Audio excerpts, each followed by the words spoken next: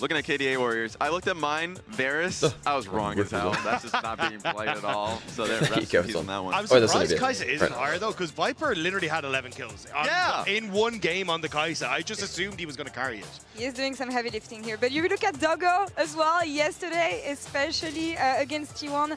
And yeah, I mean, we see Caitlyn often, and we see her popping off, even though it's not often from the lane in phase. She finds some space later on with this protect the president composition that teams are playing. Especially with Caitlyn being kind of like, you know, low mobility and all these things. We're like, okay, we're going to be able to see skill expression. Being able to see like Viper Gala, like these players on Caitlyn, and you're like, you know what? Okay, fair enough.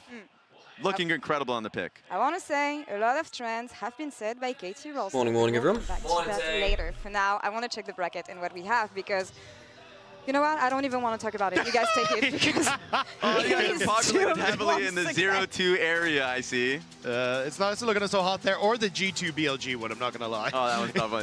Hey, 100 Thieves, you can happen. It can happen. Here's some hopium. You guys want to sniff? The biggest surprise for me is the round 3 1-1 pool. I did not expect to see those teams there at all. A lot of champions. Gen.G T1 in that 1-1 is absolutely insane. Yeah, BLG in there. Like, this is a lot of champions that were good domestically, and obviously, like, whether you have a good draw or not, we expect them to, like, doesn't matter what draw you have, you should be able to succeed. So we'll see how they continue on. Let's move on to today. The first matchup that we have is going to be KT taking on TES. Right. To kick us off. And before we get into the nitty-gritty of the matchup, I want to talk about how both teams got here, starting with Yes, Top I already myself, hear the stress in your voice. I mean, like, I guess KT and Top Esports fan have a reason for it. For Top Esports in the regular season, they got first place, obviously, and then they go into the playoffs. Didn't expect them to, like, fall behind to BLG, but yes, they still ended up qualifying to Worlds. That was their run. But yeah, that was the run for Top Esports. I was still pretty happy to see them succeed throughout the split, though. Yeah, but I think it's so surprising to see them alongside KT representing the potential to go 3-0. Because for KT, they had that upset series against Gen.G where they fought all the way to that 5th game, finally able to take them down. But you can see on the bracket, it didn't look too hot after that. 0-3, 0-3, not going their way. About it. In fact, Laura, just only look at the upper bracket. I think that's the only point of this bracket that you should be watching. And it stops here. That's all I need. We needed that win against Gen.G. They got it. I remember BDD was so happy. But when I think about KT and the run they have at Worlds, usually it's never easy. Nothing is ever easy with KT, but especially when it comes to the opposition that they have at Worlds. I remember 2023, they made it out, they made it to that quarterfinals, but oh boys, did they have to sweat for it. Yeah, it's funny. It's like delayed karma. The fact that they had to go through all the LPL and ALCK teams, now it makes it so it's like, sure, you can have MKOI and Team Secret Whales now. Like, but it doesn't end. Just trying to get my like, YouTube show open. They could lose and still end up with a horrible match. We actually don't know what happens from now on. A reverse sweep is possible. It's going to be an exciting best of 5. The best of 3. That's so sorry, what did you say there? Was there a word you used there? Was there something you said there? Do you need some cash? Do you need some help? Yeah, I thought so. I thought so. I swear it was not even planned, honestly. I just got carried away. But anyway, I'm going to interrupt myself here, and we're going to focus on the Mercedes featured matchup. It is Kaz versus Hey, Konami Pinchless, thanks for the reset. Appreciate I'm out of here. Bye. Yeah, you should. Okay, right. I think I have all of our chat stuff now. Good. In the first best of 3 of Worlds, the featured matchup presented by Mercedes-Benz is KT Cuz facing Top Esports Konami. Hey, we've seen those again. Both of these junglers are instrumental parts of their team, elevating them to higher levels. Cuz versus Konami, I mean, yeah, I was saying this yesterday, but basically if Konami gets ahead of the game, this guy doesn't lose. Pressure is on for them. Why is Top Esports favored over KT? Because Top Esports have been playing much better League of Legends in the first couple of games. And KT have a lot of worries from regionally that they have yet to dispel. I need to really turn that light on as well, The last time Konami and Cuz faced off was in 2023 Worlds, with Konami coming out on top. Now, 2 years later, whereas I think Top Esports have actually looked very, very dominant. I mean, KT were lucky to win against MKOI. Who will advance to the bracket stage, and who will get knocked down? Hey, Silly Puppy, how's it going? I mean, I can't wait to see this matchup face off, but honestly, it feels a little bit one-sided with the way the performances have gone. I think because yes, I think it's one-sided as well. I think that KT really need to show a level up in form because they've not. Their early game has been very poor, and I think that if you give a good early game over Top Esports, they will not let go of that lead in the way that, say, BLG or IG could. Well, IG find the successes that you really hope to, especially against a guy like Konami, who has been everywhere in their games. How do you expect the matchup to go? Any contested champions here? I'm thinking of Trundle especially, and maybe Kiana that we don't want to see on the side of. See, I'm a little worried because Yeah, I one don't team think is LCK cursed, teams can deal the with other Kiana team you very can well. never believe in. This is where I look to the fans. We need to know what they believe. Absolutely. Let's Well, no, check no, out no, how no, the fans no, have no, voted no. at This is Massacre not an GG on elimination X, and game. they're When it's elimination game, I get it. 59.6% for top esports. Top esports! Oh! I like those odds. Oh my god! I honestly love this. People Thank are you, Top esports fans. top. intentionally not believing The in prediction from KT yesterday so they yet can hasn't win. been paid We need out to yet. change that. What's your prediction, guys? I think it's top. top esports. Yeah. Yeah, genuinely. Not even to like do the whole KT thing. It's just I think top esports have been fantastic. Yeah, I mean, we'll see how this one goes. It is the first best of 3 we have here at My bad, I didn't realize that. I don't intend to do the predictions. Quarterfinals. Let's find out who it will be. I'm excited. I'm excited. I'm excited. Stop it! Stop There it! you go. And the first thing going 2-0, CFO. I see one delicious looking oyster. 我觉得让我们这么早期就2杠0，然后就我觉得我们是有机会赢下 LPL 跟 LCK。 Philippines? I've never been to the 来让那些酸民们 My 公布 dad 想 has. 看。Sam has as 我 well. 觉得 I 我 think 们 I 下一 have. 场遇到的对手是谁不重要，我们一定会赢下你们的。 In China, AL will soar. 일단 이긴 거에 대해서는 그냥 자신감도 계속 오르게 해주는 것도 있고 이기다 보면 그냥 자신감이 올라가고 그냥 전체적으로 게임 이해도가 거의 맞닿아가는 증거인 것 같아서 그냥 전체적으로 편안하고 그냥 좀 팀적으로도 좀 잘 할 수 있게 좀 믿음이 되는 것 같아요. 就大家都说我们是黑马，然后我们也证明了我们确实能赢下这些很厉害的队伍。 승리에 가까워졌지만 방심하지 않겠습니다. 더 좋은 경기력으로 보답드리겠습니다. 我们赢 T1 只是一个开始，我们会打破你们对 LCK 的印象。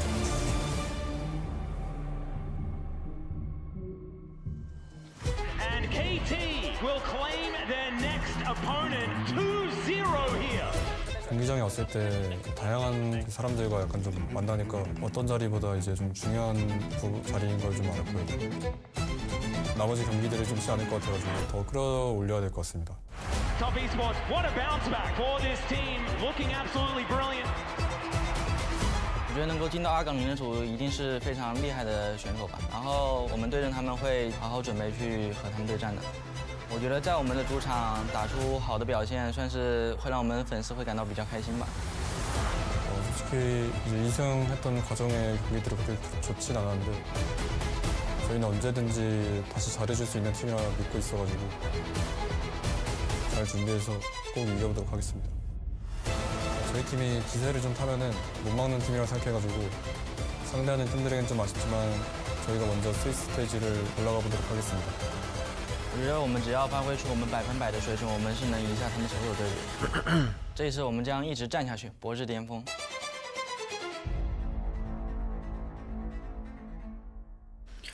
Okay, I've done some social mediaing, I think, a little bit.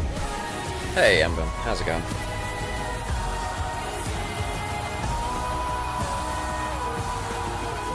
Wait, Doppler is now a big celebrity in China?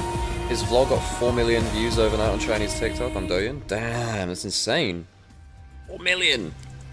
Wow. KT and Top Esports. One of these teams will be advancing to the bracket stage today. The other will have to fight a little bit harder to make it out of Swiss. Welcome, everyone, for this best of 3 between these two lineups. I'm Dracos, joined by Kobe. And I'm afraid to say I'm excited because Laura's right there and she'll come hit me, and you won't see it unless you're watching the vertical feed, but I promise you will happen. But Kobe, I'm really excited, man. This is going to be sweet. Don't worry, I'll protect you. No, I won't. I'm out of here. Okay, let's get right into the draft, though. This is a super fun Yeah, 4 million series, views overnight with the that Doppler's we're vlog. going to get here Where he between was like, KT yeah, and Top Esports was TES. beating up an old First man. thing on your mind has got to be like LPL Kiana. This thing coming Like, into the tournament. Okay, it's banned already. First thing on KT's mind. Yeah, Here, okay. yes. I mean, coming into the tournament, Sam, when he's- I think the when he's about to LPL use this was way bit as a more place feared for on this his, champion than any other stuff, region. but I don't And wanna so, lean back for and good check them. reason, I feel like a KT lot of versus other Top teams Esports is are going to be the most have to do disgusting that game of all time. and ban it I think versus Top Esports LPL have a teams, heavy because they just advantage have here, so many folks. junglers that are actually good at it. Konavi here, such a big So carry Kiana's force. banned. I think, yeah, I think the Meanwhile, LCK KT have teams will done now just permaban the same carries in their comps both times. One is Orianna, which TS have banned. The other is Caitlyn. They have done back-to-back Caitlyn comps here for Orianna Dr. is both away from And DDD, Dr. so that's the talked stronger about it laning in his picks in mid interview lane. after their series as well. And he talked Okay, about what's their your last strategy ban? with I mean, this Caitlyn is... did revolve more What gets around left up their with this? late What game about, usage of it and sieging.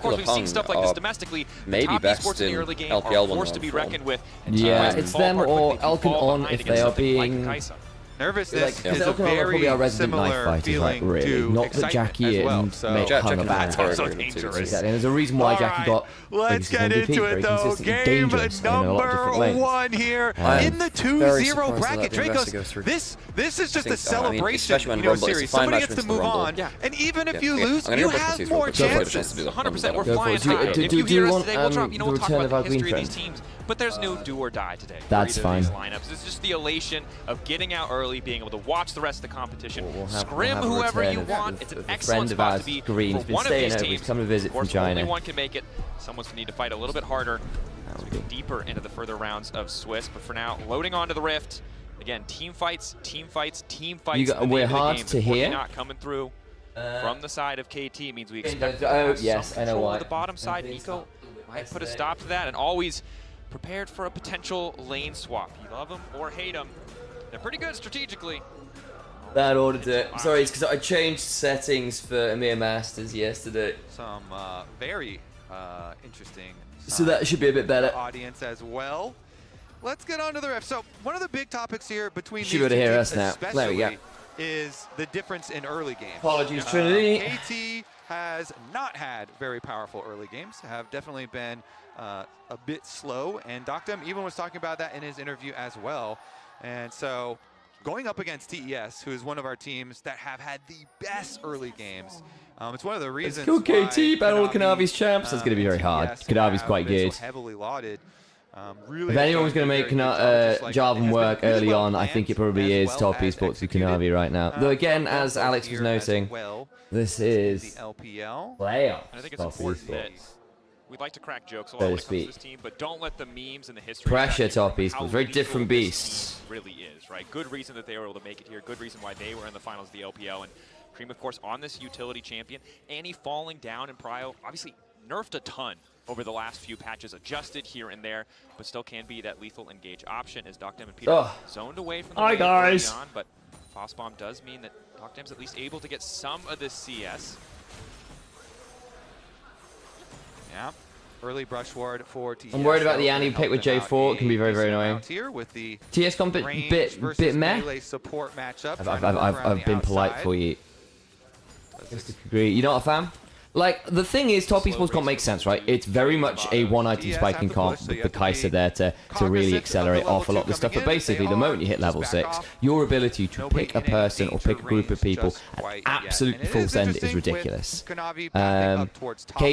are not down towards the bottom side. a bit more front to back. They've got a bit more AoE with the Rumble and the Aurora. They play team fights pretty well, but they have got to be very afraid of some of those individual pieces getting snap engaged on from quite a long way away by quite a heavy load of CC. Annie into Jarvan, into Nico, into Kai'Sa and Bessa following up will lead to the death of pretty much anybody on. The early game is my worry too, because I think that one of the things that Shadow was saying, listening to you, saying that Jarvan needs to get a lot done early, which is kind of obvious, right? But basically teams have not been able to do that. I think Top Esports have had one of the best early games at the tournament through getting Kanavi ahead, and I don't think Doctem and Peter have been very good in CBT.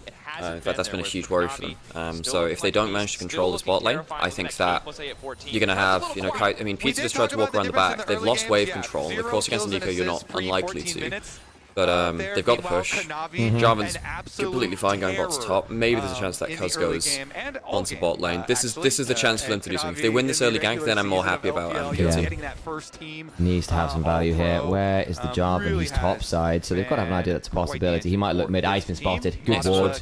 Good ward. Look, Top Esports early warding. This is why I'm confident in Top Esports early game right now. Until teams get a chance to slow down and dissect their early game, like these wards and stuff, Top Esports have a big advantage. Now, when it comes to best of 5, dead. Wonderful combo. JDG. Oh, flashing the JDG logo. JDG, there we go. Yeah, I think that Top Esports, I think, have the most convincing early game out of any of the teams at the tournament so far. I want you to record this as a video. I'm going to be lazy so I can do a little bit of co-streaming while I'm doing it. I'm here with Nymaera. I'm wearing my rogue jersey. Oh, you are as well. You got very nice. I'm not. I've got a Star Wars top on, but that is important because you two could join us on day 3, Revenge of the LPL. Of the LPL, exactly. After everyone was doubting us, we've got 2 teams on the verge of going through in Swiss stage. Currently watching KT versus Top Esports. Come watch us live on twitch.tv/Nymaera_ and YouTube and all the rest of it. Because the UI is different, we need to move the camera because it's covering bottom 2. Oh, they changed the UI. Yeah, because they've had UI bugs. And they'll see what they can do about it. And I think the frustrating thing about this for yeah, both that's BDD and fine. I will say, I was watching what Cable had as he was coming to the hot bar and just having himself down as for the icon. I know he was, but I think that's bad, and I don't think you should cover shit. Yeah, I know. I don't think you should cover any info there, and I think that camera's in a fine spot when we do it before. It's true. This is fine now. What we'll do, I'll keep it here for now. Cool. Is now moving down to the rafters, but Plus also like our camera setup is a little bit more janky, so having it bigger is not always always a benefit. True. You know, he positions to the upward side of the lane. Cream again, no flash. Navi happy to just All he's going to do zone is jump him away. out and just make sure it's going to take a little bit longer to get back to lane. Takes about a quarter of HP, whatever, it's fine. Waves pushed against him. Obviously no flash on Cream, and BDD didn't survive long enough to experience flash. on some of those minions that are dying up by the tower. So even though you're not you know, actually taking him down or burning his flash, it still is What a is gank Vestian worth posted? going for. Pushes him I out, think a he's little bit of posted a damage on the trap. Aurora, make him miss a couple of minions. And he doesn't hit the bear, crucially. Doesn't need to hit the bear, just needs to chunk BDD out. BDD now has to reset again. It's laning. I think the damage goes through. Damage went in. You're probably right, given that he does have 3 stacks ready to go. Either way, We're watching that in the break, by the way. This is absolutely happening. We'll get it on before CFO play. She pushes the wave. That's as simple No, as we're it gonna gets. get Vestian on to come and chill out. Ooh, they really want this. Okay, a bit much. So what I've noticed with people using heal in bot lane, I have noticed this, is like realistically, if you're low enough HP to get value out of heal, you can just use it in the same way that Poke was Ignite. Use heal for sustain rather than and a burst of move speed for an extra auto attack, and that's fine. That's been a big thing for the meta like the later the years gone on. So you use the heal not to kind of confirm a kill, but you do it to just get a tiny, you get the full sustain out of it, because no one's got the anti-heal down at that point. And like 1 or 2 extra autos and you're fine. Comfortable early game for TES. We did expect them to be a little bit more powerful in terms of, you know, on paper what they'd be able to bring, but setting themselves up for success with this. I think people might just want to gamba, and I'm not going to lie. I think people, you give them a reason and they will gamba channel points. Harold did gain like 150,000 points from that 2-1 CFO game.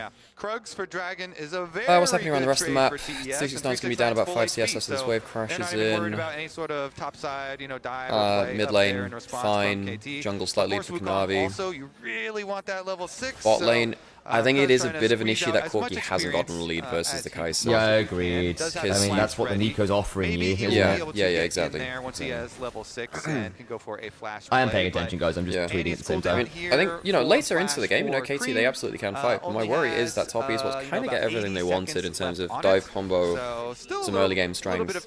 Their team fighting power is fine, you know. But not too worried.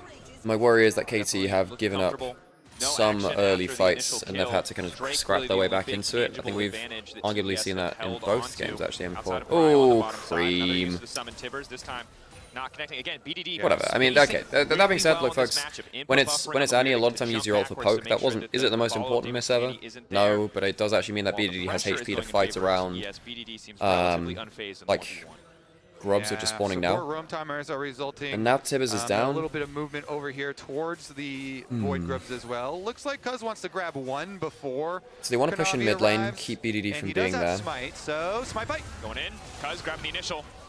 Uses W. Cream doesn't have flash. So forces flash out of him. Doesn't have flash cycliner. That's fine. Trading Cataclysm for flash there is actually fine. Really wanted that cheeky steal, but it just does not work out. Yeah, okay, and that's going to be a full rotation. So look at the cost for this play. That's 2-1 Grubs for Top Esports. Corki gets 1 play at bot side on a wave.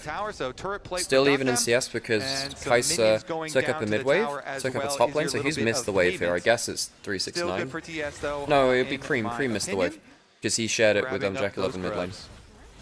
Get the flash. I'm going to need you to explain what's happened in the last 30 seconds once I've done the tweeting things. I'm certain you have said really cool things. Guys, a hot take. I'm actually quite enjoying the new overlay. I look, this is look, I think particularly, hang on a second. It's not, that's, okay, so what that does means that they can't dive if he is on weak side now, but if Dogdam kind of sticks to that HP. Yeah, I think with the amount of random extra objectives that we have, with, you know, Grubs on there and Atakan. Look how bloated the top bar is compared to how it used to be. I think that particularly the top part has been a lot better, and actually removing the champion portrait on the side and putting it to the bottom to condense it, it is more efficient use of space. I think, look, I didn't like the new overlay before. Oh yeah, Jarvan standard very good for killing turrets. I don't think they win those sprays though, did they? Does Cream die here? Oh, good stun. Oh, he's out. Bot turret goes in favor of KT, right? They win this? Yeah, they do. Nice. It's not too far off. I mean, they lose the first turret marker, but what in terms of objectives? So top esports have 2 objective markers, so if they get kills and then 1 more objective, then they get up. First turret doesn't hatch. I don't think it matters that much here, actually. Top esports are doing fine. Seems like it's just going to be caught by each of the solo overall lead is non-existent. I'm surprised they don't have a backup HUD, you know? I'm surprised they don't have that. I suppose this is the backup HUD, but I'm surprised they don't have like a second nice backup HUD. But then again, I guess there's a whole system you have to teams are so do. content to just handshake these objectives, trading sides of the map. Yeah, right out of Champ Select, we're like, all right, it's coming down to these big team fights. It's gonna be a fist fight. Yeah, we've got huge team fights ahead of us. Jackulov and because both of them have so many Dog's weapons. both getting good gold. By the way, folks, oh yeah, there's a call for Kai'Sa, but not Corki. I'm not sure about that, huh? Try to get the bait. Oh, didn't quite get it. Both Cream and Hung going short in the roll so far. Little unfortunate. Avoid now. No Nico ultimate does make it less explosive. These team fights. I'm trying yeah, I mean the Grubs are similar, right? With the Annie ult being used to, well, missing the chunk on Aurora. It wouldn't have killed, but it would have been nice to get that chunk. Right? Yeah, they have. I didn't see it. For the most part. Yeah, Cream was Cream missed an ult, just shorted it in unfortunately. But it's for Annie, it's like you can just drop an ult for poke, whatever. So I mean, missing out on a poke trade is not the worst. And is that the one where BDD then had to reset? Is that the one in mid lane? Well, you didn't have to reset because the ult missed. Okay, so I thought it saw the damage. No. Okay, I think it did that one then. That's fine.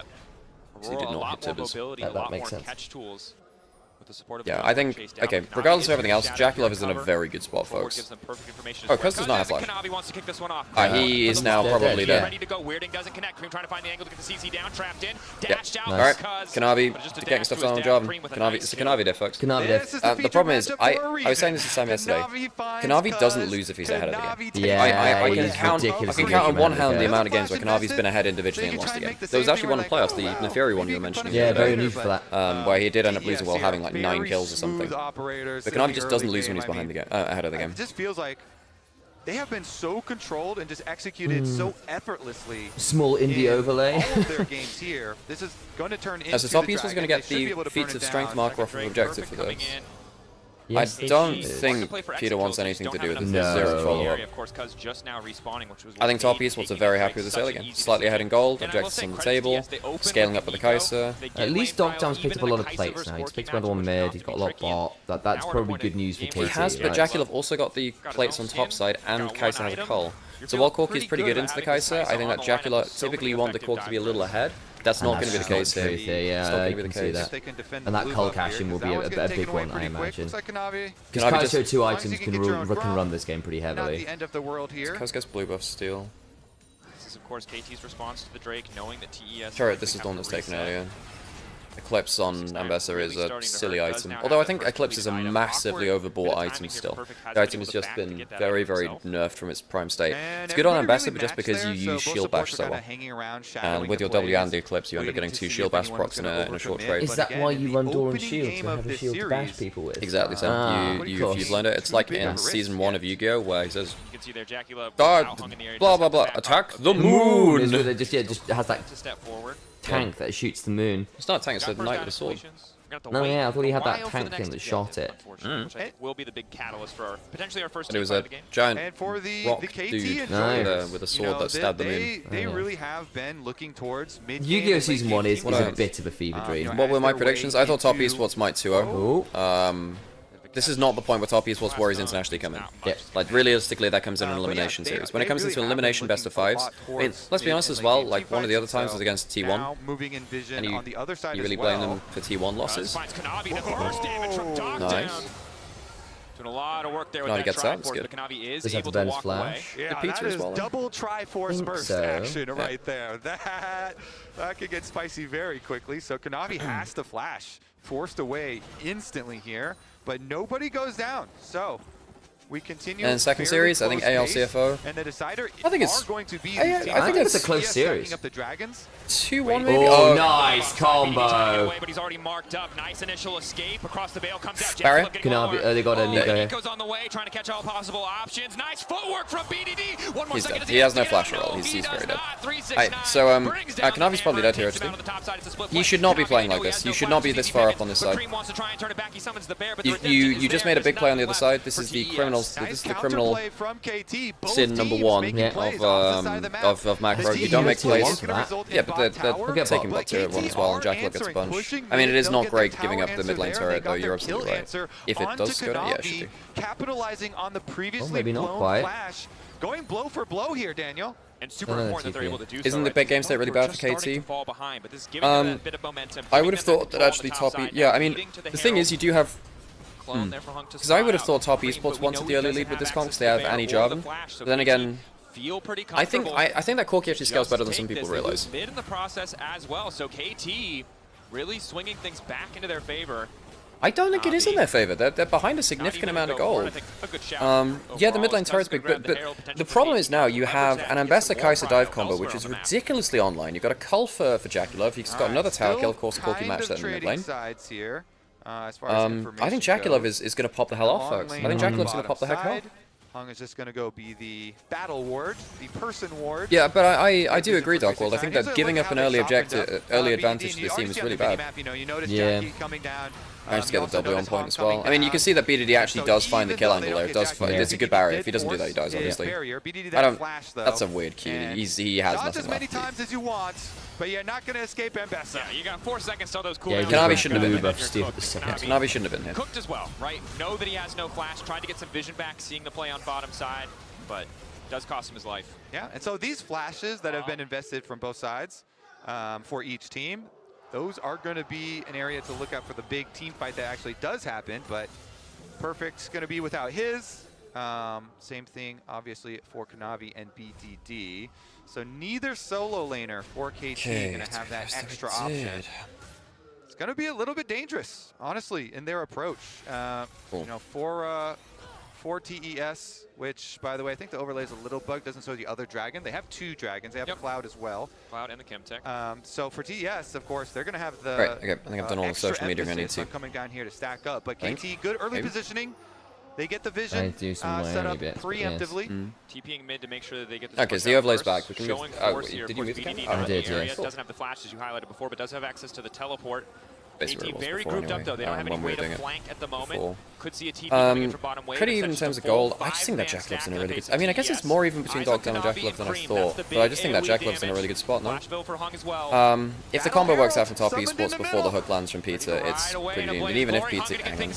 That's okay, actually. No, he got harmed. It doesn't matter. He's already used his ult. Best into the backline. Oh, Jarvan. Okay, now the Cyclone's really good. Oh, poop. Jackulov, is he alive? He is.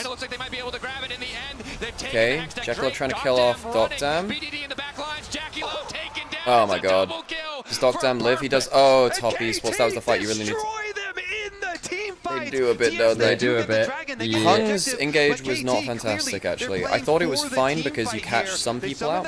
What happens with Cream? What happens with Cream? Kanavi. So Jackulov gets Nautilus ulted, that's fine. He can still ult into the play. Then you look at the other side where they Jackulov steps onto the equalizer, but he wants to kill the jungler, that's fine. So Jackulov's doing fine here, he kills the jungler. And now they do get the dragon as well. Yeah. They just can't quite close down Dogtown, and BDD still had out. I think the flash from Jackulov could have been used to kill BDD instead, trade 1 for 1 there. That's not bad for KT, actually. That's not bad for them. Now, Kuz had a good fight on the Wukong. Perfect had a good fight. Had a very good fight in the Rumble. You know, it's a 3-0 Rumble now, which is pretty scary. And then playing cleanup in the fight. The way Kuz isolated Kanavi so he could not do you think the triple BDD bans will be continued throughout the tournament for KT? I mean, he's the most important player for the team, and if BDD loses some choice picks, then yes, I think they will continue. Because he is the most important player to KT bar now. I had him like ranked 3 in my top 20. You have to worry about every 5-minute timer. Every 5-minute timer is going to cause a spike of excitement. Yeah, and we do have a it shouldn't be a 5v5, they need to make a pick first. That's definitely one of top esports comp strengths. I don't think they straight up lose 5v5s, but yeah, they should be able to... make the most of that. I mean, top esports do still have themselves feats of strength. They got themselves Dragon off of that, so they did get the objective. The Dragon stacking is working fine. KT knowing they don't have a huge window to reset, but will need to be in the area. Or if Cuz just steals one. Cuz is Overlay good at broke stealing again. objectives. Oh wait, did the overlay break Treaty to again? force Top Q esports and on Soul Point. Okay, so the Dragon's not That showing is up. a So there's a decent Dragon amount not of showing burst up. I was damage, thinking, so hang on a second, they've Cuz got could more just than that. steal one Dragon on Felt a one bit weird. timer. We were really excited about Imperfect the Jarvan. ended up being quite scary here. He immediately got a kill. Yeah, I was But mentioning Cuz is that too. making The an Rumble argument is that I think Wukong probably that Zonya's being- second that is being actually quite good here into the dive as well. I was about to say, Very, because very one of the good, ways you lose this game is by getting especially jumped in on the sides. team fights. But yeah, so Jack Love is gotta scary. worry He has about the 2 stealing, items. That being said, Corky's getting that soon objectives, too. gotta Very worry even between the about, AD carries. setting up for them preemptively as well. And right now, KT getting a lot of topside vision for the Otacon arrival. While you can see 2 items on Ambassador is contested in his really bot side, scary where for someone KT will though. I don't eventually even have many respond people to that deal with the Mid Ambassador prio well. going They're gonna to pull it knock down. immediately. KT just Okay. trying to pull the trigger, make the fast play happen. Kanavi moving in, control ward's matched. Okay, they should know this is going down. Yeah, they know this is going down. Now the thing is, top esports can sometimes get a little bit spooked if you play very fast against them and take them out of their comfortable rhythm. So we're going for a flip. We're going for a flip. Teleport coming in from the Ambassador. They might go onto the teleport. Okay, they need to, okay, so uses the ult to get out. Ooh, hang on, jump It's forward. not bad. That was onto the clone. The Hot Blossom's not bad, it's not enough. Where's Jackie? Oh, he's there. Okay. Perfect's gone golden. Cream's having a bad game. Yeah. Oh, Peter! Okay, so that's 2 for 1. Oh, he fucks it up. He messed it up. So they go back to the Atakan. They're going back to it? Oh my god, okay. But Dogdown's really high HP. Kanavi the hope. I mean, Jackie Love here as well. doesn't Dogdown just kill him? 5K getting lower, but 369 now has access. The resistance Top East was losing this pretty badly around the objective actually. Full health. Zoning with the rockets. Damn. Okay, just play for the soul instead. That's Guys, the idea. Cream is having a bad game. He is. He ulted the Wukong clone, I'm pretty sure. Yeah, so they can secure Oh, Cream, this not like this, Otacon man. without the threat This happens of every the time. smite fight. KT come up big in another team fight. Yeah, KT, And I they're mean, waiting bloody hell, for if the KT goes arrival 3-0, man, of That would be 369. hilarious. It'd be the most Really KT good thing job. He was possible. able to immediately go for the engage himself, use his ultimate, go unstoppable. But the Yeah, counter Hung is also so did a great big. Cream Hot gets Blossom. Hung and Cream are annihilated having by bad Perfect, games. and they're able to chase through on the outside. And Cream, of course, Which is a tries to catch problem. Cuz, hits the Wukong I mean, at clone, least isn't top able users to don't have get that effect. blasted, We know how it should blasted. work. Jarvan puts him in a circle, everyone pushes their buttons, but KT are splitting up the fight so nicely, collapsing on 369, but not staying clumped to leave themselves vulnerable to this TES composition. Gold, super close. And yeah, top Otacon esports to are not KT, managing but to it find is the fight still before the sole play point gets set up. decided. KT are playing very quick and They're just the saying, look, ones we're going to who have 5v5, not giving him They're a the chance to go ones for with like a pick setup combo. on the bottom side. Yep, You do have 2 item Ambassador now. That is kind of one, huge. yeah. 2 item Ambassador does 2 silly item things. Jarvan's not bad either, to be fair. KT returning Yeah, but I yet trust again the 2 item to coming the up for the Dragon Wukong area, a 20 lot more, seconds before obviously. the arrival of this particular Dragon Soul Okay, opportunity. so this would be Soul for top KT very esports, grouped. folks. Cream, no flash, but it's And coming it is up Hex now. Soul. 369 doesn't have access to his. Jackie Love will have the summoner available. I actually Doc don't know Dam whether can wait a that's bit Nico longer for or BDD. Jarvan yet. Mm-hmm. Not gonna have access to Okay. a crucial summoner spell. but Okay, because with so flash can is top enough. esports get themselves I will either note the too, Dragon or a 369 pick did a good before the job fight? pushing I don't bottom think I lane, trust so them in a they've straight got the full 5v5. opportunity 369 to very wrap strong, around here. spotted BDD's on watching the Scribe's flank, Bloom. though. BDD will spot him Crucial there. not to let 369 Last gun's get gone onto for that one of the back options line. down. Peter going in with Pizza the lands next onto one. Kanavi, that's really, really bad for top Oh, esports. dead. Smite's gone. That's not a bad thing. Okay, perfect die here. Nice, dude. Is it gonna matter? Hang on. I actually think Jackie's 369 on can... 1v2. Let's get one. Oh, Jackie. They still have Ambassador. They still have Ambassador. They can actually fight, you know? They can actually fight. Cuz is looking for Jackie. I don't think you can get him. You can't get him. Not with flashy. I actually think 369 can fight this. He Cuz has no is gonna W. get He has no W. Yeah, 369 can do this. Watch my doctor. Oh, nice done. Yeah, they can do this. They have the 2 item Ambassador. Oh, that's close. Dog down. Oh, Jackie, you shouldn't have walked forward to their friend. I mean, if you're going to do that, Jackie had to walk forwards earlier. And he didn't. So, like, we were calling this, right? You can actually fight around the 2 item Ambassador. Man.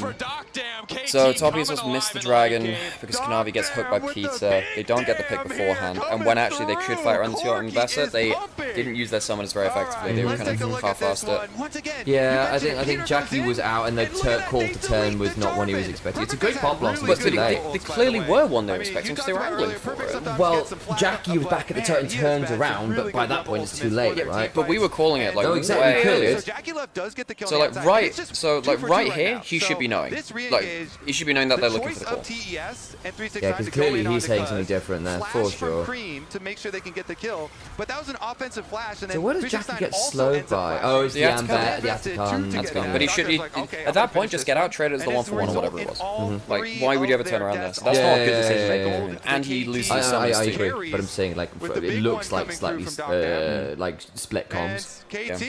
Is what I'm saying. KT, real credit to them, they're playing very fast now in the mid and late game, which means top Esports can't go for pick combos, and they're not able to, like top Esports are not able to kind of just walk to objectives, secure it, and then kind of play on their terms. KT are kind of getting them away from the playbook, which is very important to them. That will always be a threat to just turn the game on its head. And the person yeah, I mean, Cream is actually even gold with BDD despite being down a bunch of CS. Big lead for Doctor, he's not died this game. Yeah, he is. Because there's never a clear moment for him to go in. If they catch Doctor in the right moment. The Ambassador could still be a real problem here. Well, I will say that 369 with a kind of so big lead on Ambassador hasn't exactly been my most inspirational. He actually played very well that last fight though. So he did. J4 is such a bait. I don't think the Jarvan is the problem here, folks. I don't think the Jarvan is the problem here. He did well early. The team comp is actually pretty good. They try and punish Kanavi, a little chunk, but he gets out this time. Okay. Yeah, I mean, it's spellbook, I know, but I tend to think exhaust is pretty valuable at this point in fights. Depends if he gets access to something else too. Gone for the heal. Well, that's his base summon. Yeah, but he switched it over to it. Presumably at some point we'll finish a full second. No, that's what he starts with, so he's switching to something else now. So the heal's like his base thing. Cream throws down the bear, but it's not doing a whole hell of a lot. That's probably a dead Cream. Just grab a solo kill. Perfect. And Docdam there to spectate. Nice job. Perfect soaking the cooldowns. Top Esports are being forced to play quite defensively here. This has been a good game from KT. This is the best game they played at World so far in terms of like actual like macro decision making. And KT, now they can really open up the actual gold lead because they had one fight after fight after fight, but those fights were very necessary, Dracos, because they have been down 3 dragons the majority of the game. Now they've got, you know, yeah, those fights are necessary. Kobe's calling right there. They do need these fights, otherwise, like Hexol just ends everything, right? And there is still every chance that still Top Esports. This is what Top Esports have traded some of their gold for, is getting 3 dragons, so they can get potential of Hexol.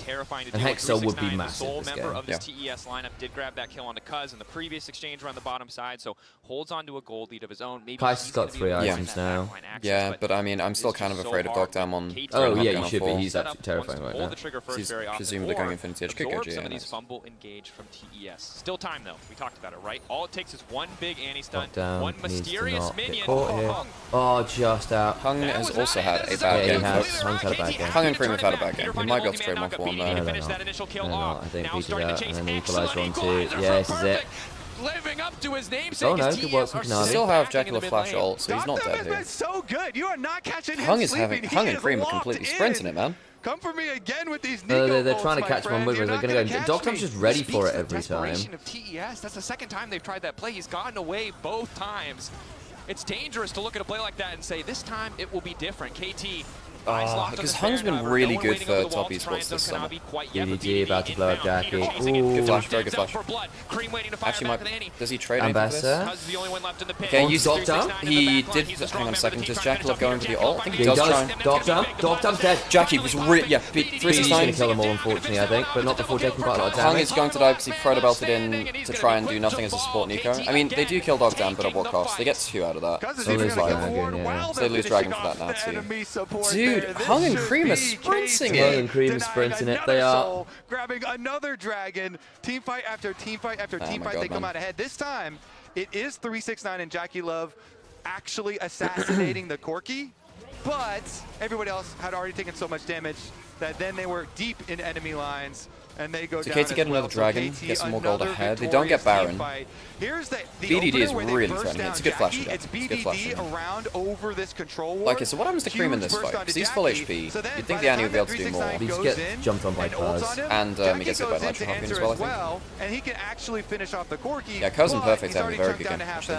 and they already Peter's killed somewhat the front running it, line. not The gonna rest lie. of KT Hung are has able done to finish the almost job. nothing. Yeah. He did okay in lane, but he's done The almost slight nothing difference this in the entire game. composition. They're all happy to throw down ultimates to play Navi's these early fights around game their was ultimates, fine, but but his in the position for extended teamfight's been fights, pretty the garbage too. Rumble, Yeah, the Roar, positioning the Wukong are around the so dragons much in the way he more did around the I've level not 6 seen a was good not great. Cataclysm in a Is that while, shotgun it that has does to go be alongside said. it. If you hit those multi-man ultimates together, you can see the path for TES to win a fight, but it just has not been happening. So another 4 minutes where KT don't have to be concerned about that soul, slowly getting closer to it themselves, and in a pretty nice position. Oh, interesting. That's a verdant barrier for Jackie.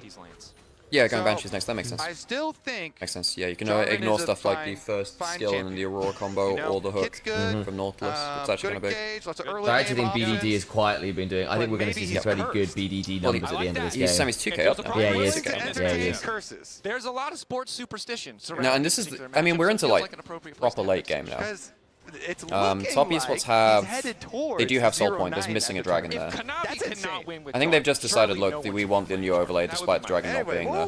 Which is fair, We could I be think. later. We could be wrong. This is just, broaching the topic here of possible superstition it's and like curses. Yeah, as far as we know, guys, You know, there there's is an never additional really the dragon for right Top time Esports, sometimes just to to note. check They out. are on Soul Oh, Point, not just two conversation, dragons. So, Nice backstep coming in. Hung gonna be initially caught out. dear. 369 That's retreat. very Redemption good from coming Cuz. down I mean, from it the is sky. onto Cuz still having Hung. to keep chasing forward. TES zoned away from the pit, but here comes BDD as well. Cream gets the flash out. stun. Kanavi gonna be caught up by the ultimate coming in I from need down Jack he to fight goes. this. BDD Cuz is having a good game on a now. rampage. Yeah. Okay, The folks, team maybe fight is it is a seamless job from on Diff late KT. game. Again, Maybe it is a job on another Diff late really game. But good realistically, level Cream and ultimate Hung here have just from been Perfect. completely Right when sprinting Cuz it. goes yeah, they in have. on I mean, the like, Wukong, the thing is, I they think the Jarvan delete could their absolutely have target worked if you just hadn't like had that. your It's Nico 5v3 and for KT.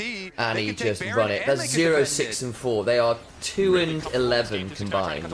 Wow, okay. Cream coming in very slowly. Doesn't have Just wanted to get the chunk out. So if you do this, they can't do Baron easily. Because that's taken off half the HP from like 3 members. It's actually pretty damn good. And then Jackie's beginning to They don't have W's. smite, but they actually might still be able to 3v5 this, folks. They actually might be able to 3v5 this. That's a really good poke out from Dogdown. 4v5 now, Hung's here. Hung He's has got flash and ult. And ult, yeah, exactly. Cream is dead. Oh, Cream. And he misses his ult. Oh, Cream. Oh, Cream. Left standing. Another double kill for Dogdown. Pack it up, boys. KT not messing around. Yeah, they get their Baron and some extra kills on top of it, Dracos. Now can they chase down a couple more? Hung is going to be able to snare, is going to be able to walk away this time Cream. He's around. been But now he's been pretty KT solid wearing like for purple most of this summer. with a comfortable gold Oh lead. god. This is going to be a wild He's Red been Bull solid Baron this year, combo. It's folks. gonna I mean, transition beautifully I guess into this the is what next Hom was straight. saying, you know, when certain players are just like mentally there is a bit of a block there. I was thinking it was mainly about Jackalov, but maybe it's more about Cream as well. Yeah, I think Cream and Hung have not had a great time. I have had less issues with Kanavi, but I still don't think it's been great from him in the mid game.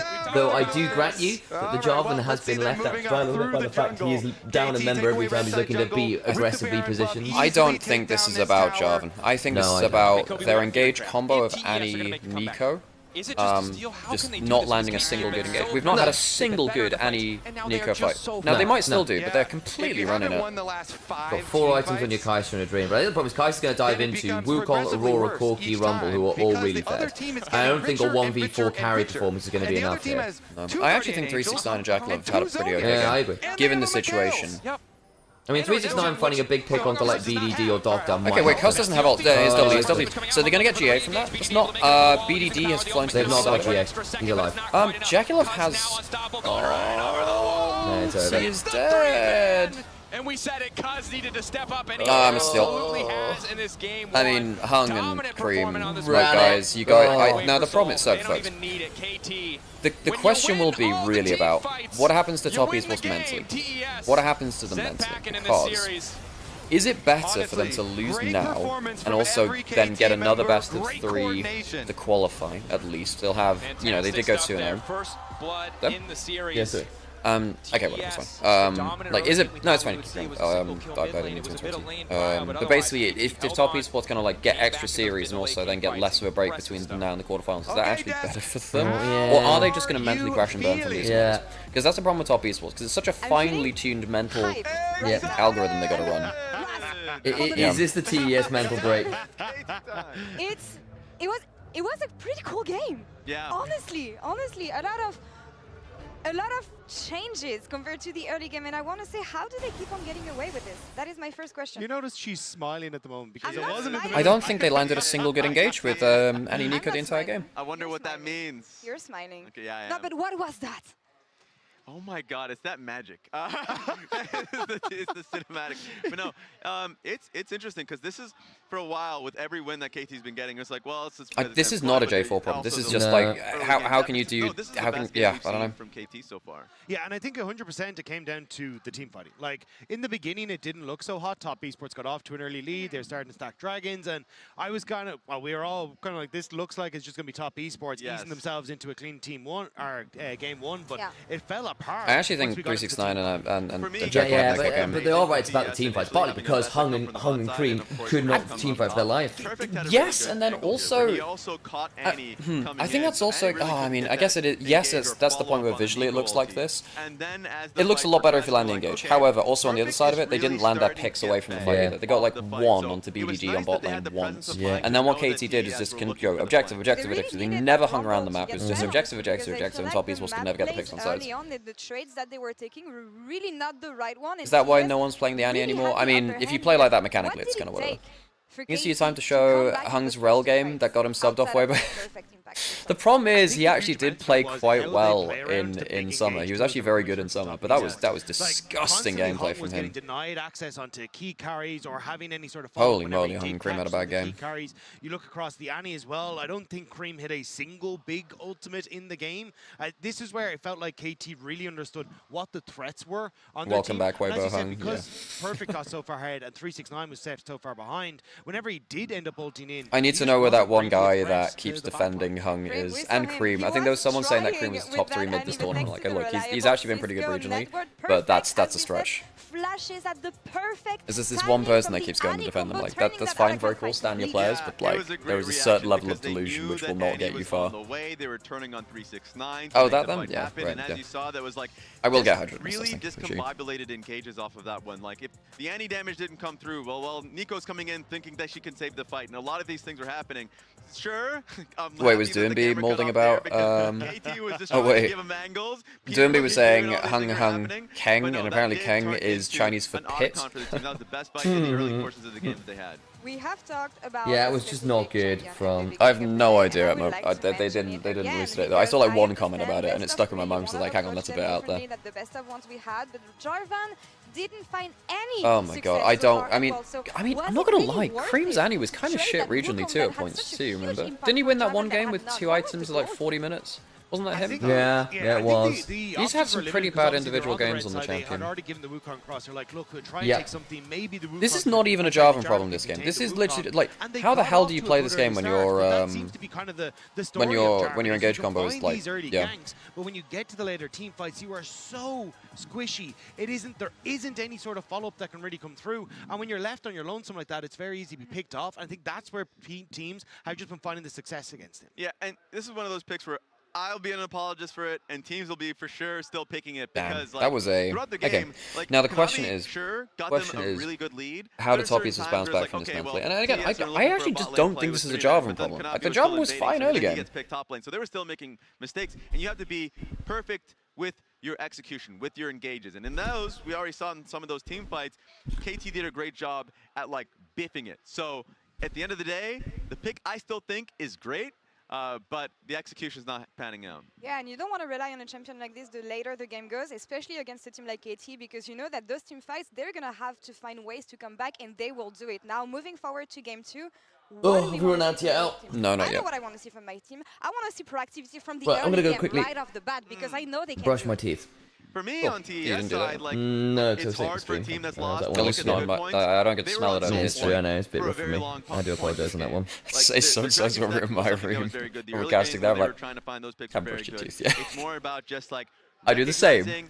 Equal opportunities. Gonna definitely look back at his play and realize sorry for outing you like that, Sam. Engages were just not panning out. I'm not gonna lie, I pretty much always do, so I might just have bad breath, who knows. Sam, this is, I only remember it like once in a blue moon. It's normally very good, Sam. That engaging, trying to set up if you're on the Annie, but maybe but I'm just saying, we're luckily in a setup here where, even if it were the case, if I had not brushed my teeth, you'd not be able to tell, Sam. Even the Trundle, but the Kiana, these picks that he can be a okay, YouTube title? Oh, yes. And I want to see a supportive pick for Cream that could enable Kanavi to be a carry when he gets these early leads. What I love about this, by the way, it's the first time we're going through Fearless, so those 3 mid lane bans that we saw in game 1, we're still keeping them. We're not allowing BDD to have the Azir, the Orianna. Good luck with that. He still looks good, though. So, you know, I gotta say it. I'm excited. Oh, his wallet! The whole wallet in the jar. I'm ready to get on board. They look sick. KT's team fighter looks amazing. I don't have any friends here, so I'm going to leave it here for now. KT Rolster leads that series. Let's see what TS can come back and do here in Game 2. Guys, really? Can you... Really? Looking to lead 369, unstoppable for a brief moment, dashing out to safety now. Ulti coming in from Cream. It's a bloodbath as Otacon remains in the mix, but it's a beautiful equalizer across the lineup. Hog tries to fire back. Across the veil comes BDD, bouncing to the other side, looking to finish up TES. Jackie left the barrier, keeping him standing. His barrier goes a little bit too far, and 369 is happy to punish.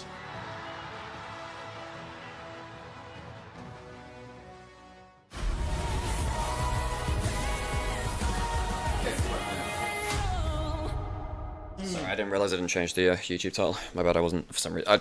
I had some problems opening up that tab on the laptop for some reason. Don't know why. Yeah, I need to run some ads on Twitch. 중에서 월드 우승하고 좋은 기업들 빨리 찾아가지고 다시 신인대로 돌아갔다라는 생각하고 촬영이나 연습, 대회 등에 서려고 즐길 수 있는 환경이 된 것 같아서 되게 기뻐요. This was after it was live. This is after it was live. It's just like, for some reason it wouldn't load the chat on the YouTube tab when I was doing it. It's all good now though. Changed it over. I had to remember to change. At least it's not. So yesterday we had like 8 best of ones, and we had to change the thumbnail for each game. Whenever it happened. At least I don't have to do that today because it's only 2 series. I've learned a lot about running live streams this year, like a lot, because I never ran like YouTube live streams really before that. Did a little bit obviously last year. What I need to do is I need to maybe work on my thumbnails a bit next year. If we want to get, oh, but then there's so much extra work. It does get quite tiring. Just turning up and doing the casting is sometimes too much on an LPL day.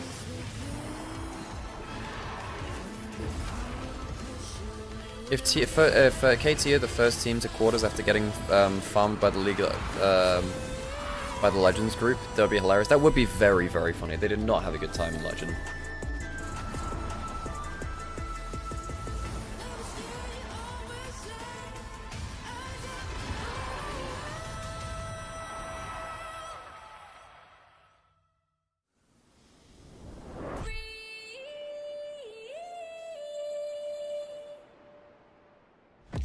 I really like how KT played that.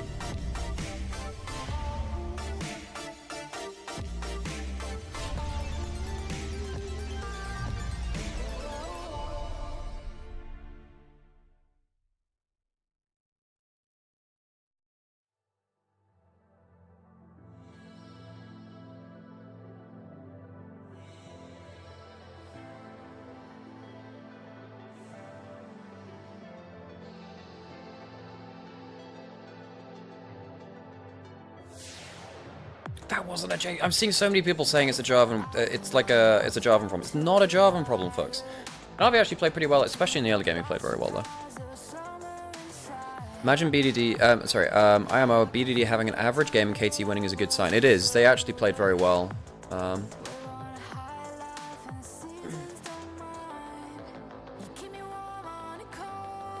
That's actually fair, actually. There's a comment in the Onivia chat which I do agree with, which is, you know, people saying, oh my god, it's a really bad draw if you draw an Eastern team in round 1. Arguably, you can say it's a better thing to draw Eastern teams, maybe the ones which are like lower tier Eastern teams, better to draw them early, because you can't face them again.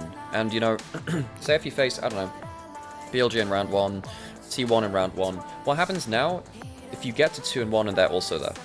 You know, BLG and top, BLG top Esports end up at 2-1, and you end up 2-1 and say G2 from whatever reason. If you'd faced them earlier, I mean, you have faced top Esports, right? They can't play against top Esports in 2-1 if that happens, which is actually quite important, I think. Dogdam impressed me. Dogdam was an LPL, and he was pretty good there on the whole, actually.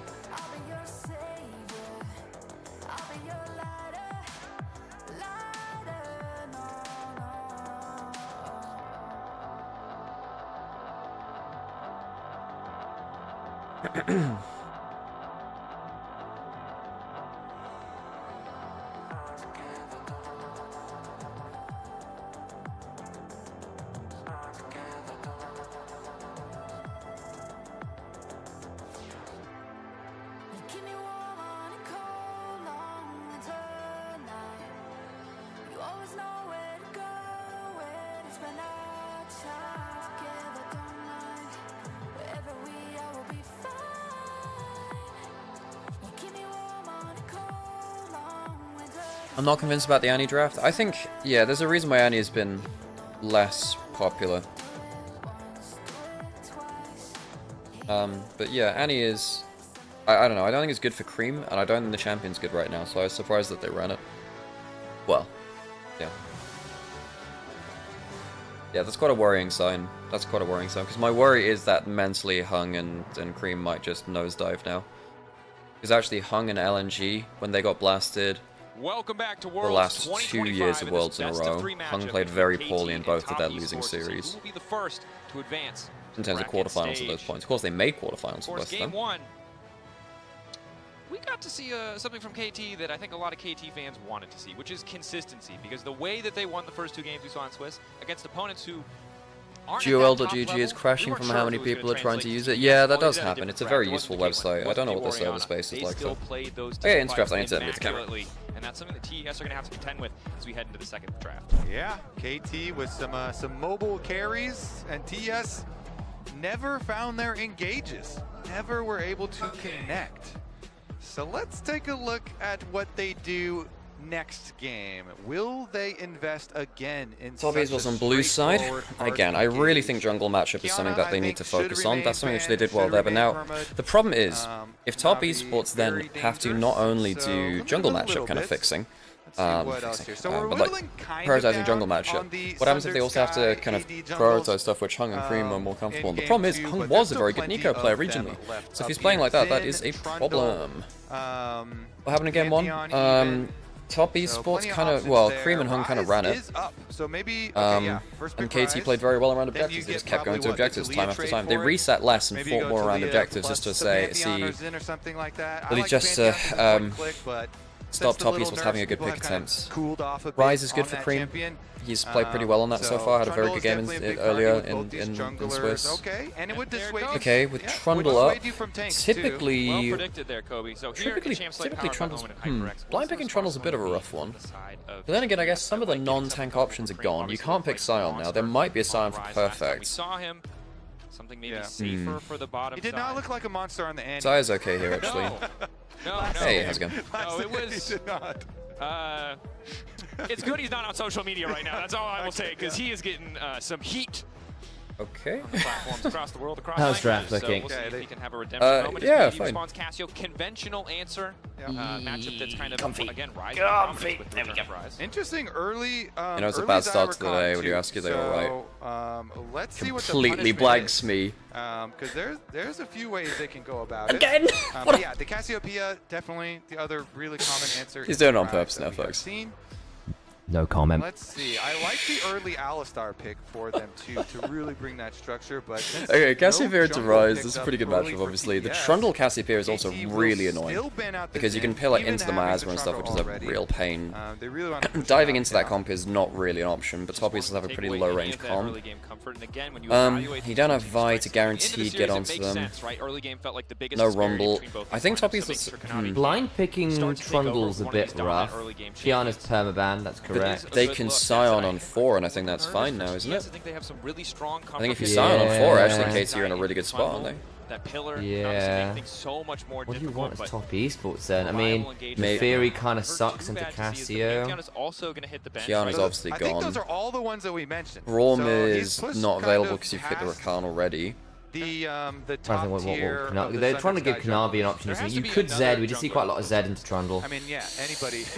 I actually quite like Lee Kanavi Sin, Zed. okay, The Lee problem Sin is doesn't know Zed, I about think, that. really wants to be able to stand and do some Maybe- poke. 'cause Lee I Sin don't with know the if you can mobility is do decent that too.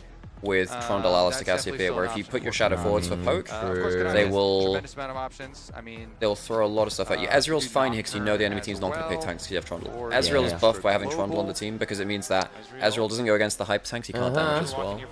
It's also fine in laning phase too. Ezreal Alistar is fine versus Zyrokan. You're probably going to lose a little bit, but it's not that problematic. Kassante's probably the only tank which can survive. At least you have the mobility to get away from Trundle a bit more. Yeah, poke against Xayah, always Still nice. a bit rough.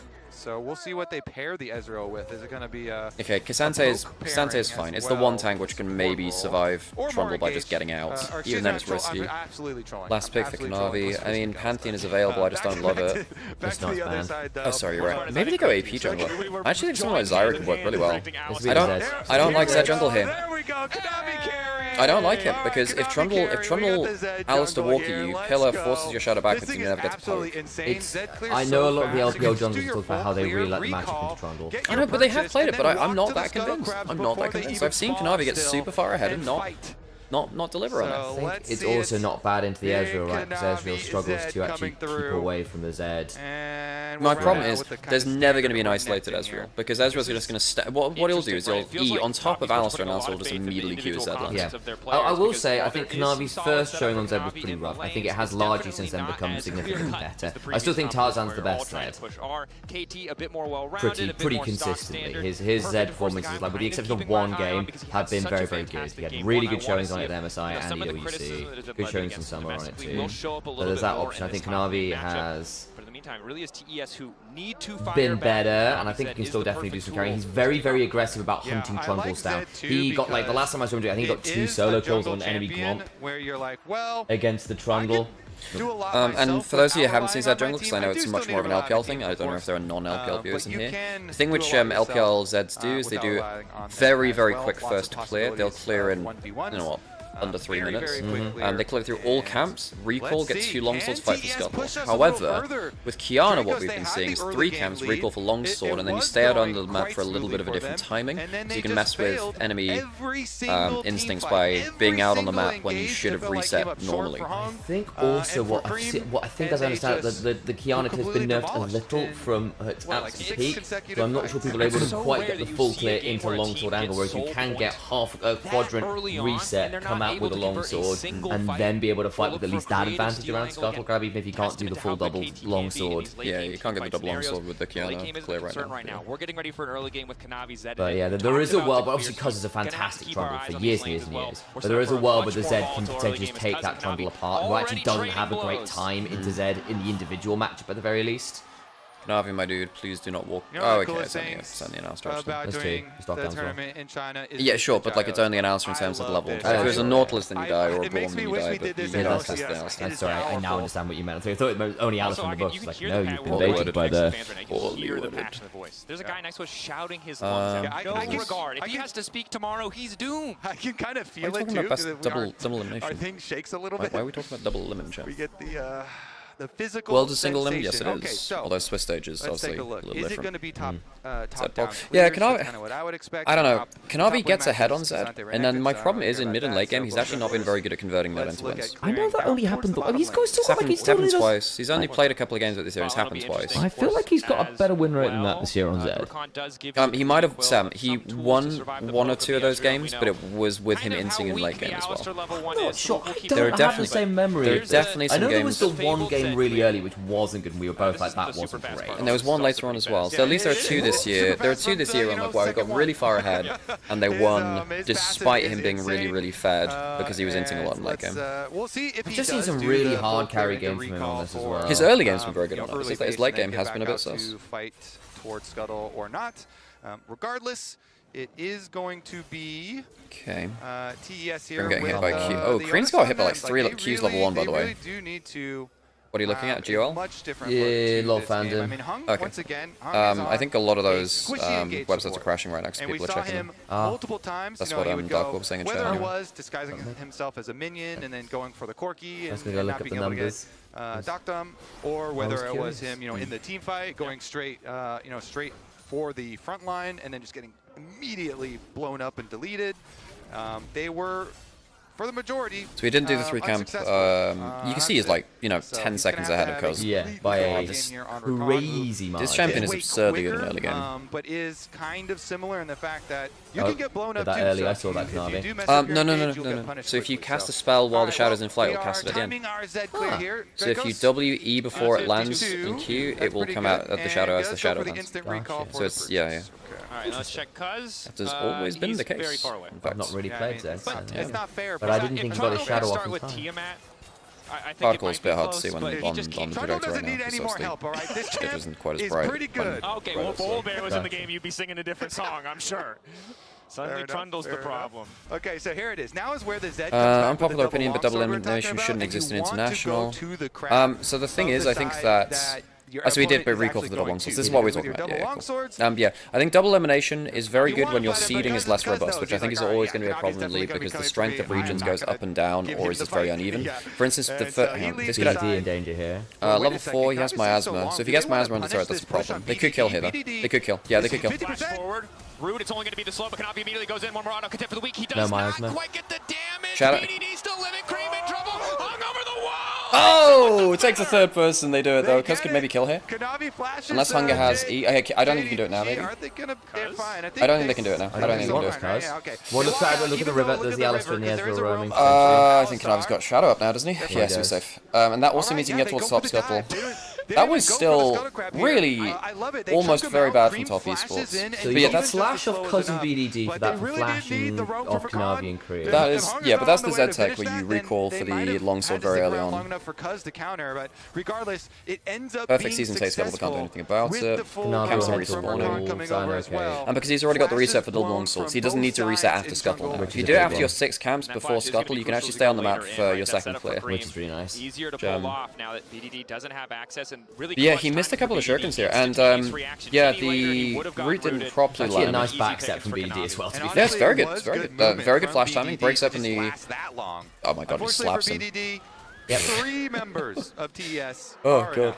And yeah, it takes a lot of sums and stuff, but they do get it. That's Slippery Rakan, who shows up and just autos you. And also, Cassiopeia without flash and TP is definitely the worst version of the positive outcome, as the goal does go to Hung, but maybe it does mean an earlier redemption, which can be crucial in those early fights. Yeah, Bot lane is going fine for Dogdam and Peter. With both of them blowing flashes, I mean, it means these wards Kanavi is just going to hyper farm, folks. Yeah, that's what Kanavi does this on these AD carry, so like AD carry, like the AD assassin type champions. I want to see more fights around. This is good wards actually to spot Kanavi. Yeah, and we were saying that was something which was good for top esports before, where actually their early wards in jungle pathing have been very good.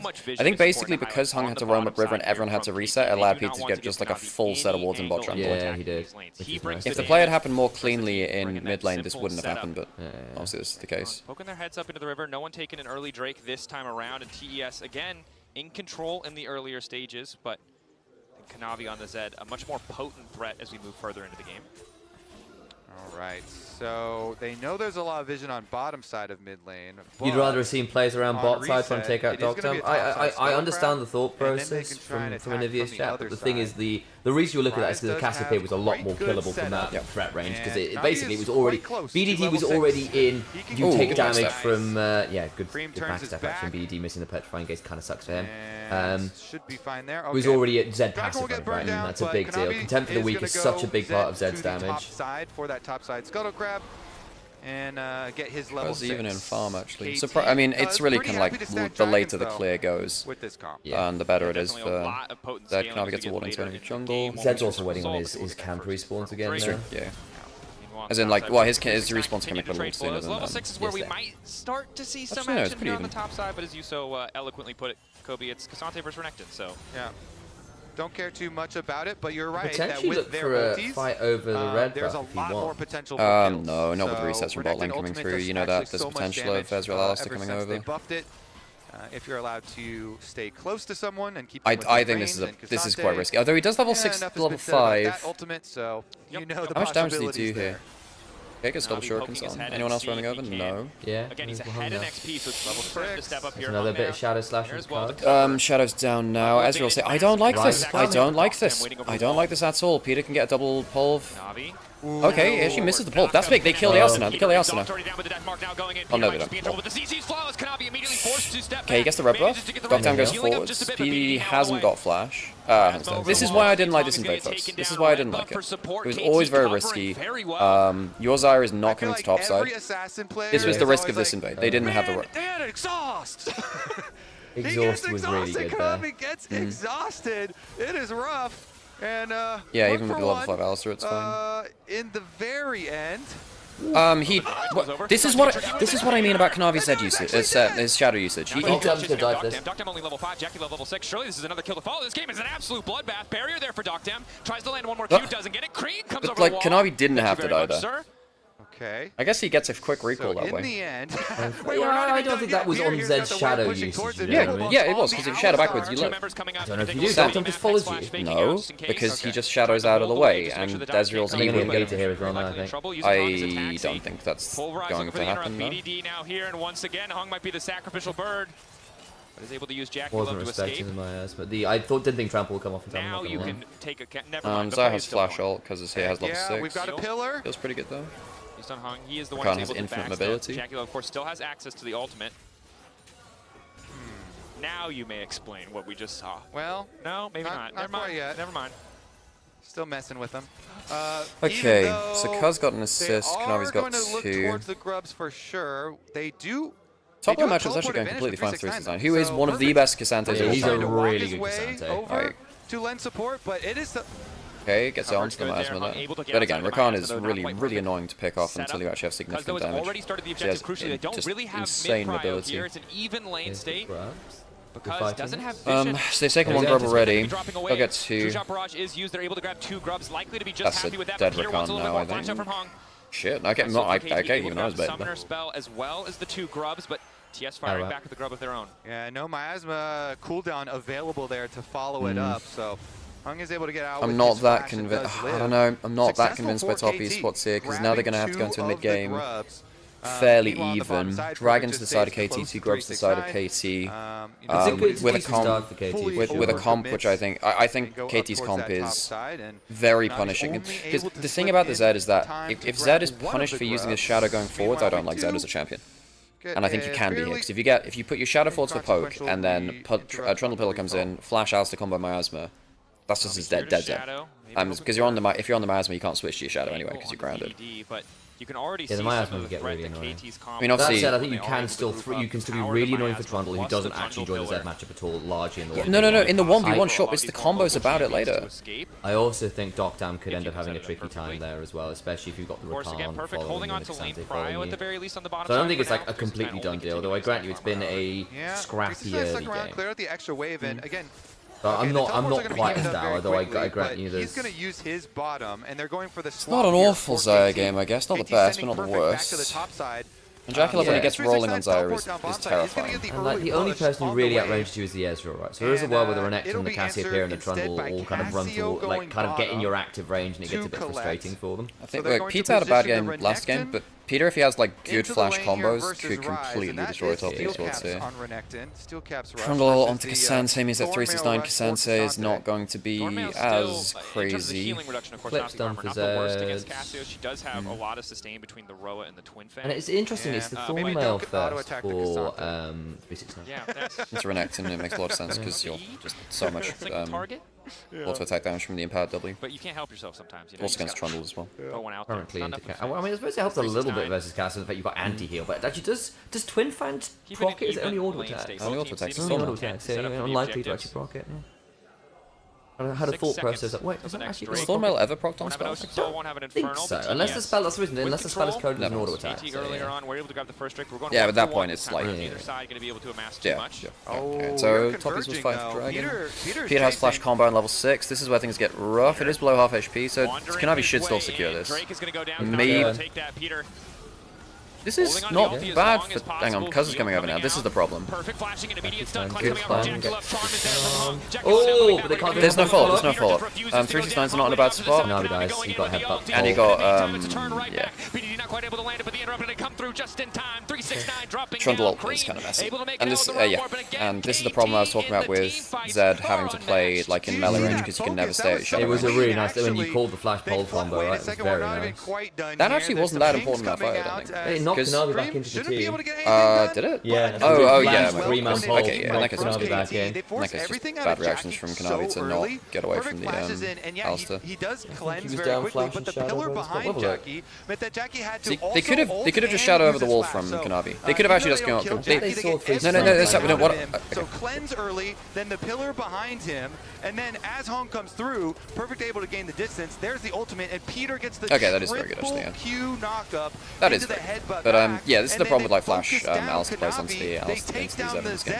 So what I was saying is that they could have just shadowed over the wall and not taken this fight. Yeah, I think they saw 369 coming to flank. We could probably fight this. Yeah. No, KT, this is a good spot for them. I mean, they lose the dragon, but they're ahead of K early game. This is looking good. I think the comp is easier to play from KT, especially whenever Alistair has flash. You know there's the potential to do a lot, but this is a difficult composition to execute against as the Zed.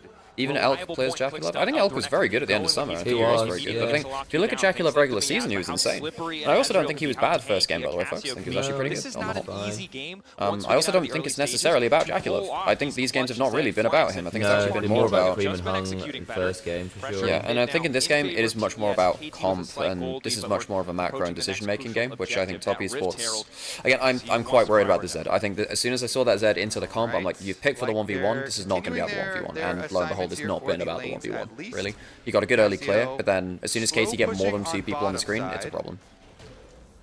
Like we shouldn't have any. Like Zed is a feel-good champion of the 1v1 versus Trundle, but it doesn't do that much in the actual combo sense things. You're good versus the Renekton in a 1v1, good versus the Trundle in a 1v1, pretty good versus Cassiopeia in a 1v1 because you can outplay that. But as soon as you have multiple put together, it's a problem. Yeah, I do at least think you can threaten Doc down this game. No, never, because all of these champions that counter you, like a Flash Renekton W, Flash Alistair combo, Miasma, Trundle Pillar and ult, they will be stood next to Ezreal. There is never a world where you see Ezreal alone. Like in the 1v1 is fine, I just don't think you ever get that, do you? Yeah, the only reason I'm saying is I know a lot of LPL teams in general have drafted a Zed particularly against Trundle and Ezreal when they're locked in as a duo. We've seen that fair in pushing back, random pole, I think. Yeah, and I had the same issues there, and we had occasionally see that work out that way, yeah?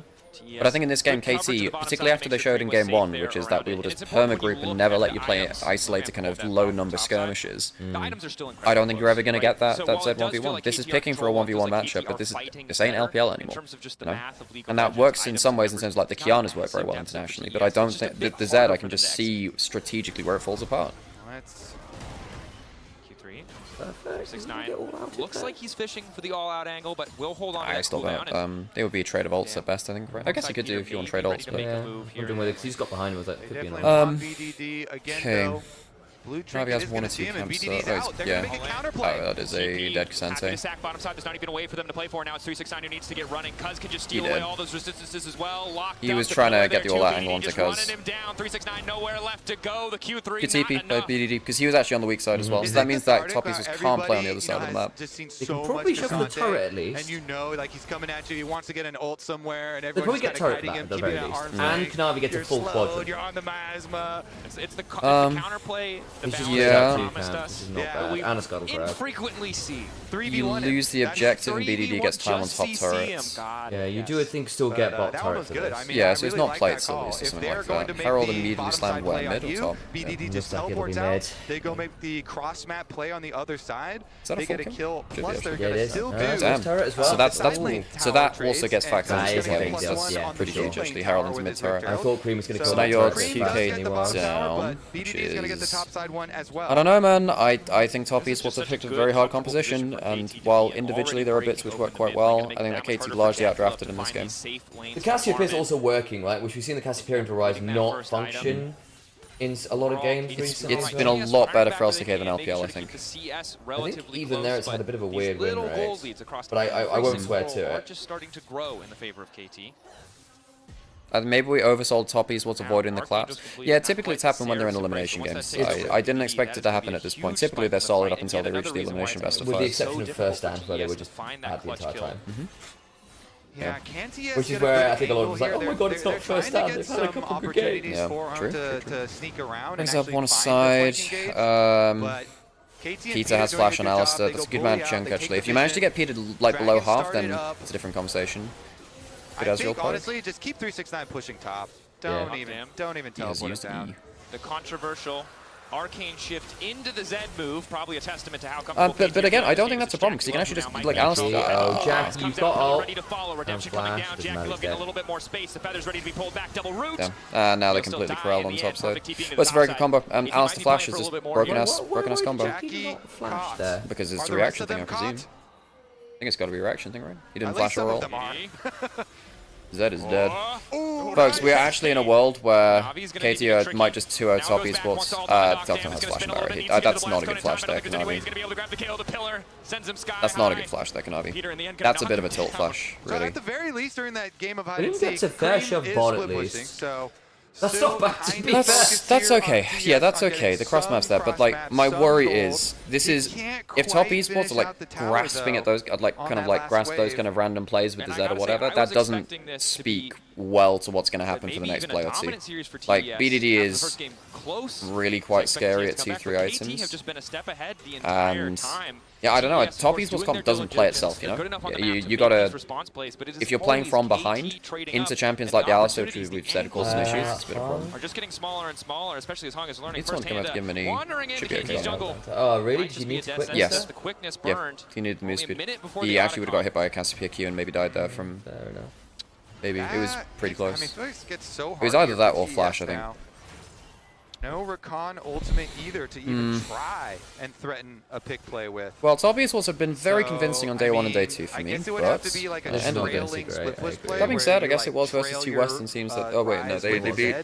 Well, they beat G2. Who did they beat yesterday? Or maybe they get some fancy realm warp play, but who did top esports beat yesterday? 100 Thieves.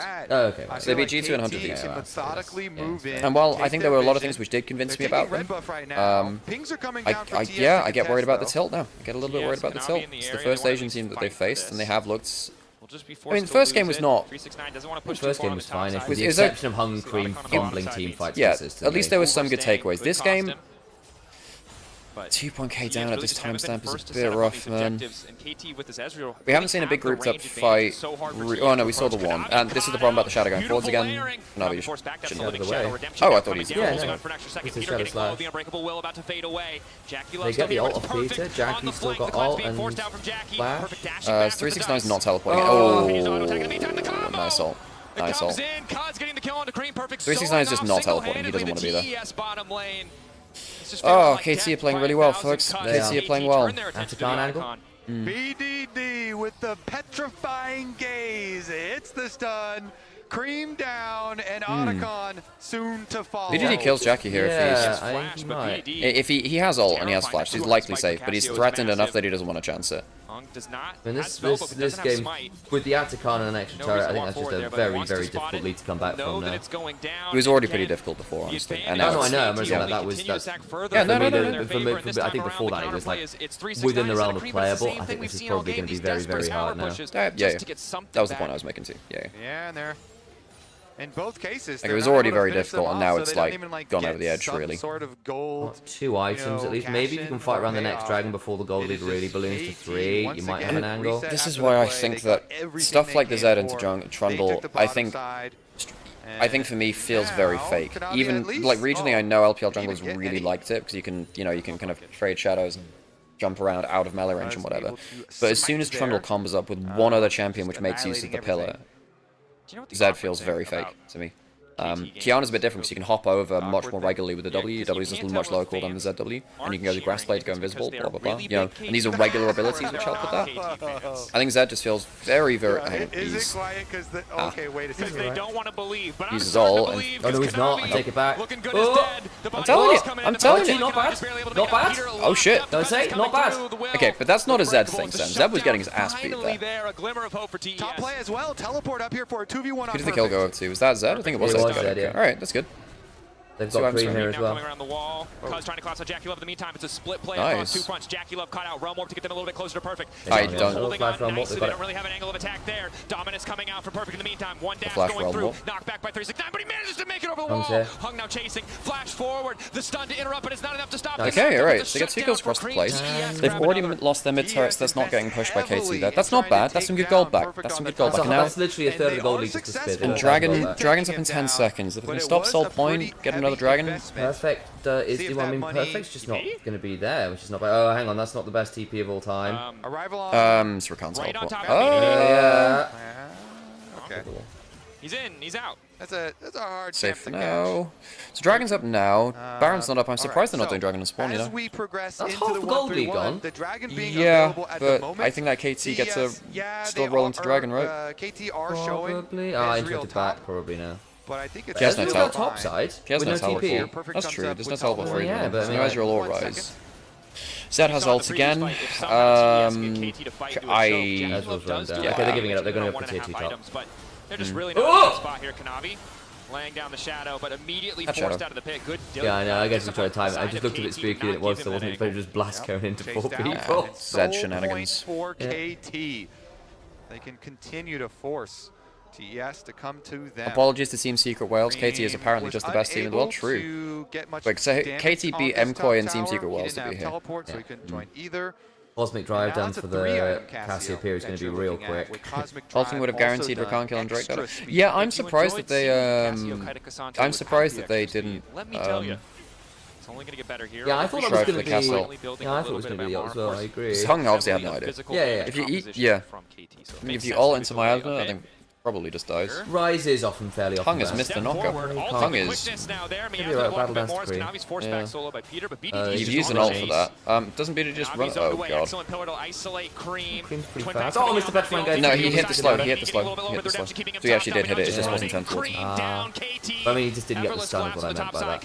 Yeah, there's a difference between like hitting / missing and it like being stunned or slower. KT are almost honestly just dominating them. I thought it was not the miasma here, and they can push in on this secondary tower.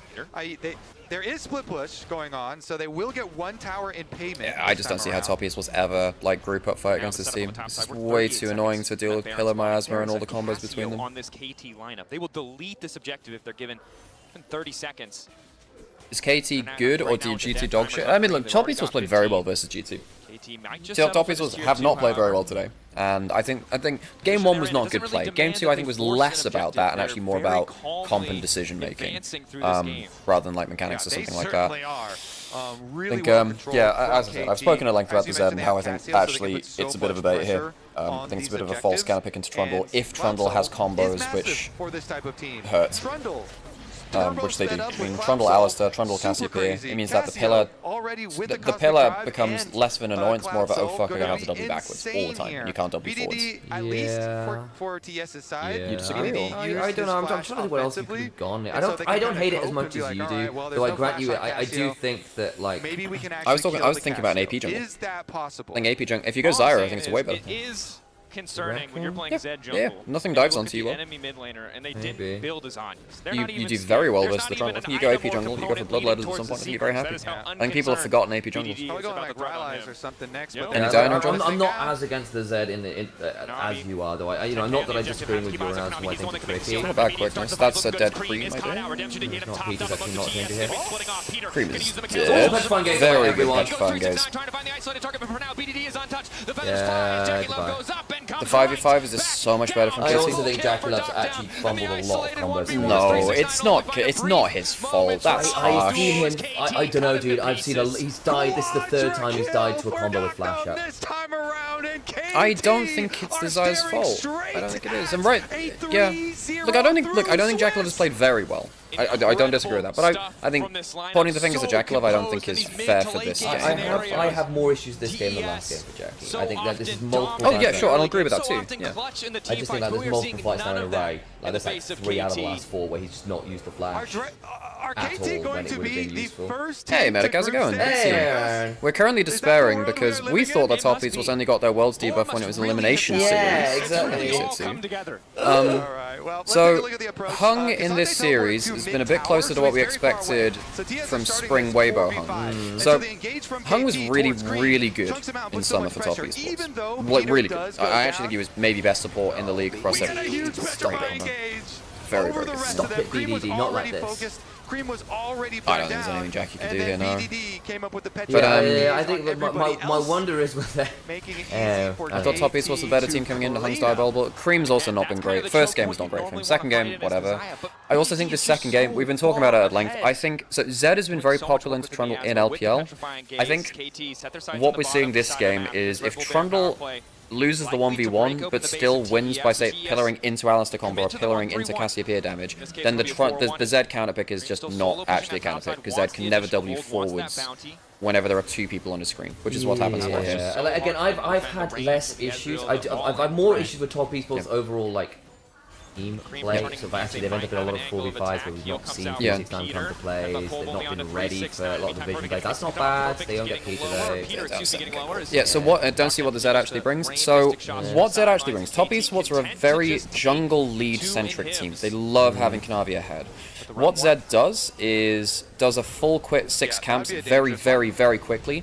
Recalls for double longswords and can be at scuttle spawn with double longswords when the enemy jungler like Trundle can't do that. So you end up walking into the first scuttle fights of the game very, very strong, and you use that to then kind of roll into massive farm advantages, continually like invading, getting camp, stuff like that. Like I've seen Kanavi and Tarzan like 1v1 blast the Trundle 100-0 on his Gromp multiple times. So as long as you have a combo you can actually fight in mid and late game, the jungle advantage then just really, really impressive. The problem with this, I think, is that's the only thing you bring to this game.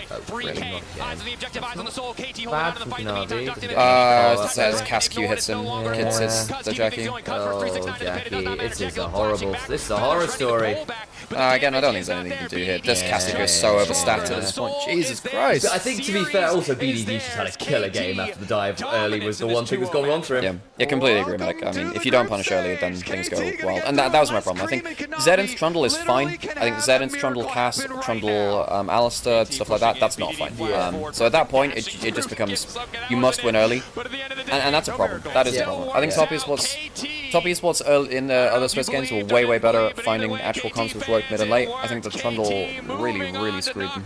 I had some vague hope it might be able to threaten the Ezreal who couldn't get away from the ultimate, but it's just not.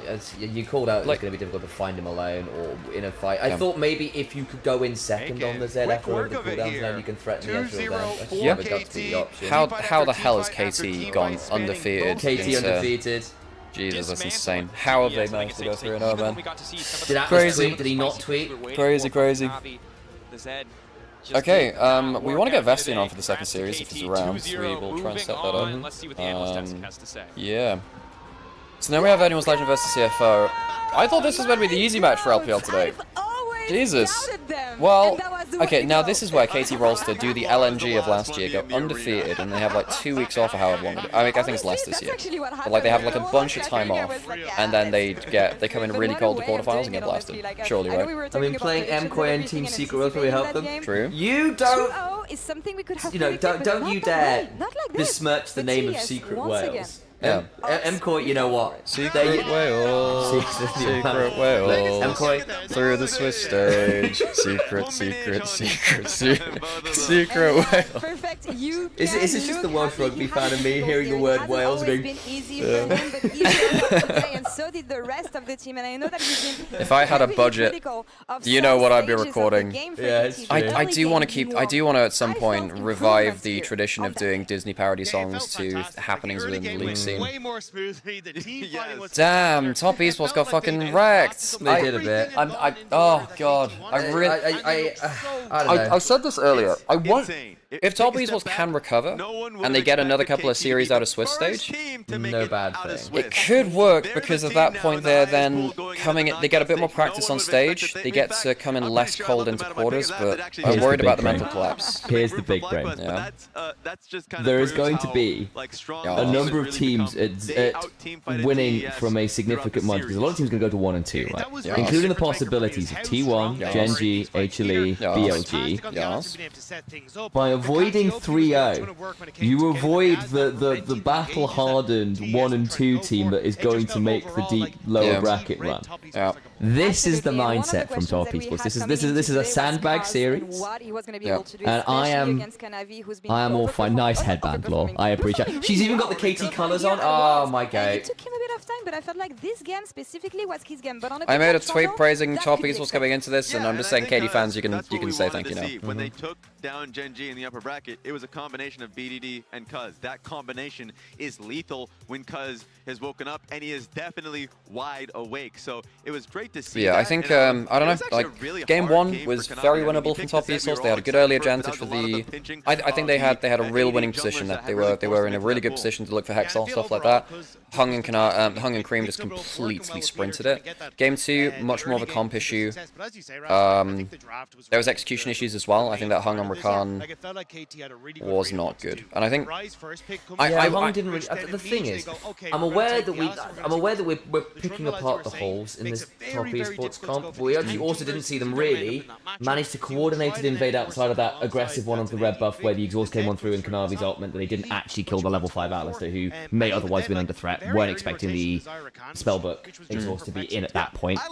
But I was calling it before the play even happened. Yes. Why are you there? Because Jackie is clearly not going to be here. You've seen enemy bot lane reset. There is a real risk of both enemy bot lanes turning up. They did. They were in an uneven numbers fight. Yeah, but that was the last time we saw like a proper attempted invade. We didn't really see Cream or 369 play the cross map very well. They would go for tier 2, just not really get much value, and then we didn't see the TP plays from them. So we basically didn't see a lot of proactivity from Top Esports that worked. I think Hung really looked lost on the map. I also think actually 369 on the Cassante didn't do very much. We didn't see a good all-out angle. We didn't really see a threat on the backside. It's really hard for him to do that into Trundle, because as soon as the ult comes through from Trundle, this is the problem with the Cassante, is like, you pick it as a consolation pick, because realistically this team does need a front line.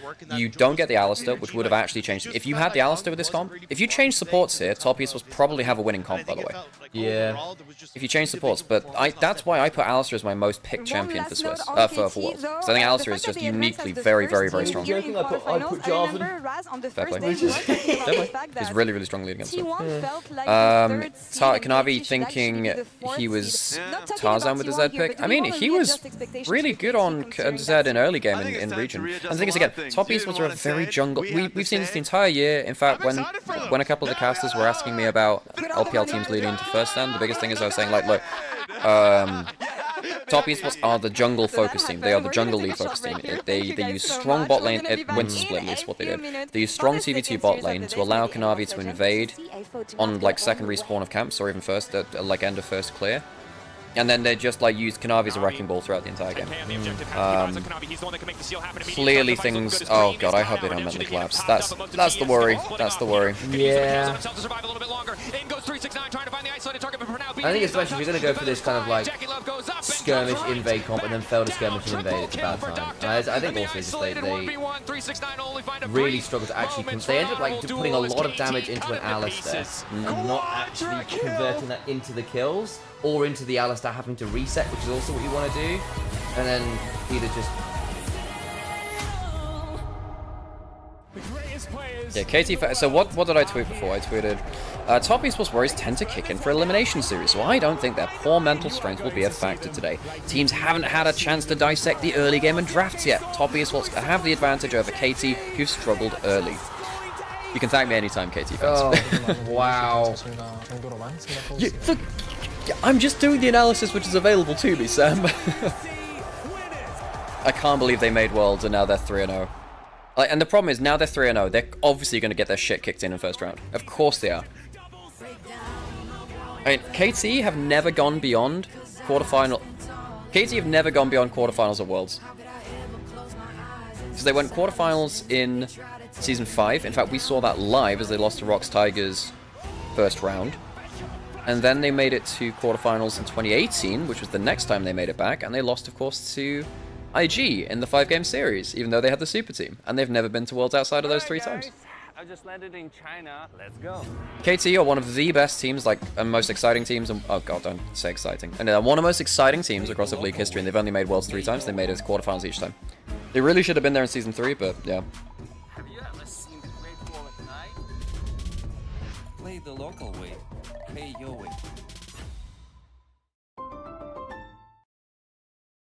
Would be pretty funny now if they made finals. Yeah.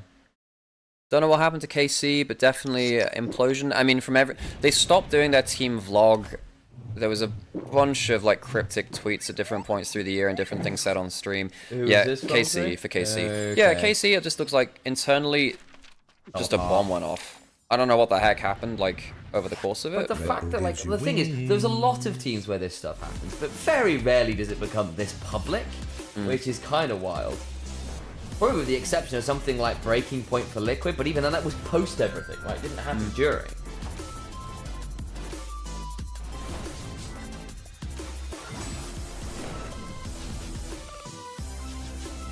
Is this a good time to remind KT fans that every time they've made it to Worlds, they've gone quarters and out?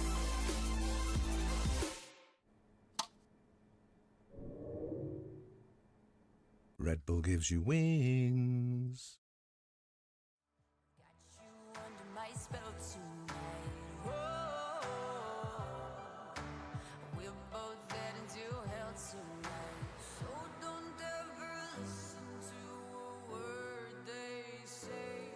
I need to go find a photo of that KT Rolster series from ages ago. Because we did watch it live. It's very, very cool.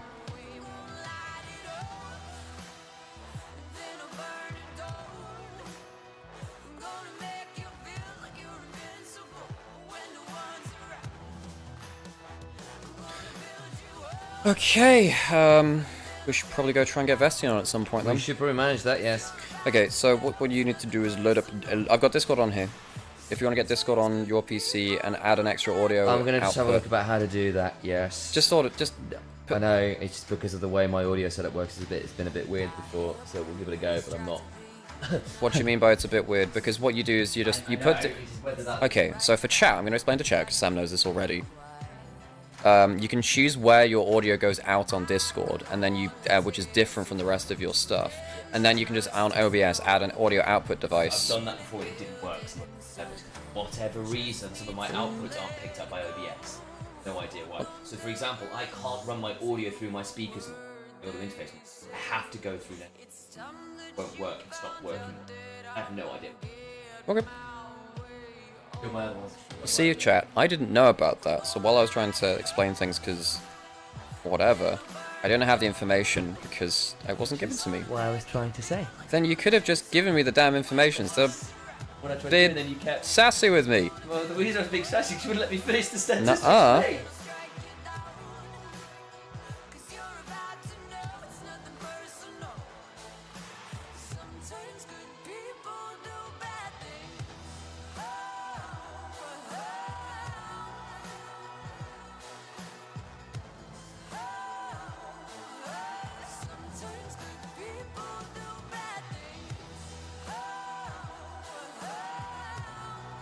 The application audio capture beta works fairly well with Discord. Is that an extra download app? Oh, application audio capture beta. Oh, okay, maybe that's another way to do it then. Yeah, but then you still need to choose the right output for Discord is the thing though, right? I'm pretty sure.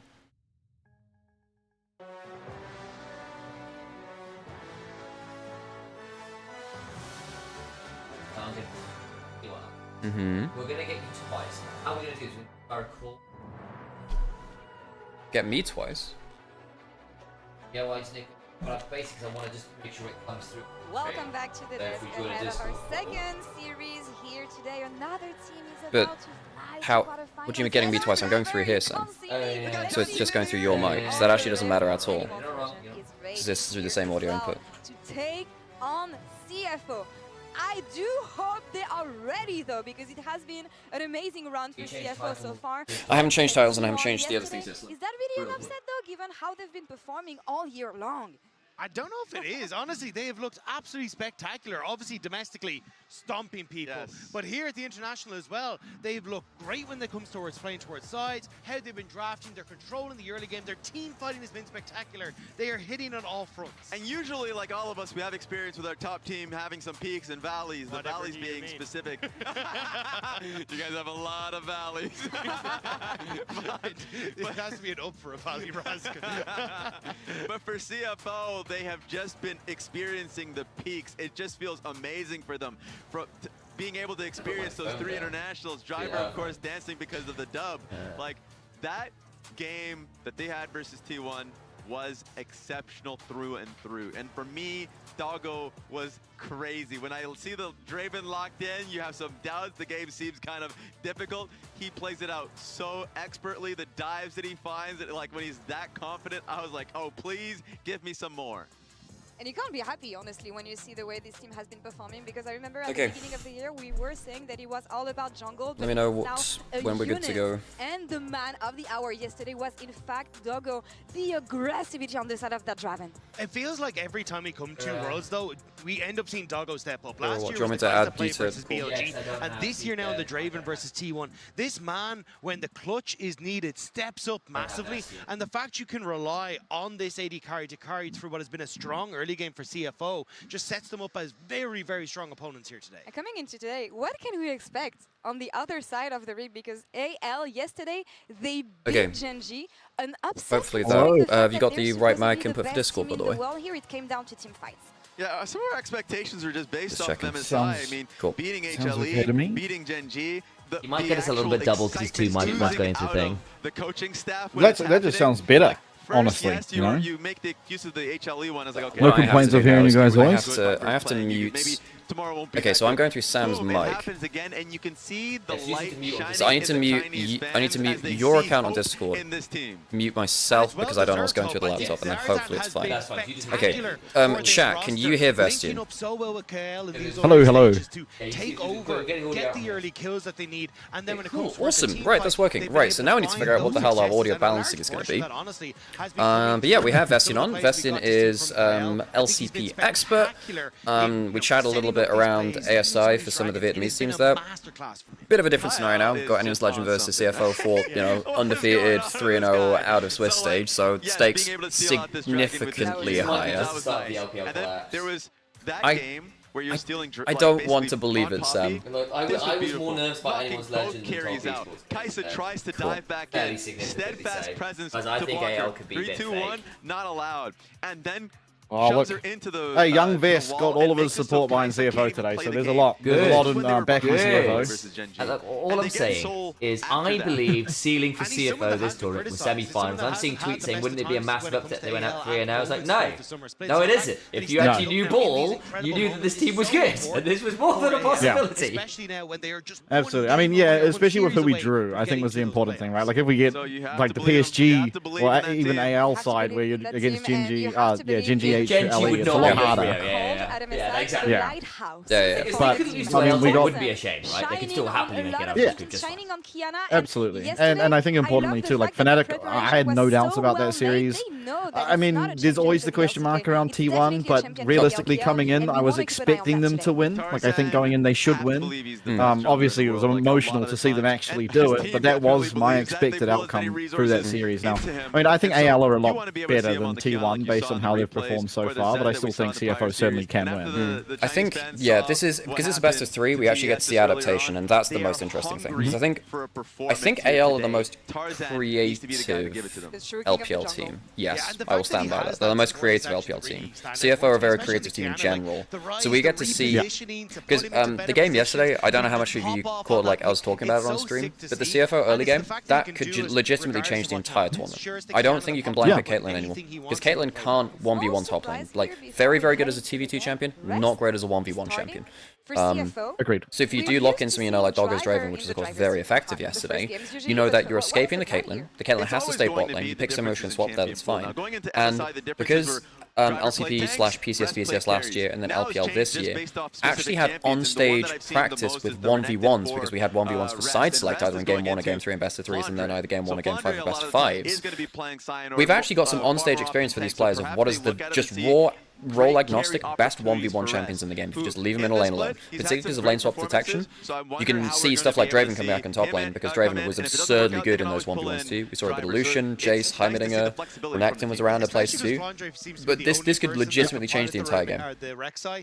For sure, and I think like that's one thing that the LCP has actually been reasonably good at. Now drafting they just copy, like they copy what LCK and LPL do, but actually how they implement strategies is very different in general. Like I mean, split. Vikings tended to be the best at it, but like the benefit of having the Vikings in our region is a lot of teams had to adapt to what the Vikings were doing, and in that you get to sort of learn what you can look for. And I think, I mean, that's what we saw yesterday, right? Like it's not a new thing, this lane swap and whatnot, but I think how Junja actually played the jungle was very important because it meant Doggo could just do whatever he wanted the entire time. And that's also abusing the fact that Vi is not a champion at level 1 and level 2. She needs level 3. Kiana is very, very good at level 1 because people don't realize how much the attack speed with Conqueror gives you at level 1. Casters, over to you for best of 3. Cool. All right, I'm gonna go to tweet out and then let's get a rolling. This is going to be an incredible Chat, do you want us to turn casters down a bit on the feed if we're yapping so much? Because it is the 3-0 qualification. It's just to show who what's the feeling in chat? I will need a Discord stream as well. I don't know if we can do that. Look, let's just hope that it's in sync if you just watch the feed. Okay. Let's hope it's in sync. Hopefully it'll be fine. To surprise us. CFO, they have gained a lot of I'm sure it'll be roughly the same. It's probably a couple of seconds. Yeah. That's no big deal. Not enough to put off the emotional gratisfaction I'll get when CFO beat what is looking like the strongest LPL team. Yeah, which is crazy in some senses because effectively, folks, AL had a really not great summer. I say that they still finished 3rd, whatever. AL never truly came back from MSI, and I think that on the whole, look, BLG obviously they recovered a little bit. Top Esports. The AL bounced back in a way which we haven't seen this level of AL the entire summer. So I was surprised to see it come out at Worlds, particularly because LPL. I mean, I get LPL teams tend to ramp up through groups and through Swiss stage and whatever, but I wasn't expecting it from AL in the way that they did. With incredible preparation. I mean, it must have been hard for them in the sense that, like, I mean, same as BRG, but like, they had Esports World Cup. Their league had already started while they were still competing in the tournament. You know, it's like, damn, that is a rough schedule. In-game, really so, good. I mean, it can't be easy to just have absolutely no break from the beginning of Split 2 to the end of Split 3 and now Worlds even. 1v1er to just go curb stomp a Rek'Sai. I love that version of it. And actually drafting for Doggo here to just have it. So I just gotta tweet out real quick. You know, Draven Gilmore, he ends up solo killing them very easily. And really, all right. I saw some people getting surprised that Poppy was being banned. It was really high ban rate in LPL, partly because you saw like these double removal comps where you had like Poppy plus I don't know what Mordekaiser occasionally or whatever, where it was very hard to play late game fights, even if technically you had the better 5v5 comp because someone was just not there because they were just punted out. And AL arguably beat Genji by using that yesterday. Yeah, and the LCP has struggled a lot against that. So I think, yeah, a really good ban by us, just by virtue of we suck at versing it. That's the same kind of thing with LCK, the Kiana as well. Kiana, yeah. Because everyone is flaming And Junja is crazy at that champ, by the way. Yes, I will say though, I do think that Kanavi is the best Kiana in the world. That guy just haven't seen enough. Hey, I did see Junja miss like point blank ultimates yesterday, so we haven't put Reston to pick drivers champ. I guess it's open. Also, hang on, whoa! Surely you're not doing that with Tarzan Trundle available. No, blind pick B1 Sion is not it, folks. If you go Trundle here for AL, isn't that super doomed? You can't go Sion B1 blind with Trundle up. Yeah.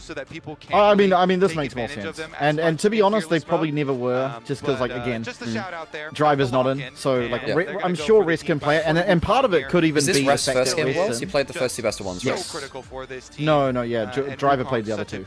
Yes, that's what I meant. I misspelled it. Okay. Super solid in our first Oh, Yunara Nico is very lane dominant. I wonder why the CFO are looking to escape this lane with the swap again.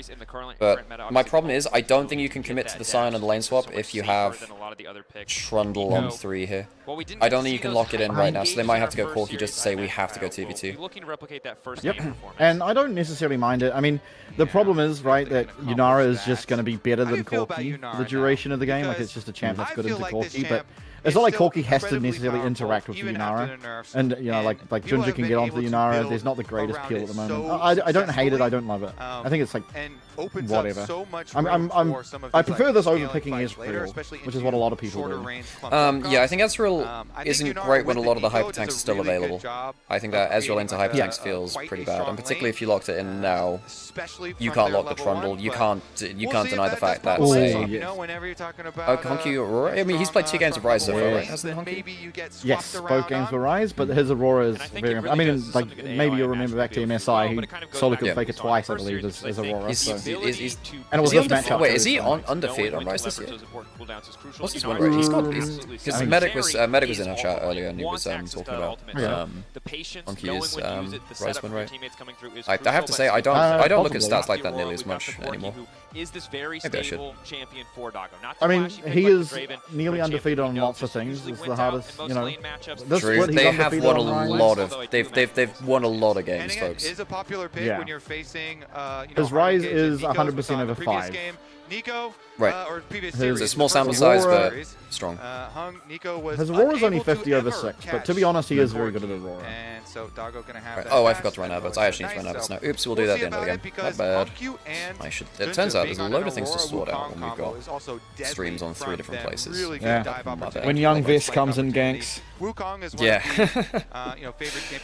Shanks Rise is pretty damn good. Sets up for Tarzan to do anything. Rise is, you know, fairly tanky, fairly good early game. Gives you some X factor with the ult, and then has point and click for a jungle, which is a hell of a lot of green flags. Skywing is hard engage guy. All right. He is definitely not looking for. I mean, I was really I'm glad that didn't tip while I was over the projector. And it was a bit feast or famine domestically, right? But we Sam, I just get anxious with water, like liquid Durad Electronics. But at the end of the day, we know his bread and I get anxious with liquid Durad Electronics, Sam. I'm glad to give him credit for branching out, but I know what I want some words. All right, so Zin is ban on the other side. Alrighty then. So how are we feeling about the drafts, folks? I had been making coffee, so I could use a recap on vibes. It's still really in limbo right now. I feel like I worry about the AL bot lane priority. Yunara Nico is about as lane dominant as it gets right now, and I feel like the Corki Yunara into Corki, as we've been seeing, is basically if Corki ever misuses Frostbomb or uses it on the wave, Yunara activates Q and runs at you, and you cry. Quite a lot as Corki, which is unusual because Corki's normally pretty lane dominant, not into Yunara. Tarzan Pool's shrinking here. I still think he's okay to pick someone like Neferi here. Yeah. Wait, what's the last ban? Did they just miss last ban? Huh? No, they might have done. Or is that just a graphic bug? It might be a graphic bug. We had the graphic bug yesterday too. Vi is fine here too. Vi is very good into Corki. Corki cannot play into that champion Watch it be Zed again. Oh, the Tarzan Maokai is fun. We haven't in a while. This is the first Maokai of Worlds. It was banned in the EU matchup because EU loves that champion. During the EU region kill we had yesterday on Kojitsu. So what I will note here is for those of you who have not watched Tarzan on Maokai, Tarzan often puts up the highest damage in the game on Maokai because he was one of the OG full AP Maokai builders back on LNG. I have seen this man do unspeakable things on the tree. I think I still have a clip somewhere of Monte Cristo VOD reviewing the game for Bangers Only and just like seeing the 9,000 damage team fight and just like losing his shit. Yes, I remember that when it was great. I miss Bangers Only being a regular thing. But it's so much of a time investment. Yeah, it is, but it was really cool. Thing is that I have to say, like, if we go away from doing live co-streams for everything again, because we have streamed over 850 hours this year. I think it's not good for mental health. Let me tell you that. But I do wonder whether we do something like a VOD review catch-up thing, because there is definitely a window for that in terms of content around Worlds right now, just globally. Nico and Are we Luluing? I think Alice is the play, right? You can shrug off the Maokai. Agreed. The problem is, okay. I mean, Kaiwing is a big Nami player. Oh, Corki Nami? But I've not seen this duo in a long. Okay, Vestian, have we just missed this as a duo? What's the context? This is the first time I've seen. I mean, Kaiwing is the broken blade in China. Okay, there is a chance. There is a chance that we could be prepared for that. Okay, so this is something that we've had happen in the LCP. Where we had a Kled come through and we lane swapped the Scion into mid lane. I really wish we'd do that now. Yeah, that's true. We saw that in EU from GX as well, but I do remember Honky playing that. There have been a couple of teams which have tried that worldwide. I don't think you can do that here. Kled is such an obnoxious lane bully right now. Also, Scion doesn't exactly like playing against Ryze in the mid lane either, because Ryze can quickly reset and the health rates just don't matter. I also will say that when Flandre was first making his name primarily as a carry top laner, the Snake Esports days, Kled was one of his picks. He and Duembi used to kind of trade out who was the best Kled in the region type thing, so it's not like this is a new champion for Flandre. We've not seen it properly in a little while, but this is certainly historically one of those pocket picks that Flandre's always had ready. So this isn't new for him, though I grant you he is going back in time to pull this one out. Flandre has always been, like, if you're going to have one scientist in the LPL, it is Flandre. Him and Doomby were the two. He's the guy that did Graves top back when he won Worlds in 21. Like, I don't know, this guy has, he invented Tank Jace. Our Flandre who art in top lane, hallowed be thy Cled. Thy bear traps be hit, thy charges be sick. We have a pretty cool team comp, and I actually, like, there's a chance that Corki Nami is able to just battle in the bot lane. Oh, honestly, I agree. Yeah. I also think, like, Tidal Wave to just counter a Nico ult, say, okay, the moment Nico ults, I just hit R, can be really, really nice. And giving... I mean, same with Cleared, right? And theoretically, you have a bit more sustain and a second range bot laner. So if you can get good ebb and flow procs off, empower Doggo to get some powerful auto trades with the Q in the Sheen procs, with the ebb and flow and the Tidecaller's Blessing. Like, I can see how that works. I just have not seen this duo outside of solo queue, you know? Yeah. Corki Nami was the thing way back in, like...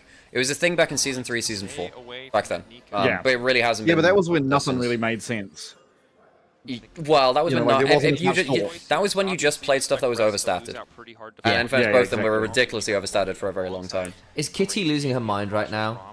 The great Nami Q misser herself. Wait, she...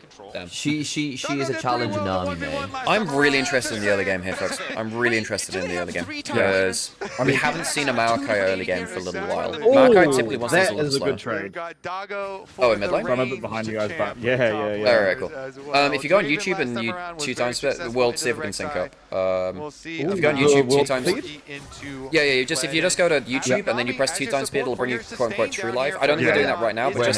We're currently like, you let us know when you're on point, and then we'll try and sync up through that, because it's just easier than just running Discord stream and put Sam's PC under any more stress. We're currently running, 3 streams, so yeah. Of course. Look, I'm just glad it wasn't me. Let me get to work. No worries. So bot lane control for the Yunara and Nico, no surprises there. I'm not gonna lie, I don't see that much value in the Nami. Kled can ult through it. Tarzan just has to throw his ult. Tarzan is probably the best Maokai player of all time, by the way. He might be. Oh no, Canyon is also really good too. There are a couple of very good players, but like, he in particular stands out, Tarzan. He's very, very good at this pick. My worry is that... Who does this work? Okay, what time are you up? I'm at 2:48, 49, 50. Slow down about 8 seconds or so. So we're at 43, 44, 45. You let us know when you've, like... I'm at 54. Okay, you stop at 3 minutes, and we'll let you know when to go, okay? Okay, yep, easy. Okay, 5, 4, 3, 2, 1, go. Alright, you should be synced now. What's your time? Just checking now. 3, 4, 5, 6. Okay, close enough. Cool, close enough. That's fine. We've done it, folks. We have the technology. Fantastic. Close enough. Beautiful. We made it. Interesting that Rest is playing instead of Driver. Yeah, what do you make of Rest playing instead of Driver and then picking Song? Okay, so this is what I've said. I think it's like, so this split, a lot of their focus in top lane has been bringing the same champions to like mixing and matching the pool so they can both play each other's camps. And I think what is likely to happen here is that CFO really highly rate just the Scion as a champion, and knowing that Driver's just played it twice and played incredibly well on it, they're not going to get the Scion if he's in, so they bring in Rest, guaranteeing almost certainly that they're going to get it. Right, because they're not going to get it banned against him. So it's like, okay, well if it's Rest, they don't need to ban the Scion, so they still get the hold of the champion, even if perhaps Driver is the Nymaera. Oh, go on! Yeah. Oh my god. Oh, I don't blame them flashing for that, I really don't. The thing about the Scions here is that I'm glad that they... Hang on, is there a remount? No. Oh, it's close! Oh,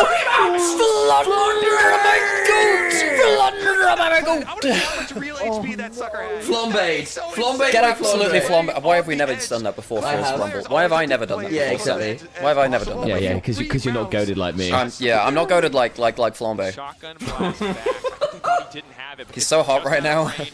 allows him to stack up that courage. Oh, one of my favorite Twitter interactions of all time is Cloud9 just responding to Sneaky's various cosplay brother, pictures. You're so hot, brother. It's just exceptional. Yeah, classic. If AD carries are expected to be able to I think this lane swap has been really good for CFO though. Like Flandre, I mean, he needs to recall right. Sam's going to be able to get the Raven, and he's ahead in CS, which, like, while that doesn't necessarily benefit the Scion amazingly, but it's good that Cled's behind, because Kled definitely does need resources. Oh yeah, yeah, he does. Oh, that phosphorus bomb was dreadful. I agree. Oh my god. He gets it because he hits the clone at the same time. He only gets that because he hits both Corki and the clone. God bless Pocket Pistol. That only works because of the Wukong clone. Just autos, but then if he doesn't Valk forward, jeez. That is the difference of. Okay, so about the resources for Kled thing, I will just turn nameplates on and say that Flandre somehow makes everything that needs resources work with 0, even though realistically he shouldn't be giving up. Flandre is the kind of guy that shouldn't give up the leads which he does, but then somehow muddles his way through to a win anyway. So against Gen G, very far behind on the Rek'Sai. Kinda shit when Rek'Sai's behind. Still somehow one was still quite useful in the mid and late game teamfights. So, of all the players coming from LPL, I'm like, well, I guess we're gonna go see him playing from behind again. At least with Flandre, I know somehow he has a success rate on it. So we will postpone our 300 gold lead for Rest, and only 100 gold lead for Hope, and Experience pretty close. I mean, early game, pretty evenly matched. I think Hope should have got first blood, but missed the W. I think he did get a tick of the damage on the W.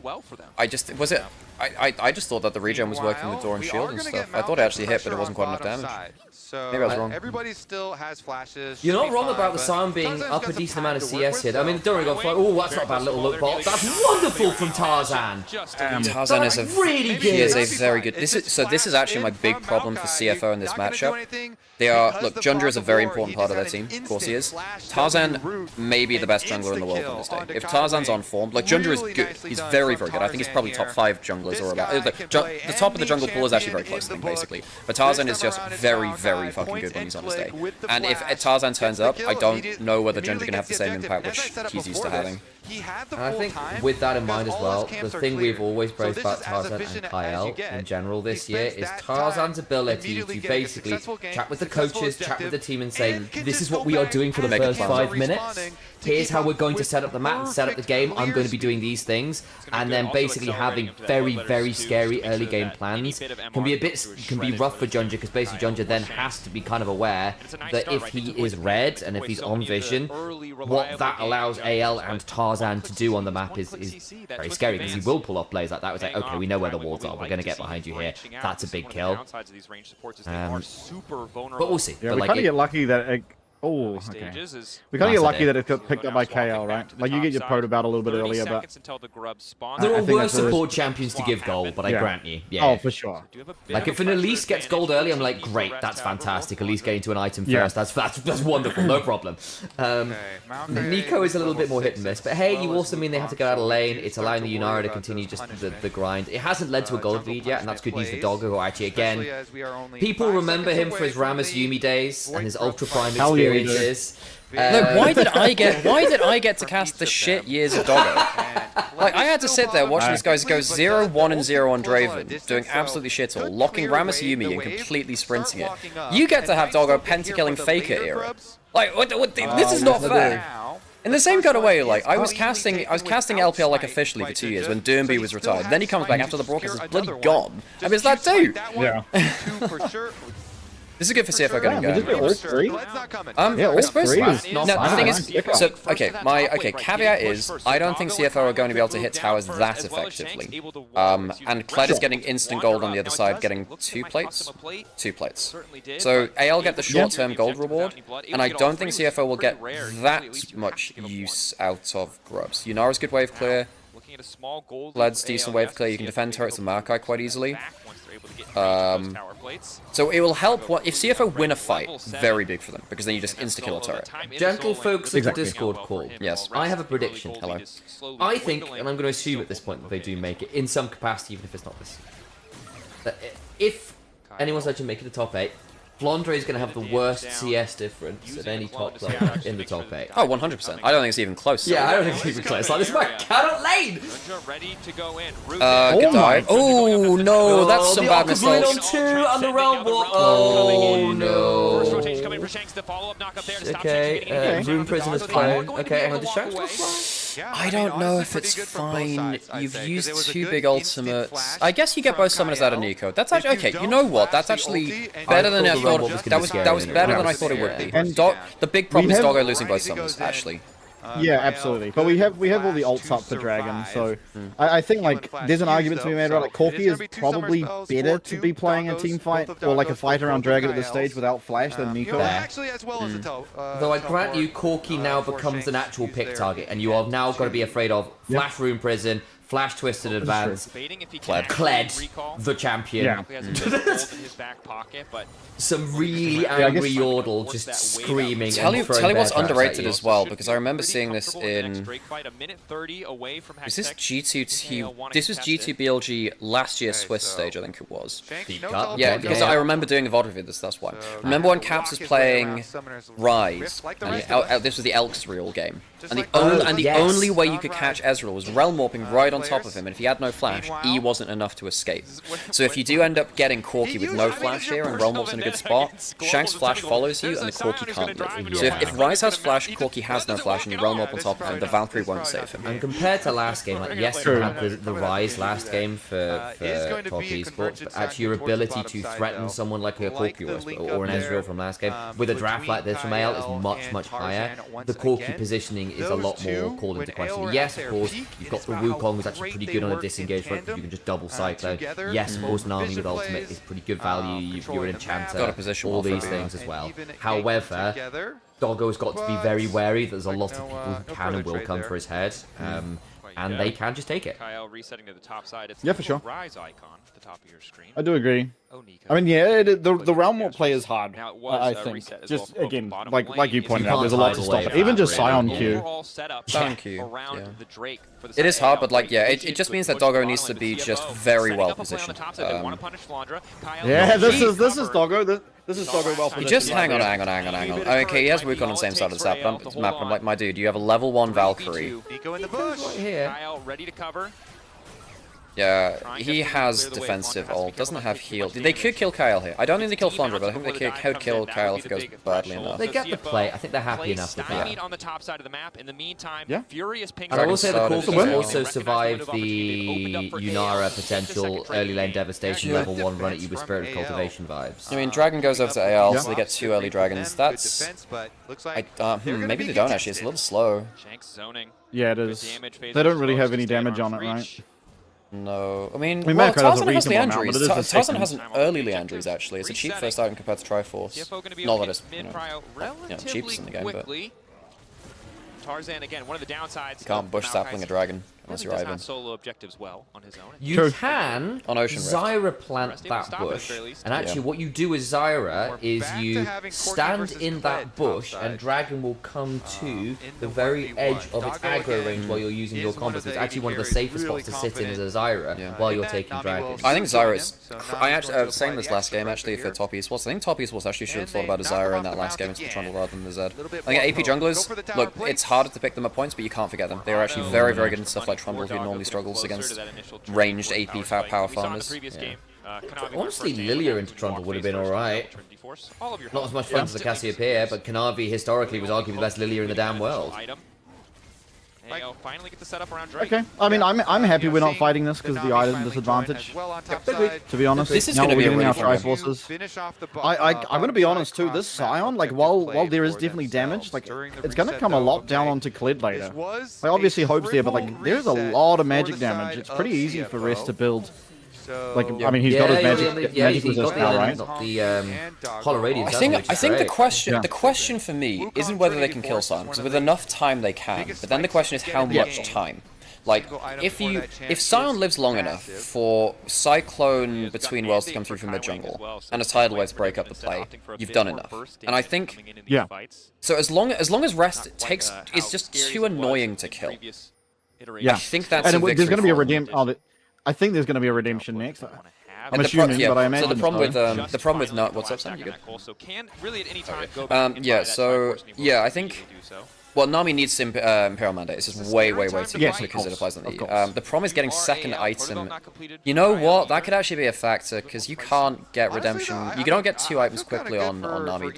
Basically, by the time Redemption comes in, the fights which have won or lost to the game have already happened. I mean, Imperial Mandate might be enough to set up for, I'm not gonna lie, like the... That's a great item. Obviously, Aurora Auto with Spirit Abjuration or Doggo with the Trinity Force proc. That's probably pretty scary at this point. I will, however, say that Hongqi needs to not get hit by that Tangle Barbs. I don't think it matters too much though. He's still got all the flash. Yeah, but he might have been forced to blow one or the other. And with Harold in 8 seconds, I'm impressed that he didn't walk up to the minion wave, honestly. Okay. That's not bad. Thanks. He's got flash. Oh, he's dead. He's dead, I think. Second cyclone. Yeah, nice. Late on the Yes. Nice. He needed to wait for the second cyclone where he gets interrupted, so I get why he had to pull it late. But then at that point, just don't pull it. Okay, What was that? Oh, Jesus. Forced to ulti, but almost able to threaten to kill onto Doggo. He's supposed to use the barrier in the end, but they get the heal out from Kaiwing too. Okay, Res gets first turret. Not first turret. Oh, sorry, I can track the So it's going to come down to kills, actually. Likely going to come down to kills, yeah. Ale got first turret, kills, and objectives. Kaiwing and Junja being down ult here could be really nasty. Oh my god! Yeah, he's dead. Yo! Okay! Damn. I don't get why Tarzan was there alone. You are not had hope behind him. This is fine, right? They'll be on Herald. Yeah, but what is Yunara going to do like in that situation with no ult, no berry, you know? Yeah. So quote unquote alone, Oh my I still. god, nice. Yeah, this is looking really good for CFO. Okay. Kyle forced to rocket belt out away from Doggo. CFO using these spikes beautifully. Like it's okay. They don't get I mean, I think they have the control wards. I think, look, we've got control of this little corridor. I can walk on over and start to throw down saplings and throw down an ult if we need to. We need to go now. We won't contest the Herald, and we think we can do it because they've lost Nami, Tidal Wave, and Cyclone. Like, this is a playable option. I just don't think they're expecting Honky's damage. Yeah, AL, so this is one of the issues we saw more regionally from them, which was the case that their objective play fell off a lot from MSI. It's looked really good in the first 2 days, and the big thing about AL is that they've done it against 2 LCK teams, right? They did it against H-Lee and Genji. Now they fell behind in mid-game against H-Lee, but their late game was insane. Genji was a much more comprehensive performance.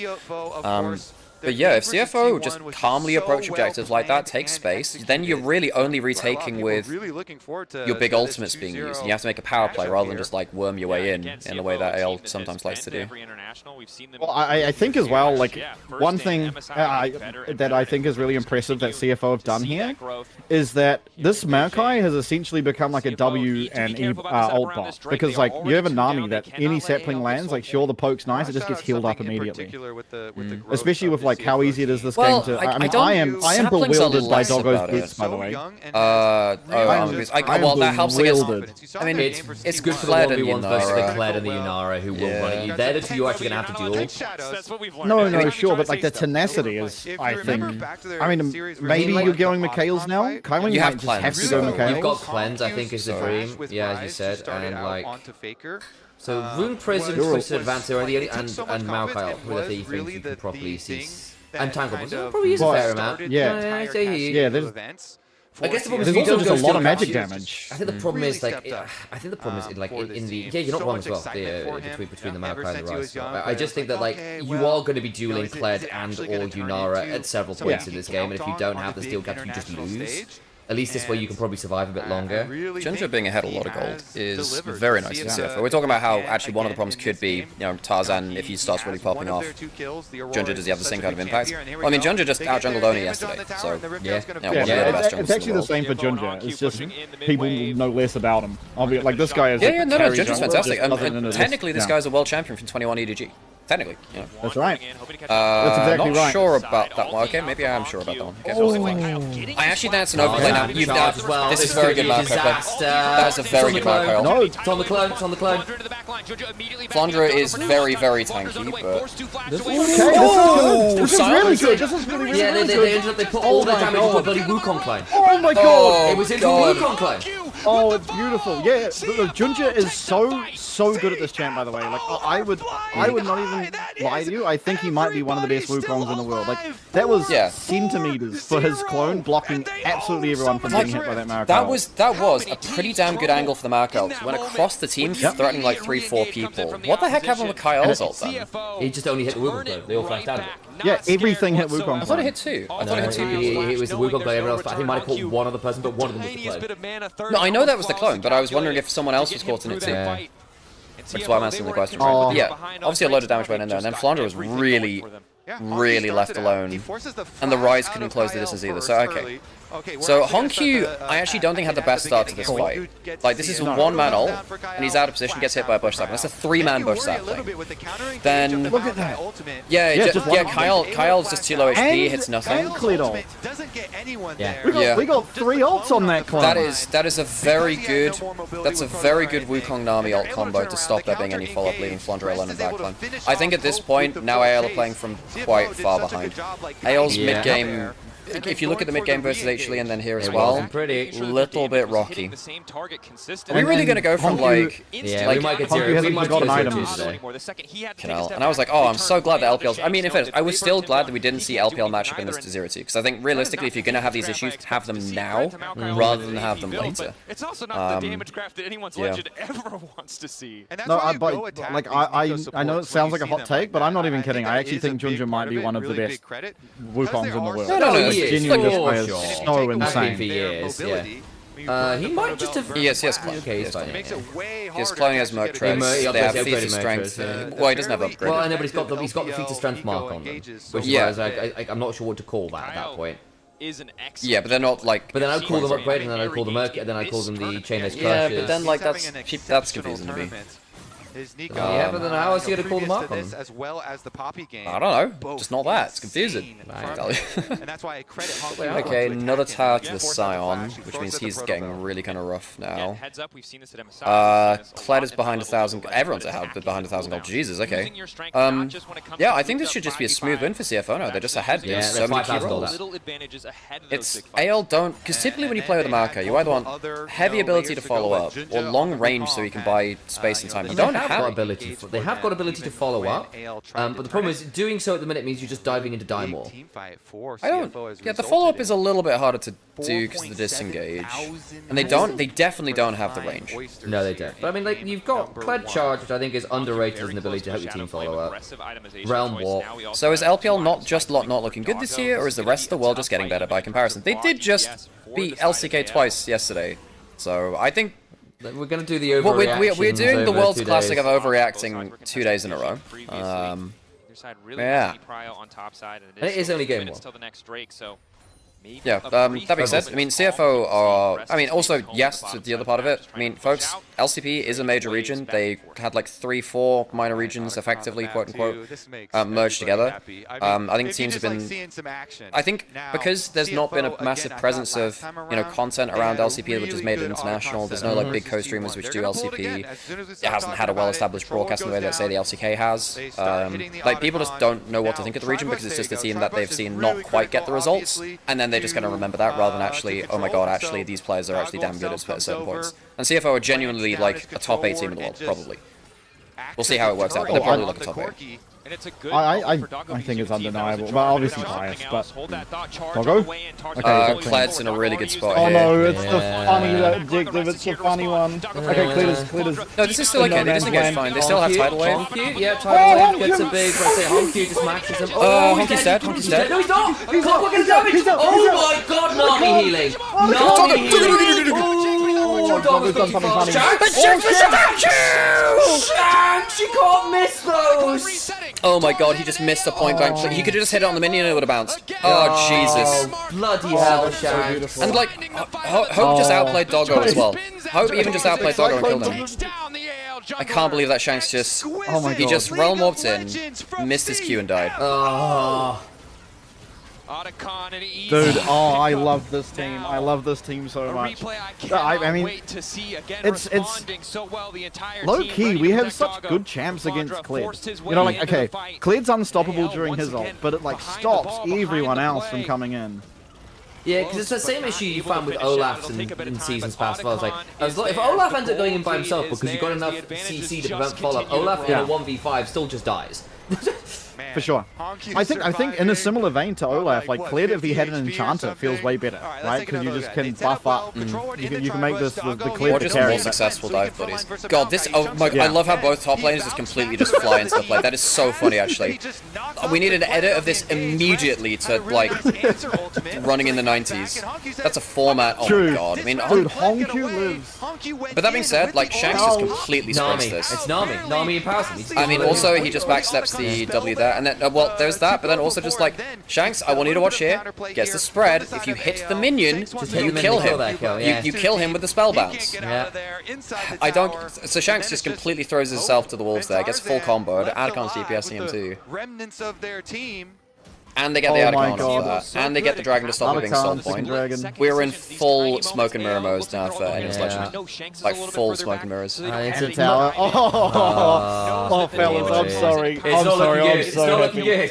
Yeah. It's looking fantastic. 0-3. I can't believe that I let myself get some hope for LPL after best of ones yesterday. I just don't believe in best of But ones. the problem is even in the best of 3, like, you've gone for game 1, you'd think we win the game 1s and then lose the rest of the series. True, yeah. We've not done that either. Yeah, that's true. Sam, don't make sense. Don't stop making sense, please. Oh god. That's a 10-stack ring. Beautiful. Yeah, Darksail is one of the most underrated things in the game. I think it's the most. It's so broken. Yeah, I mean, I think that to the point where I think that every mage should be getting it first back. Yep. If you get it early enough and you can fight early, free money. I think the only exception is possibly if your first back can somehow have a Lost Chapter. Even then, there are I think Lost Chapter is a very, very good first recall, and of course you need tier and shit like that, right? But for a lot of champions. But yeah, if you're a champion that can fight early, Darksail Slammer. So it's efficient without any stacks. When you get somebody on it, it opens up another win condition in Mojo's. Well, I think tier stack is like it the most because it's really easy to get back with 750 gold. True. Yeah. But then a lot of the time if you're going tier row, then it's like, well, you need a Ruby Crystal as well. It gets a bit messy. But, also, a lot of tier stackers don't want to fight early, so at that point, it's less rewarding than, say, obviously Ari's the champion I build up most on. But, oh, yeah. Baron on spawn, you have Nami to heal you up. It's Mikhail's second, by the way. Did anyone mention that? From no, we didn't. Which is really good. I think it's correct. Yeah, I think it's correct. Markarl is now not fantastic. Very good to see here. And also, by the way, like who is actually killing Sion? I know later on, like a few items later, you will, but like right now, this Nymaera is not touching Sion. In fairness, AL have not been aiming to kill the Sion even in any of their fights. They've been looking to kill people behind the Sion and then deal with Sion later. But that is clearly but Sion's just been killing people. Yeah. Just being disruptive. Just very disruptive. Yeah, I think it's all good and well to like go for that style of play, right? Like to try and just ignore the Sion, but they don't really have the champs that can ignore the Sion. No, like somewhat the Nico can in the Kled, but like other than that, it's really hard to just get past Sion. I guess Realm Warp is like your option, but then you're just walking into a Wukong. Honky just broke their ankles. Look, I'm not gonna lie, folks. I think Shanks broke his own ankles. Yeah, he did. Like the first bit, surviving and getting out, that absolutely was like backstepping the Nymaera W, fantastic. Like the Shanks dying after. Just hit the fucking minion, which will not move, and kill him with the spell bounce. And like that one's not hard. And also, we did full send in a dragon fight onto a Wukong plane. Yeah, like that. Hell yeah, we did. Like that's not really on CFO so much as anyone's like to say we've got him. And no, you full send multiple AOE ults onto a singular. No, you guys might remember this at MSI last year. PSG against BLG game 5, and PSG were ahead, and my Nico Vi altered a Wukong clone. Yeah. And we just instantly lost the game. Yeah. Yes. So this is just payback. Like again, this entire world, the story of this world is PSG sacrificing themselves for CFO. It's just a brotherly thing where it's blood for the blood god, and like, you know, unfortunately PSG constantly paying the price, but this time at least it's for something. You know, funnily enough, back in 2023, we had like this really fun roster for OMG. But they just played deeply unserious League of Legends to the point where I was convinced that each of the members was like a patron of a various Chaos God. We had like Abel, who was the Samira player, full on Khorne for everything. We had PP God, obviously, Slanesh with a name like that. We had Cream, which was Nurgle, and the Cream was Curdled. And then, for some reason, it ended, Shanji was playing like the random shit top lane, so he was Zeke, he was great mini plans. And then, Aki was Malal, Chaos Undivided, as the person who brought them all together. It didn't work for them. Cream did, in fact, play Kaiser Game 5 versus Top Esports versus... Not the fly into the sun and he did fly into the sun, 1v5 and die, much like Ruler did in that game versus AL yesterday. I have never seen someone Leroy as hard as Jenkins that day. It was very, very bad. He just flew into 5 people and died. That takes me back to my favorite season of playing League, which was, I believe, season 9. Right. Was it season 9? Yeah, the Kaiser's Eye every game, and then it ends up getting like the... Season 8, we get the Kaiser Kale combos, man. That was so fun. Yeah, Jack Love the Shy were fantastic at that. Okay, so now it's just, I guess we're Baron flipping. This is a little dangerous because Markyle is very good at contesting this kind of stuff. Yeah, I guess they just want to get teleport out of Kled, who's recalling. So Kled is not going to be here for the fight. He needs to get an item. He can get in here. I don't like this from CFO. I don't know. Honky's going to die. Honky's not having fun there. No, he's good. Oh, no, it's not. I don't think it is. That's a very good sound. Good clone again. Okay, Rest is really angry. Yeah, I think CFO can now go back to it now they've got the HP advantage. AL needs to reset. And you don't have Markyle now. Oh, nice. That doesn't kill, but that stops the recalls. It stops the recalls. Rest's going to just stop and we get a passive. Yeah, and he's going to recall. Yeah, and Tarzan's not going to be able to reset, so they just get Baron off that. This is huge, nice. Yeah, they've got it. Okay, they played that really well. No, I have to say, against T1, I actually think that Baron play was a little risky. Now I think this is much better from them. That was like kind of asking for a little. Shanks doesn't have Flash. He does have Realm, but he can... Hang on. Oh no, Shanks could Realm Warp. Tarzan can flash, Tarzan can flash. He stopped It's just silly. Okay, 2 kills. Oh my god, Junja said as well. Yeah, they got Junja. I'm so sorry, Bastion. I'm so sorry. It's fine. Doggo's been slowed. Oh, he's gonna remount. No, he doesn't. No. Oh no, he's hit the Honky can't get him. Honky can't get him.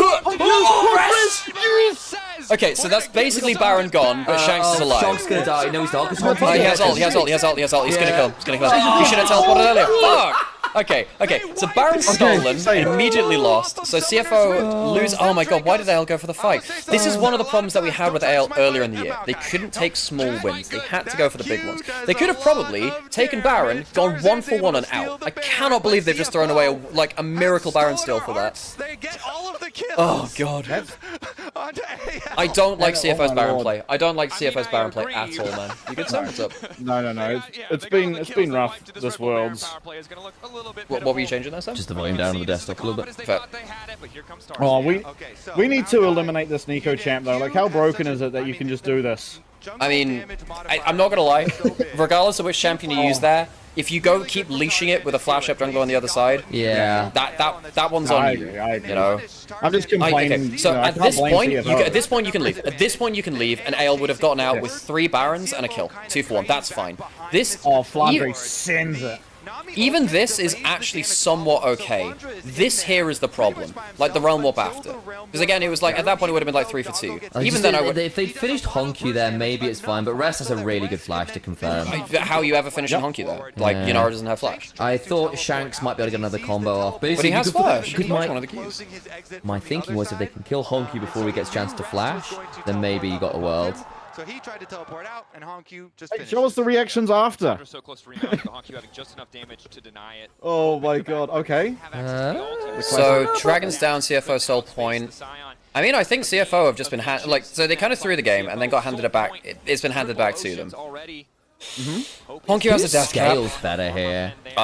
Very weird question that, because I think with a gold lead, it's very different, right? Yeah. I mean, CFO are definitely just stronger now. I think if everyone gets the 6 item, it's Yunara, and Yunara Rise. I actually even think Yunara I think Yunara's weirdly, fake late I think I think Yunara's very good at like 3-4 items. I think actually when you get to 6 items, Yunara falls off because you have 0 self peel. Like your self peel is really bad, and you often end up just immediately exploding.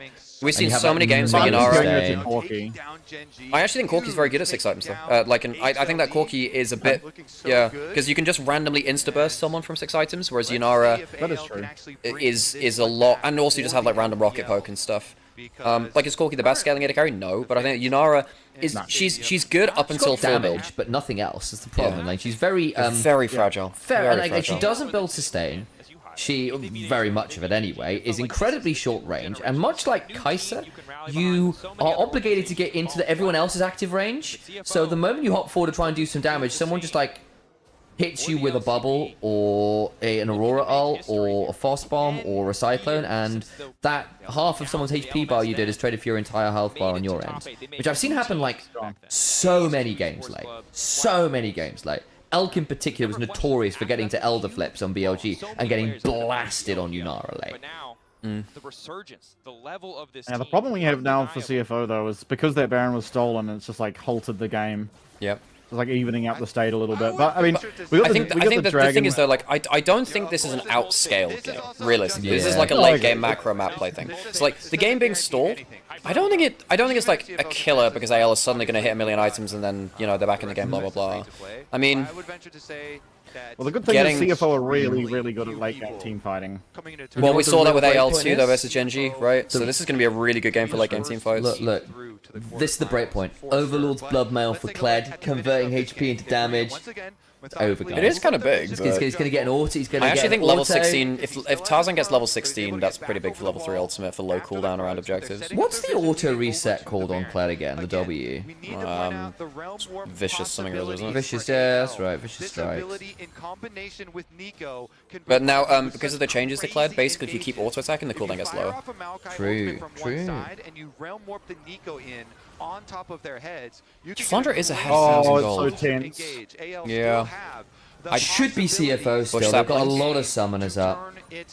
There's also anti-heal onto the Merca as well. That's actually I mean, this is actually a pretty good item. I feel like saplings are going to start being much more obnoxious now. Honkyu's not going to enjoy that if he keeps looking for flanks. Because between clones and saplings, like why are we potentially throwing a game over a red buff? Okay, Honkyu ults. And that's AoE red buff now. That's heal for him. That's actually. Did we just see an Aurora ult to try and secure a team red buff? I think at this point in the game, the team red buff is pretty huge. It is. I mean, it gives you the HP regen and stuff. I mean, he's going to have it up. It's fine. Well, exactly. I mean, like, it's good. At this point, I think you can afford to blow an ult if you're level 16 or whatever, because it'll be up in 30-40 seconds anyway. Yeah. And you never know, I guess, like, maybe it catches someone important. Shanks is probably not getting Void Stacks. He only just got Blasting one, and maybe he had a bit more gold. Like, maybe he can get. I mean, at least you've got Blighting Jewel. I think as far as part items go, Blighting Jewel is one of the better He's had that for ages. He only just got Blasting one now, though, so I don't know how much extra gold he's got. He does have teleport. He had the Blighted Jewel before he had any components of Zonya's, so he just got that item and started building Zonya's. Zonya's is kind of critical for this game, thinking about it, actually. It means you can Zonya's the tidal wave and stuff like that. Arm Guard's just been bought by Honkyu. Yeah, it's big. Very big. Now he can jump in, play, just break some ankles some more. He has been having a good game. You've just got Mortal Reminder done for Hope as well, so he's got the 4th item in. A bit dangerous from Doggo there. Not great from Flandre, actually. Yeah. Straight onto the rest. That's exactly what I wanted though. And that's Tidal Wave as well? Dragons have a 10 Run warp out. Honkyu.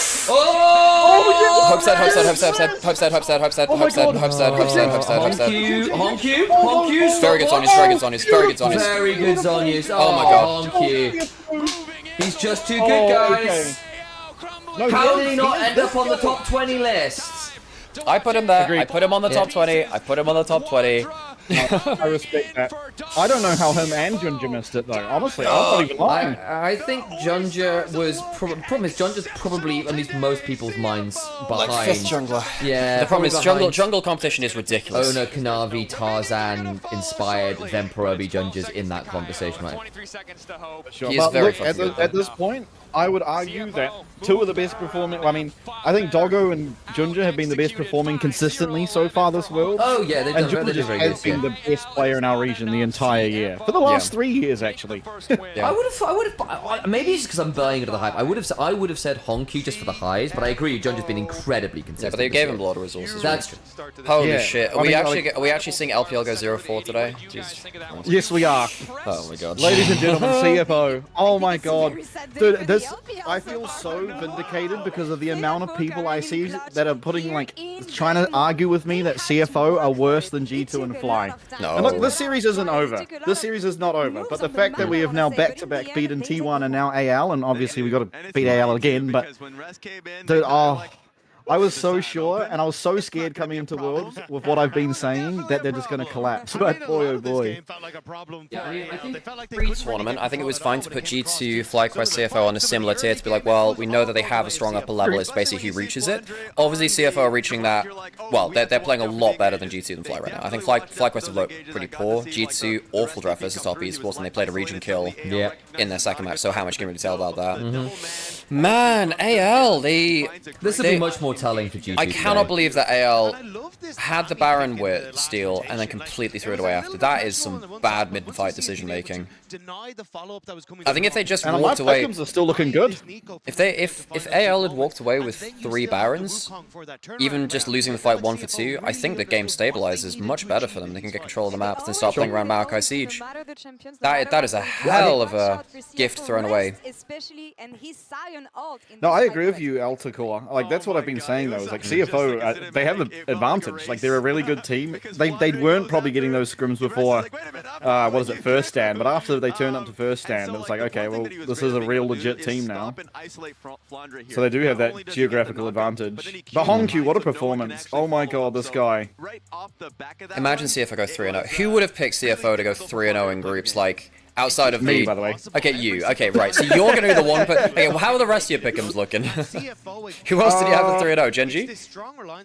I didn't actually. Well, you only pick one 3-0. You only pick one. Oh, true. So you're right. Shit. Yeah. Oh shit. So okay. Who was my? I think T1 was my 3-1. Right. And I think like this is the one that's probably not going to happen. I think I had CFO 3-2 because I was like 3-2. I can't remember. Yeah. Let me find Pick'em. And I had my Team Secret Wales was my 3-2, and I'm very unsure of that, but I'm always very unsure of Team Secret Wales. Well, as you should be. Like they are one of the more extraordinary. I gotta say, you know, the games earlier from Top Esports and then here as well have kind of just reminded me that LPL team. Look, we had a bit of a break from it yesterday, right? But LPL teams, their objective play has not been solid this year, not consistently, and particularly in summer. But like. AL, after MSI, their objective play was just as bad as the rest of the region. I can't believe this play, man. This is such a throw. They've just been gifted the game back. They've just been gifted the game back. You don't get opportunities like that often. That is a real heartbreak for them. Oh my god. Also, you know, on a bit more of a, like, I guess a sentimental level, I'm so glad that Rest had a good game because so many people just, like, count this guy out. Mainly because of that game 5 against T1. And, like, it's so unfair, you know? He played 0 on games. Even the team were like, it's our bad, we shouldn't have given him on. Because Driver was the on player. And for him to come in and, like, I mean, I'm gonna say it, he just gapped Flandre. I think it was so much more useful this whole game while getting counterpicked. Yeah, I'm so happy for Rest. Like, I think Flandre ended up playing the mid game just fine, but this is my worry with Flandre is I just don't think he's a very good laner at the minute. He is always down CS. Like, in fact, let me go check out GOL. I bet you right now, Flandre is the lowest CS diff 10. Yeah, he's got to be right up there. Let me go find out, because I bet you this is the thing. Players. CFO one more. But yeah. Top laners. Let's have a look. Rest does cop a lot of flack, and I feel real bad for him because, you know, I mean, for people that watch the LCP, he actually, like, in Split 3 carried, like, actually was the only reason CFO won a bunch of games. He is! Flandre average CSD of 15, minus 30. Fucking hell. That's impressive. Sam, you must post that. You must post this, Sam. No, just post the damn stats. Yeah, I'm gonna do that. I'm just clipping that for later. Later. Down 30. Yeah. Especially, that is an impressive stat line. Oh my lord. Yeah, I knew it. I knew it. Was nice, but he was still down like 20 CS. Altacore, they've got a large champ pool. They have a very, very large champ pool. I mean, we saw Draven yesterday in their best of one. You know, like this team. No, and they're very the only person who runs out of champs typically is Kaiwing, but in Split 3, he like Molecule. I imagine a lot of you have seen. So, like he was posting the amount of solo queue spamming of champs that he doesn't play that he was doing. So he actively worked to increase his champ pool because he was the only one that was like actively targeted or targetable, I should say. Oh, I mean, you can't control where the Kled ult's going, so if it goes onto the clone, it goes onto the damn clone, right? But oh god, man. Like just a Junjo so the worry with series like this for me, I don't think there is a single LPL team with good mental fortitude. Losing in China to teams which the Chinese fans will, analytically whatever, but the Chinese fans will expect them to win. I think a lot of these teams may mentally just implode if it goes badly enough. I think Top East was obviously primary on that, right? But you look at like, Anyone's Legend Game 5 MSI, and then how it came back regionally, and then obviously the controversy around the team as well. I do kind of worry about, that's a tooth in that, but that's kind of metal. Yeah, I do get worried about the mental fortitude.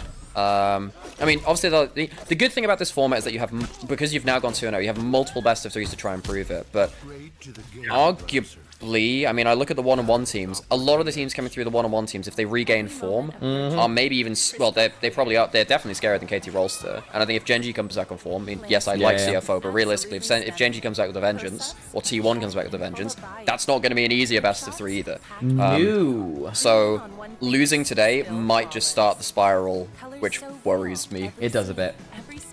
LPL is best of 1 merchants? No, they're not. No, they're not. They've actually been the opposite of that. Most of these teams have actually been best of 3 merchants, where they've lost game 1 a lot, and then they've bounced back in the rest of the series. Yeah, big time. Typically, that's happened. Now, AL, I think, probably were more game 1 favored than most LPL teams. Less so than, say, Team WE. Team WE were like the crazy best of 1, and they'd lose. They actually lost 9 series in summer, where they won game 1 and lost game 2 and 3.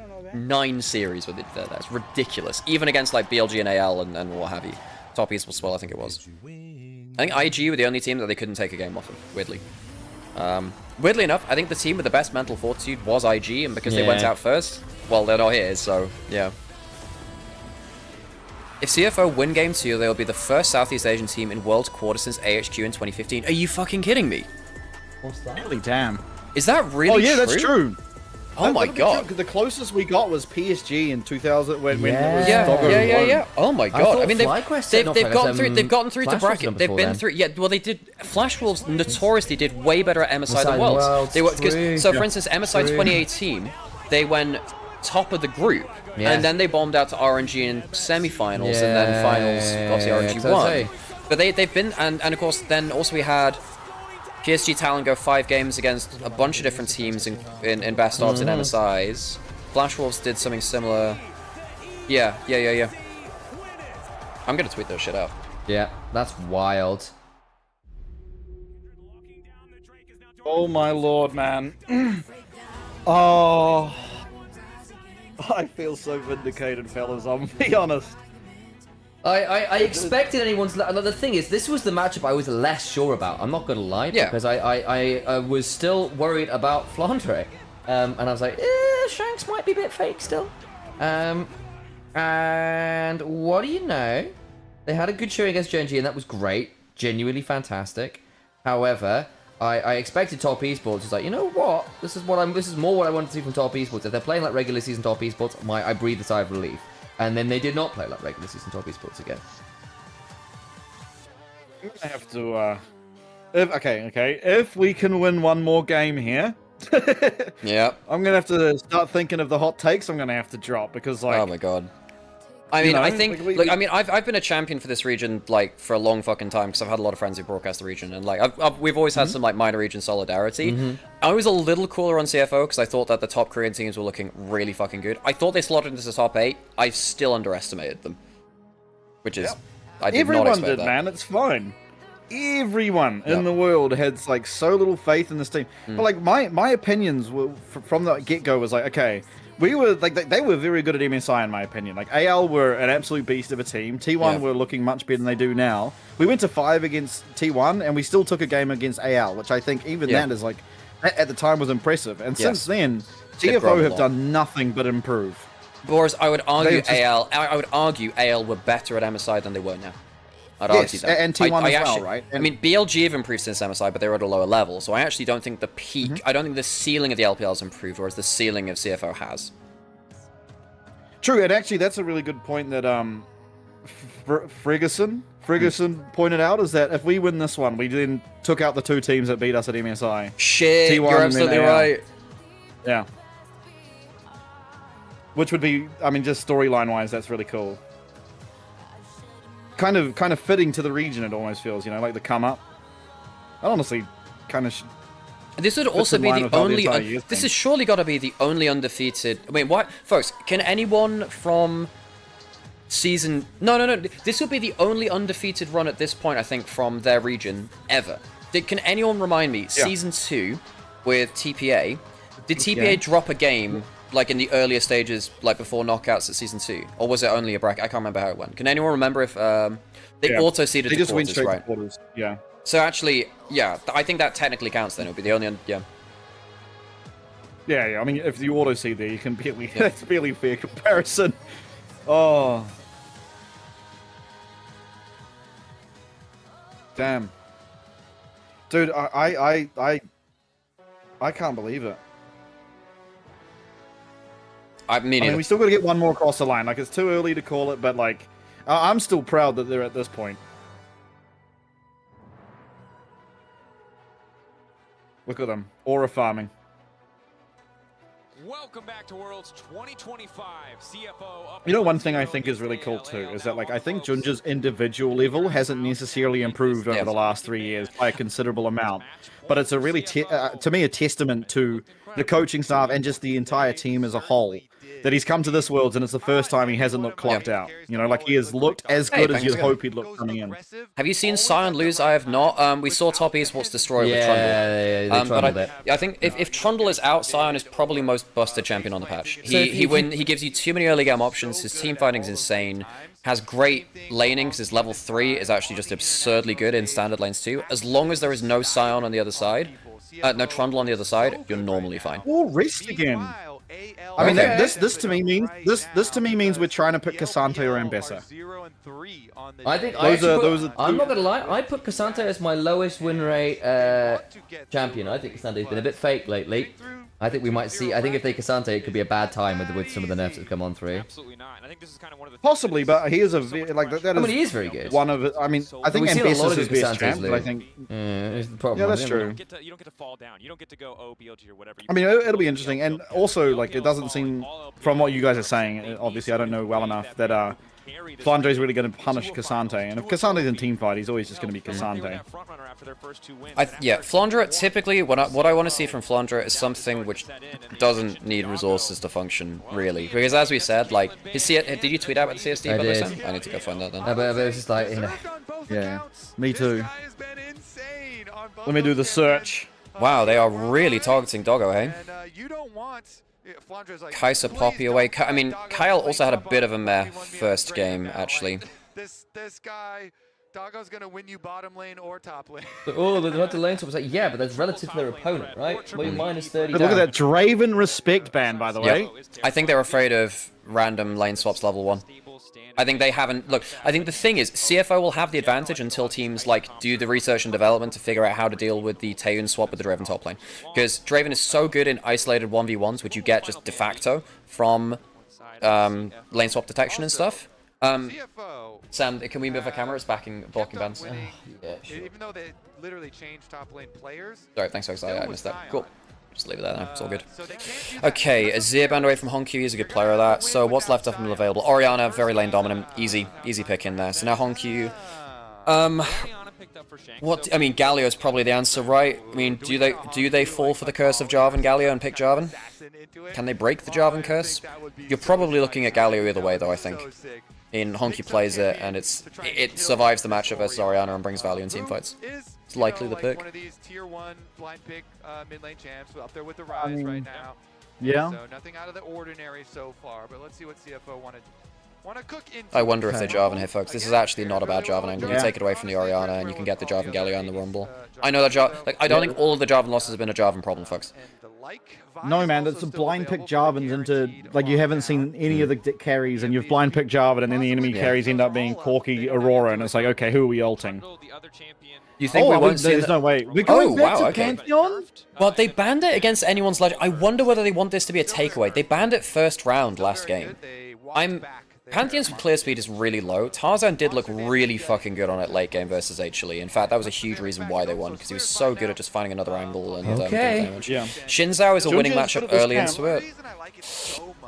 Tarzan at MSI had probably the best Shinzao game I've seen all year versus T1. I think it was in game 2. We had that insane Shinzao game. It was arguably the perfect Shinzao game, really.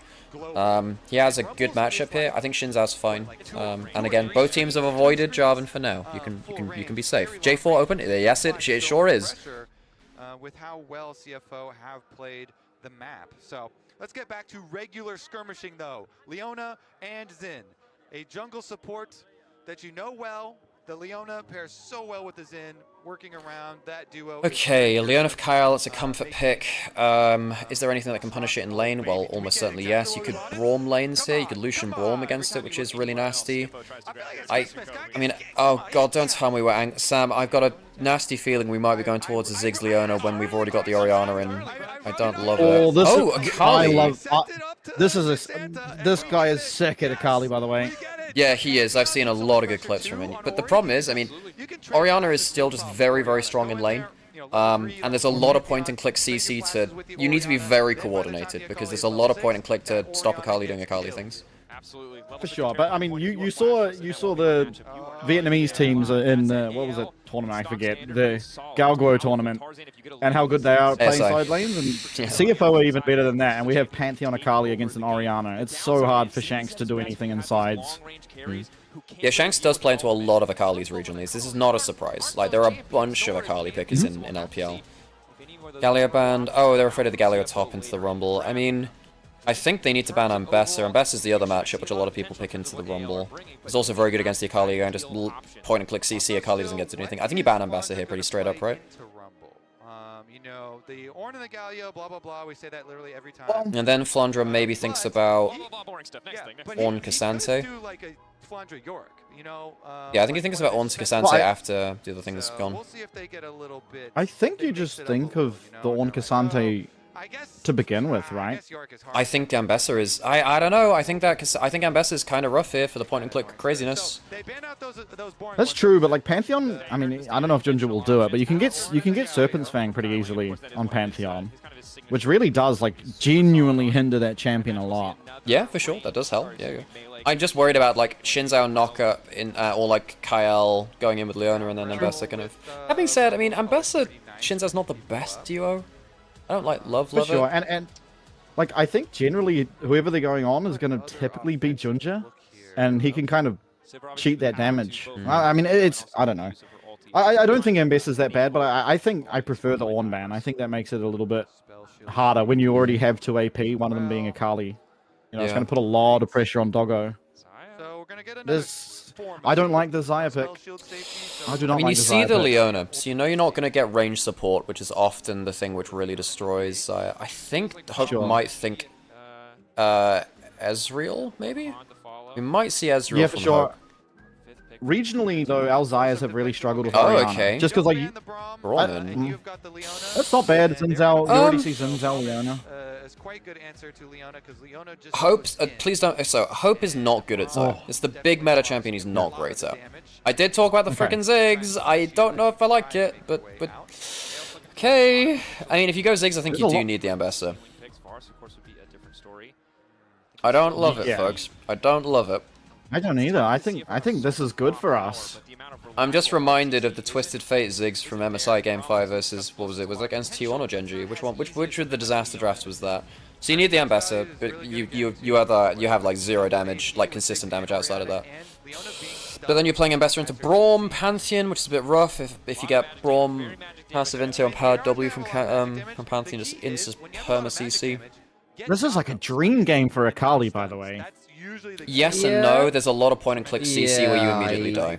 I think if you get hit by Leona, you will get eviscerated. Plus, I think there is a world where if Orianna gets to a decent point with a what will likely be a Roa Seraph's build, if you don't get far enough ahead, you may just struggle to get the full combo to blow up the Orianna. I know obviously you get to scary points. I actually preferred the Ashe. I actually preferred the Ashe. Lucian Braum. I mean, the thing is, Lucian Braum is a very good lane, very, very good at skirmishing, and there's a lot of champions who can actually pick apart with that. But you don't do that much in lane versus Ziggs Leona. Like, Ziggs Leona just survives. It just gets farm. You get a triple teleport because Ziggs goes teleport in a way that very few bot laners do right now. Fairly squishy team from CFO. You have temporary frontline with Braum Pantheon. This is going to be very early execution, skirmish heavy game. Whoever gets the early lead is probably rolling with it, I reckon. I'm wondering if Doggo can also take teleport this game though. Like the only CC that he's got cleansable is Leona. But that's so important. I think you're obligated to go that cleanse, aren't you? Because if you don't, then you just get insta-CC'd by insta-killed by Ambessa Ziggs. I think you need it, don't you? I don't think so. Like, okay, if Leona's using things on Lucian, I feel like you're quite vulnerable in the backline to Akali. Like, right, you kind of your only CC for this Akali typically is going to be the Leona, like maybe a third auto attack from Xin Zhao, but that's my problem is with that is like, so normally I'd agree, but the range of the combo is so annoying that I think Akali then has to like flash ult you to get in. It's not like you're diving in to follow up as much. Like Ambessa will, but I think Ambessa is fine to just do her own thing after all. This is not the if Lucian dies, Ambessa is pretty happy running through the rest of the team fight, I think. Is this a better draft than last? I think this is a better AL draft than last time. I think CFO still have a lot. You're absolutely right. I mean, this Akali could just absolutely pop. There's no AD carry for AL. Hope is a good Ziggs. He is. I'm just wondering if Ziggs is enough for this draft, you know? CFO don't have good honestly, engage. I do prefer our draft in the sense that like this is just quintessential CFO. Like they're very aggressive at the right, like, but it's more measured aggression, right? Like I mean, our whole region is aggressive in general, but like someone's asking, you get teams to get whales. Someone's asking one of the other chats on Onivia, by the way. Does Doggo have a Lucian license? He does. Yes, yeah, absolutely. Yeah, he does. Yeah, for sure. He has been really good at Lucian and regionally, of course. But I mean, it seems like he's even better here at Worlds than he was regionally. So yeah, he's take those. I mean, I think it's really easy for me to forget at points because you know I got to cast the shit Doggo he is. He was very good when he emergency subbed in to CFO, not CFO, to PSG when Unified had health issues, and then he had some good games on BYG as well, despite the fact that team was a bit of a mess. His first year on BLG in 22 was pretty good. 23-24 was when he looked really quite suspect. Like Doggo has had some insane, crazy ceilings. It's just that we've not seen it because he was just very bad on LPL. Yeah, he was. Yeah, I've obviously biased, but like I have the pleasure of watching him when he is playing very well. Getting the Akali game in before the second win nerfs. You mentioned it before. If you can just get that Orianna's flash, the second Akali ticks over to level 6, she has. But yeah, it is a scary game to be Orianna. If your flash is down, like you're just dead. I'm having to argue with someone on Twitter that Flandre being 30 CS down is purely a product of having to lane swap into AD cards. Like, yeah, I mean, he's also been dropping too much farm in that situation. Exactly, he's also been dropping too much farm in that situation. Like, no. Yeah, like yes, the lane swaps are a thing, but also like if that's the case, the other top laners should also be dropping similar amounts of. Yeah, but then you're in a 2v2. That may change things. You've got support items. Like, it makes a difference, but not to the tune of 30 CS. Also, like, support items still count as CS for the person they give them to, too. They just count as CS for us, so that doesn't show up on the stats. Yeah. But it's like, yeah, but like, of course the 2v2, because it's the 2v2, the top lane of the 2v2 gets some advantage. Like, yeah, but... By the way, Riot really tried to remove lane swaps from this world, and in fact, I think the 4-minute... You know, weirdly enough, I think the 4-minute lockout has actually made it worse, because it means that you have more of a guarantee... You can pick heavier for the 1v1 top lane now. And you can't keep switching to get out of it, yeah. Yeah, you can't just swap in time and time again. You don't want to jump into the wave there as Honky, I don't think he... Oh, his W came back up. Good try from Shanks. Yeah, see, Shanks is fine in the lane here. Oh yeah, he will be. Wow. There's jungle intervention that makes it. Honky missed a Q. He missed a Q. Yeah, if you miss the Q early on, it can be really sad, especially if you don't get your energy recharged from it as well. Akali is very much about Q accuracy. Yup. Yeah, 100%. Akali does have ridiculous base regen. She has one of the highest regens in the game, plus Door and Shield, because that's how they forced her into, like, actually being viable. Okay, yeah. Yeah. It's one of the reasons why second one got nerfed done. I'm sure you know this, but like that's also part of why Cassante is so good, because he has literally the second highest after Vi. I don't know why Vi stands alone at the top of the tower. This is a decent dive attempt. You can maybe satchel out of the W here. Yes, you can cancel that out. Nice. Okay, still got Braun. Yes! Double flashes. That was pretty well played for. Now the thing is, Hope does have teleport, and he does get most of the wave. You got triple flashes there, by the way. You got triple flashes. Hope gets the teleport back to lane. This is not the best dive ever. It's still good. It's still good for CFO, but it's not the most important one. And you're having to burn all 3 flashes to secure that drop. And like, yes, Chunja getting it is nice. The Pantheon having an early kill is good. But it's not really affecting the lane that much. Oh, Honkyu's having a horrible time. Although now Shanks is out of mana, so it's not as bad. It's a late recall from Junja, so even though he's got the kill, he's a little bit late on the next reset. Doesn't matter too much. Shanks still has teleport in mid lane. He's happy just farming up. Because Orianna, typically, if she dominates the early phases of lane, can just kind of extend it until she gets the best possible first back. So now she's likely to get... I mean, if you... I'm trying to think how much CS you really need. You're going to get... If you can get to tier and Lost Chapter or tier... Well, I guess you go Roa first a lot of the time now, actually. If you go tier Catalyst, you are just... You can't be removed from lane anymore. You just have way too much HP, mana, and regen. And again, like, he's staying for an extra wave over Honky as well. He's 10 CS up already. He's going to actually be... So, Honky backed on 30 CS. Shanks is going to back on, like, 40-something. So he's going to back with, like, an extra 500 gold or something like that. Yeah, that is true, but his items are going to be less powerful. Yes, but he gets them on a great timing, and now you can't remove him from lane. That's true. Ever, basically. So while, yes, Honky has now survived the first bit of lane, and he'll actually have agency in a way he didn't before, Shanks can recall now, and what's he getting? He's going to get tier Catalyst? He's get Catalyst straight up. He doesn't get the tier, but that's whatever. He gets Catalyst first back, very happy. Yeah, he's pretty immovable. Kaiwing is planted on a ward. Yeah, Honky's trying to freeze the wave so we can have a better phase of lane, because after you reset, it doesn't matter what trading happened before that. If you get the HP advantage, the phase before that doesn't matter. So Honky... Okay, Loki... CFO are breaking ankles macro-wise here, by the way. They got the Ziggs teleport bot because of the dive, immediately went top, so Ziggs then recalled, went top, and by then they'd pushed the wave in and recalled, and now they're on Dragon with a numbers advantage. I think CFO are happy... I think AL are happy not fighting early, though. Right, as it stands right now. I say that, please don't fight here. You're against a Braum, you're against a Braum. Honky's got a great angle. What are you doing, AL? Oh, Honky could just murder Tarzan. Oh, actually, that's not bad onto Honky, who's probably dead. Oh, no, the shot! Oh, okay, he traded. Kyle missed his flash Q at the start, by the way, so he's probably just dead here. I think this is bad. Pull him out of it! Oh my god, he's still going in, Kyle. Well, Kyle had no flash. Shanks actually might still kill here, by the way. Yeah. Yeah, I mean, Kaiwing's dead? Okay, so they actually still win the fight. So this is... hell, son. So CFO get the Feats of Strength marker, but the fight is 3 for 2 for AL. That Satchel stopping the Ambassador ult. Oh, Jesus Christ, man. And Risk got two plates, so Risk is really ahead now. That's true, it was a 5v4. It was a 5v4. So though... Yeah, I mean, CFO win the trade. 2 for 2. So CFO actually get the advantage, because they get Dragon and they get 2 plates. Yeah, and an even trade on kills.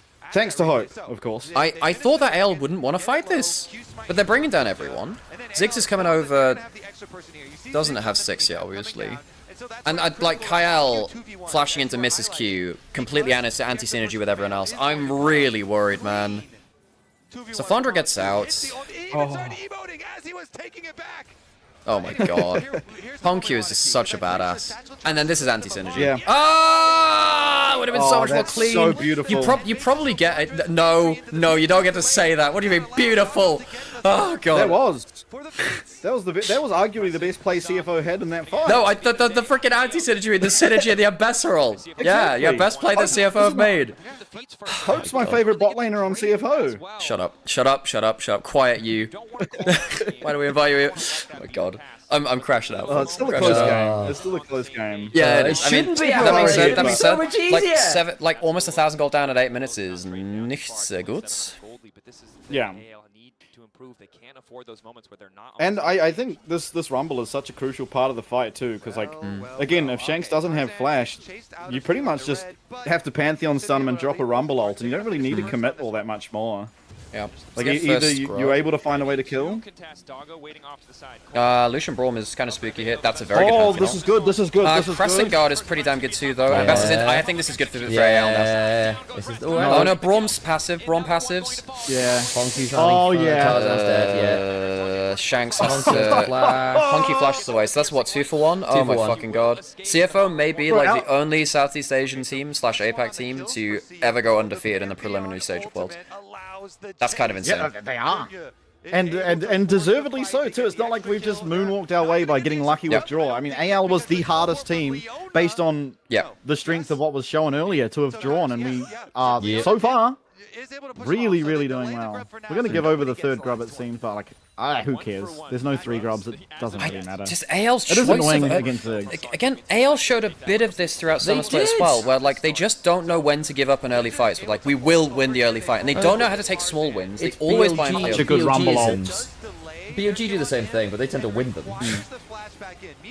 Well, it looks so good, but I think it was because none of us were able to see the fact that there were 3 people just sat on top of a Rumble ult. I thought the Crescent Guard would mean more for that, but it did not. Yeah, well, yeah, Rest was the one that was challenged, so he didn't actually get hit out. That was a mistake from Tarzan then. Oh, well, I guess he didn't have a choice. He needed to just bot back the He needs to bot back the Pantheon to stop the stun coming through if at all possible. I mean, so Shanks is still strong. He's about to get to Roa. He's actually had a good early game still. He's actually winning the 1v1 versus Honky, forced the flash out of him as well. It's a big early lead to give up pre-10 minutes. That's a lot. 1,000 gold lead before 10. That's rough. Braum value's gone insane, by the way. This is a game state where, you know, if you look at any LPL team or LCK having it against someone, you're just like, oh, this game looks over. I'm not even trying to exaggerate, you know, like, I mean, Artican aside, I guess. That objective is funny, but, like, this is a really substantial gold lead now. With objective advantage, too. Yeah, the objective advantage really helps. If they get a second dragon uncontested, that's when, like, all green lights are on for CFO, I think. Yeah. Shanks, I just don't get why look, I really think they needed an item to fight, especially against Lucian Braum with a lower range comp. Well, in terms of like a lower range trio of Ambassa, Shinsei, Leona. I just don't get why they fought into it so heavily.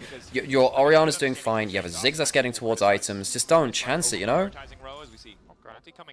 Shanks is laning well enough into Honky. Yeah, no, he's actually doing very well here, and this is why he's 2-0. That's your way back in as Orianna just being too good. It's way more about Honky about what he does in teamfights later. Honky is happy to not win the individual match and just smash the fights later if it comes out that way. Oh, for sure. I mean, Doggo has flash, but he does have to burn flash, which I think is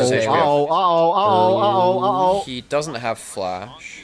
He has ult. He doesn't have Predator. Yeah, he's fine. He's fine. I don't think he is. I think he's gonna get CC'd up here. He might fly onto Shanks now. He might fly onto Shanks now. He's gonna have to, isn't he? He's got hope behind him now. He can't go forward. He's dead. Gets the Q3 onto.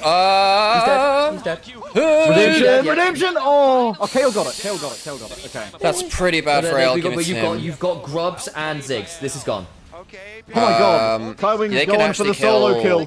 They can actually support combat this. Oh my god. They can satchel Pentagon. They can't get any more. That was almost an empowered Q onto Kyle, which would have killed, I think. So, Dragon for CFO, defend top tower, they expend some ultimates to do it, but I think it's a bad thing. Like, yeah, CFO have been the better macro team on the whole. They have been. They've been a little bit ahead in terms of what they want to achieve. Again, they're onto the tower next after this reset as well, because they all committed very heavily topside, delayed from resetting. Shanks has Roa. I mean, Shanks is scary now, in fairness. Shanks is actually pretty scary. And this is the kind of game where a Shockwave can turn an entire fight. Oh, Megacone. Oh my! Megacone. Woo. It's fine. Got the. I love when observers do that. Yeah. Super blast cone. Braum coming in. With just a Braum coming flying in. Yeah, no, Shanks is the one worry, but like again, it's so hard for him to play. If Pantheon like ever has flash and Shanks doesn't, it's very hard to play. It was further antics and survive, but good for AL to be able to finish that kill and get out because the game had Honky was I've got the struggling this LCK game, casters thanking me for mentioning that KT go out in quarterfinals every Worlds. Like, yes, good.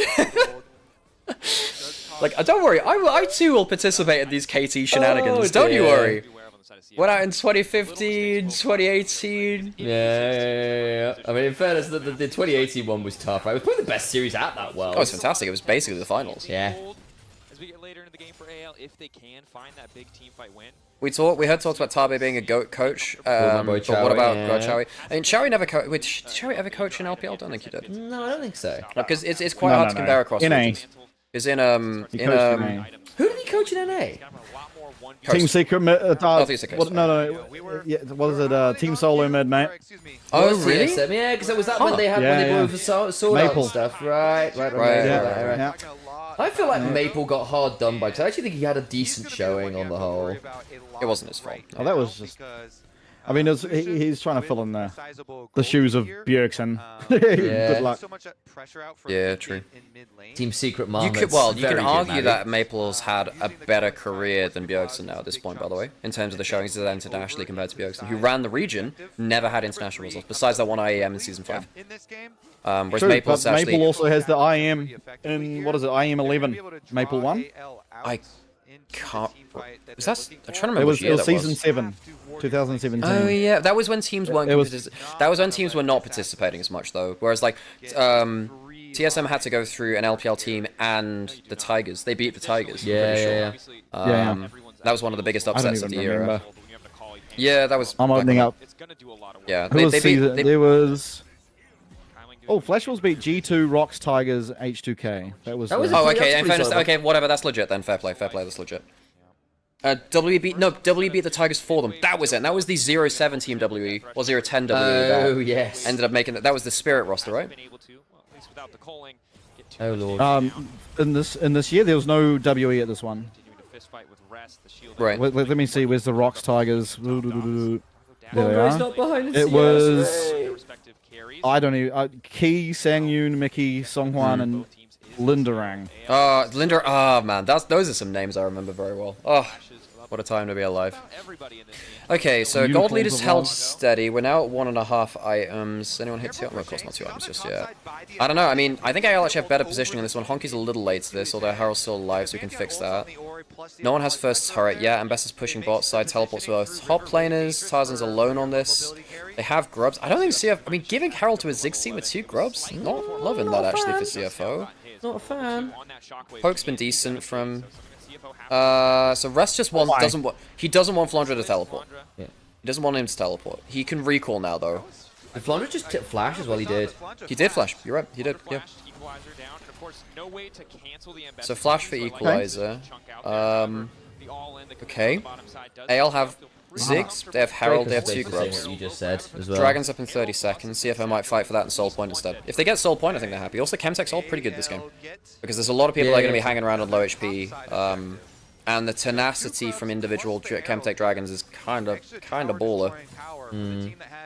Heavily overlooked thing about basic Chemtech Dragons. It gives you is one of the few sources of tenacity in the game, plus heal and shield power, which is occasionally very good. Not really in this game, but yeah. Yeah, it's a tenacity thing in this game, but even then it's... Well, I mean heal and shield power, tenacity is better for AL. If you stack 2 of them, extra 12% healing on Sundered Sky, actually pretty big. True. And redemption. And redemption. Yeah, and redemption. Fair play. Okay. And Mbessa. Yeah, if Mbessa gets it, then it's ridiculous, yeah, for sure. If you stack 4 Chemtech Dragons, not that if that game goes that long, there will probably be other issues in the game. Yeah, for sure. Okay, Hope is not going for the tier build, so he's not going Saras later. He doesn't want to be he doesn't want to drop off gold for that.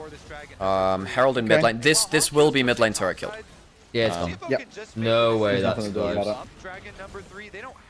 CFO don't even get Dragon off for this. I'm kind of worried actually, you know.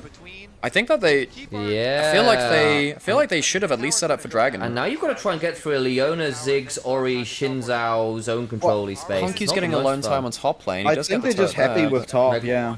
And Mega Inferno bomb mid. I don't know if they should be happy with that. They're giving up a chance to Soul Point. They lose mid turret. They need a fight soon. Can they TP in? Yeah, They are very fast. Rest being jumped on. Oh, so they are fighting for Dragon. Rest being jumped on. He's dead. Good. This could he's going to get his equalizer down though. He's gonna die. Okay. Okay, this is still going good. Honky's in a good spot. Good spot for him. No, the slow can probably kill Flandre here. Not this is good for it. Shockwave. Hope's life. Hope's life. Hope's life. Hope's life. Oh my god. Oh, it's close as hell. Nice. Oh. Much better. Well, Disaster. I think CFO made a grievous error not setting up when they knew they were giving up and the they just Herald. face-checked far too many people there. I mean, the fight was close, but I think they didn't set up for the fight well enough in advance. Rust was going over enemy vision to get there. Yeah. Honkyu did do a decent amount of work, but now, I mean, you've given up... 1-3 now versus 4-0 Ferrari. It's going to get tough. Gold lead's flipped. Doggo is still very strong. Going back to Cleaver third for the extra HP. Not sure I love that, actually. So AL got so much also the shred. I know, I know, but also it's just better on Pantheon a lot of the time. I don't love it on Lucian because he's so crit dependent nowadays. I mean, Doggo doesn't have many Brawn passes to work with right now. The Pantheon's whatever. And it's a good flame spitter thing, the angle from Rest during the zone years, but like it's just not enough. It's just a little too spread. Yeah. You actually, I think CFO are pretty good if the spread is a little bit closer. closer. Jundra out of his W? Yeah. Oh. He misses onto Hope, not that would have mattered anyway. And Hope also dodges the Winter's Bite. Yeah, very nice. Nice for Shanks and QW. Shanks had a great fight. Yeah, he did. Shanks yeah, had a he very did. good fight. Really, really good Shanks fight and from Flandre. Shanks. It's just, if it was a little closer, CFO have the mobility to go from one side of the fight to the other. When it's that spread, you don't.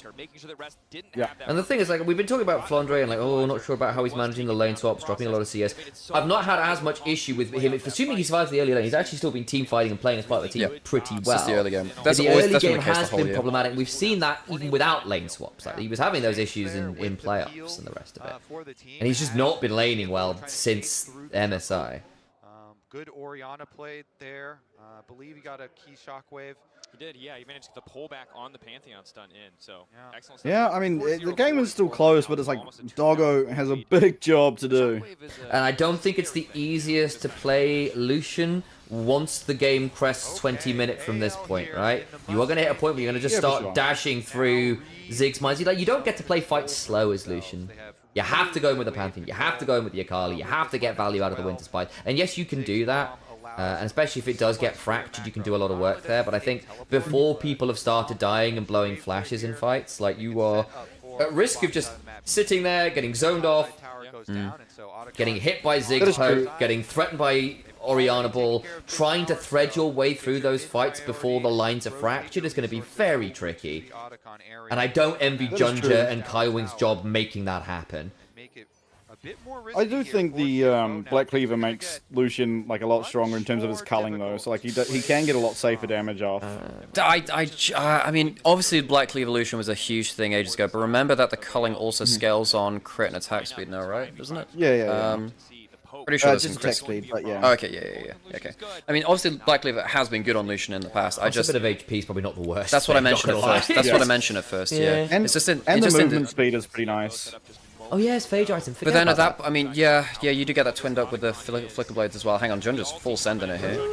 This is good. I think this is good. This is good. amazing. Shanks step. Oh, Shanks said no flash. I'm surprised that the Satch. Hope is safe. Hope is safe. So you lose 2.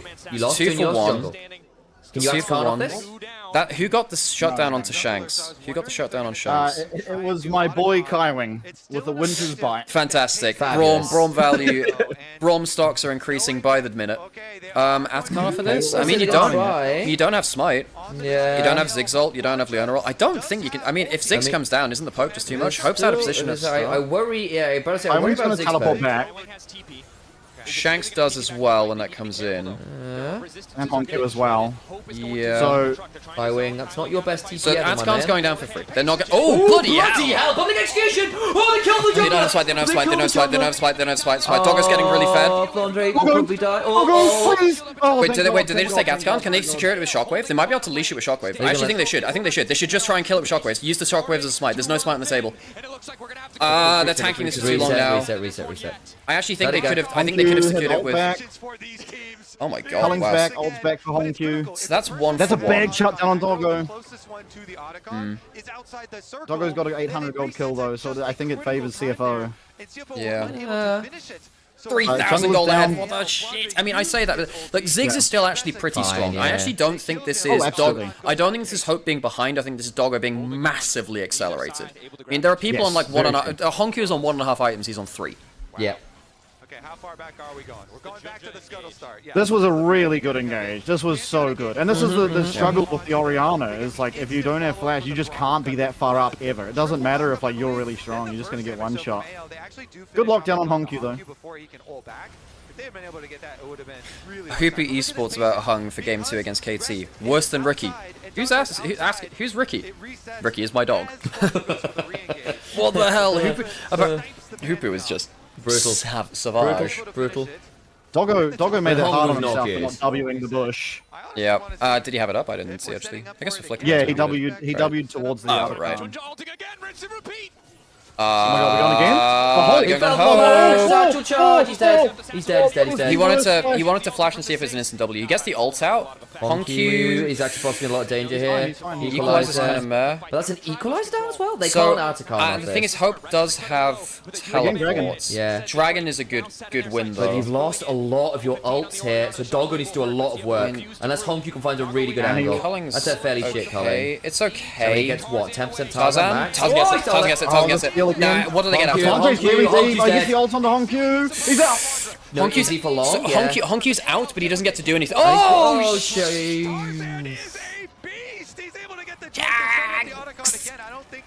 Far out. Nearly. As well. Yeah, but also like there's no TP for Honku, so he can't join. So this should be Artican. Okay, Ginger doesn't have flash. No ult for AL. Doggo nice Talon strike. He's a flash. But he has to burn it. So Doggo can't fight now. You can't play this now. As All the actually- gold's gone. Oh, John Jett. Oh my god, they just keep going again. He's gone. There's no way he gets to get out of that. He doesn't have flash either. Okay. Nice. Okay. Oh my god, Artican scares me like very few things do. Oh my. Artican's gonna reset. Oh my god, it's reset again. Wait, can they actually go for this? It's reset again. They can't do it. I don't know if they can. I guess Kyle can tank. No, Tarzan can tank. You're right.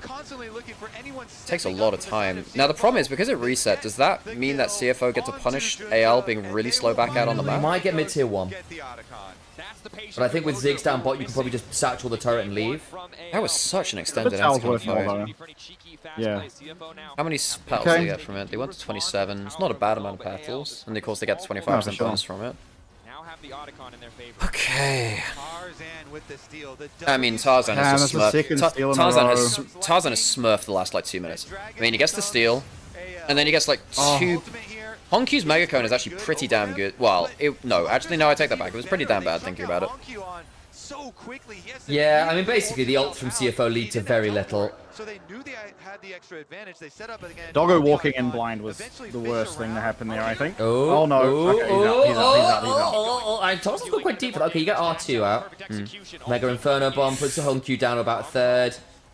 That's quite a lot of ults burned for that. Yeah, even though this Ziggs is like 3.5k down, I don't think it matters too much. He's pretty much in line with most of the items. He's got spell sling issues as well, which is quite nice. He'll be fine. Yeah, sometimes pretty good. It's just that Doggo is just so unreally fed.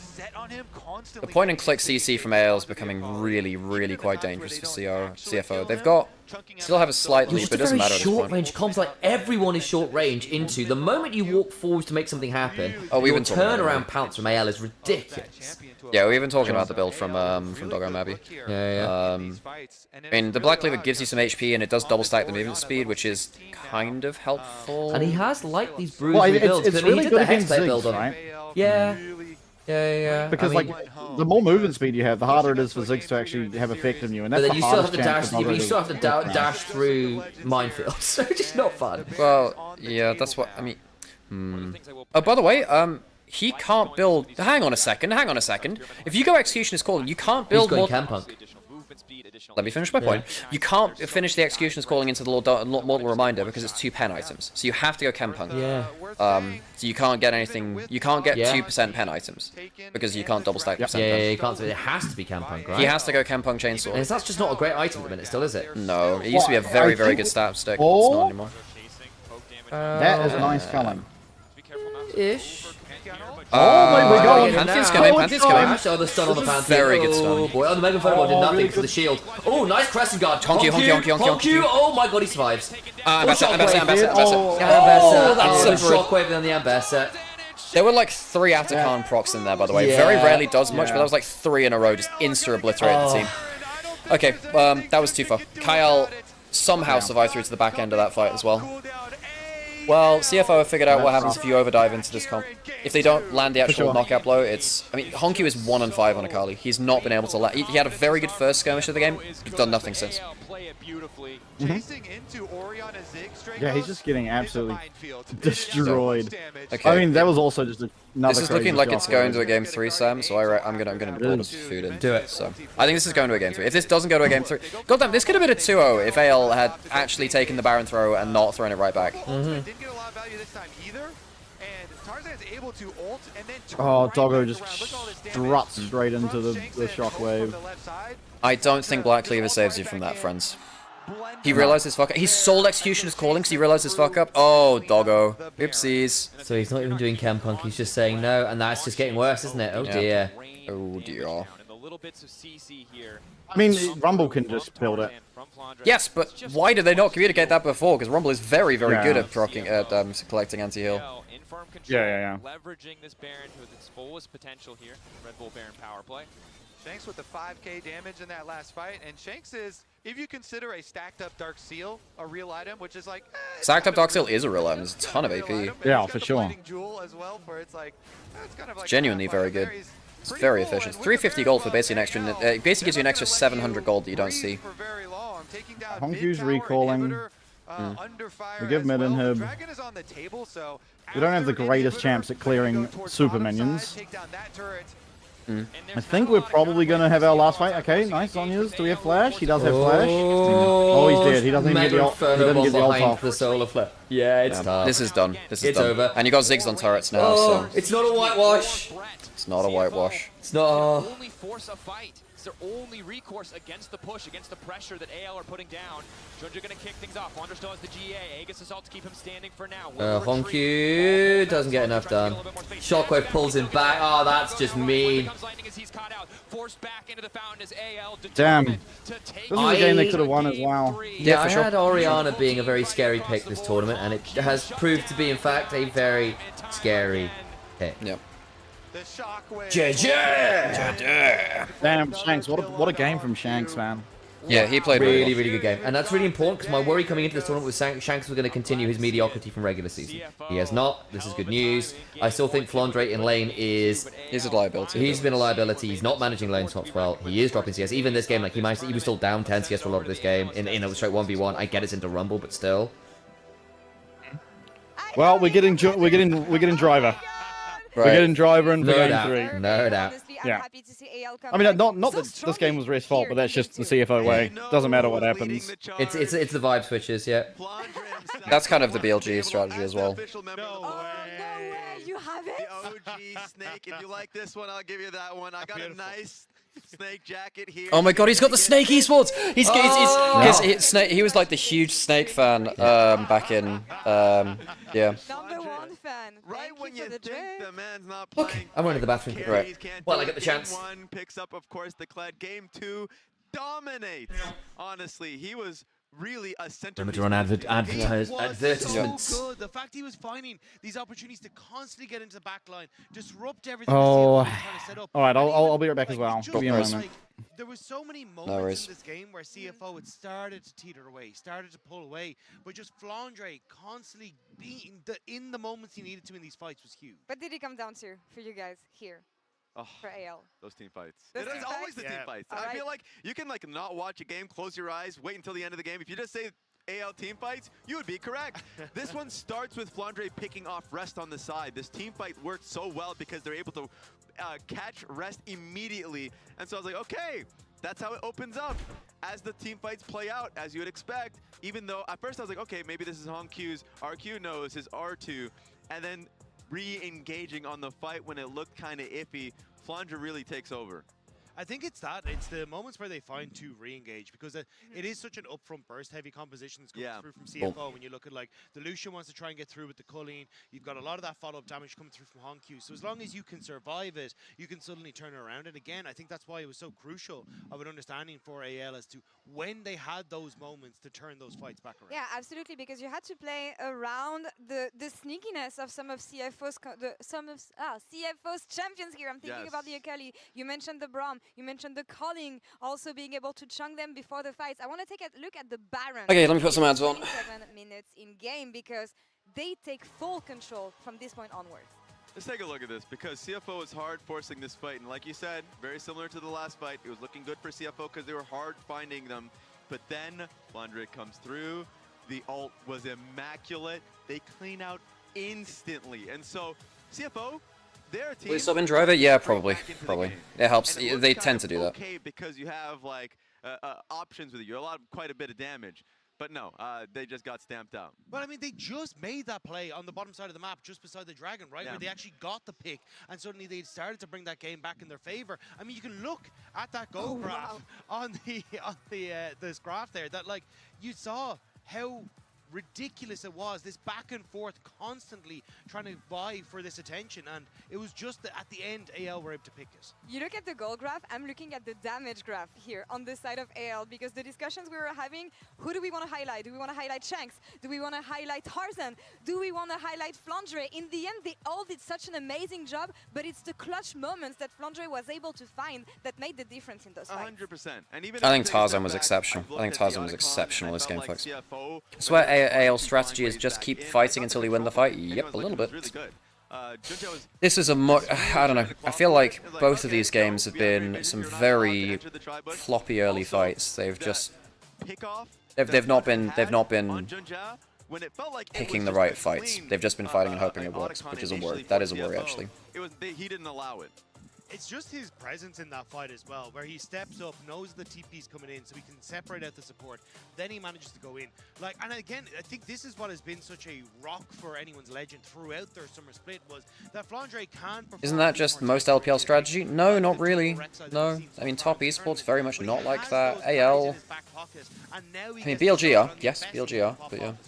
And it's just funny because while we were watching that game, and I saw Pantheon with you know, his Q max and everything, I was like, okay, this should be an easy Drake pickup. Like, you have Q on Pantheon, you have Smite, this should be easy. No, Tarzan still is able to take the Smite. So I was like, do I ever doubt Tarzan in a Smite fight at this point?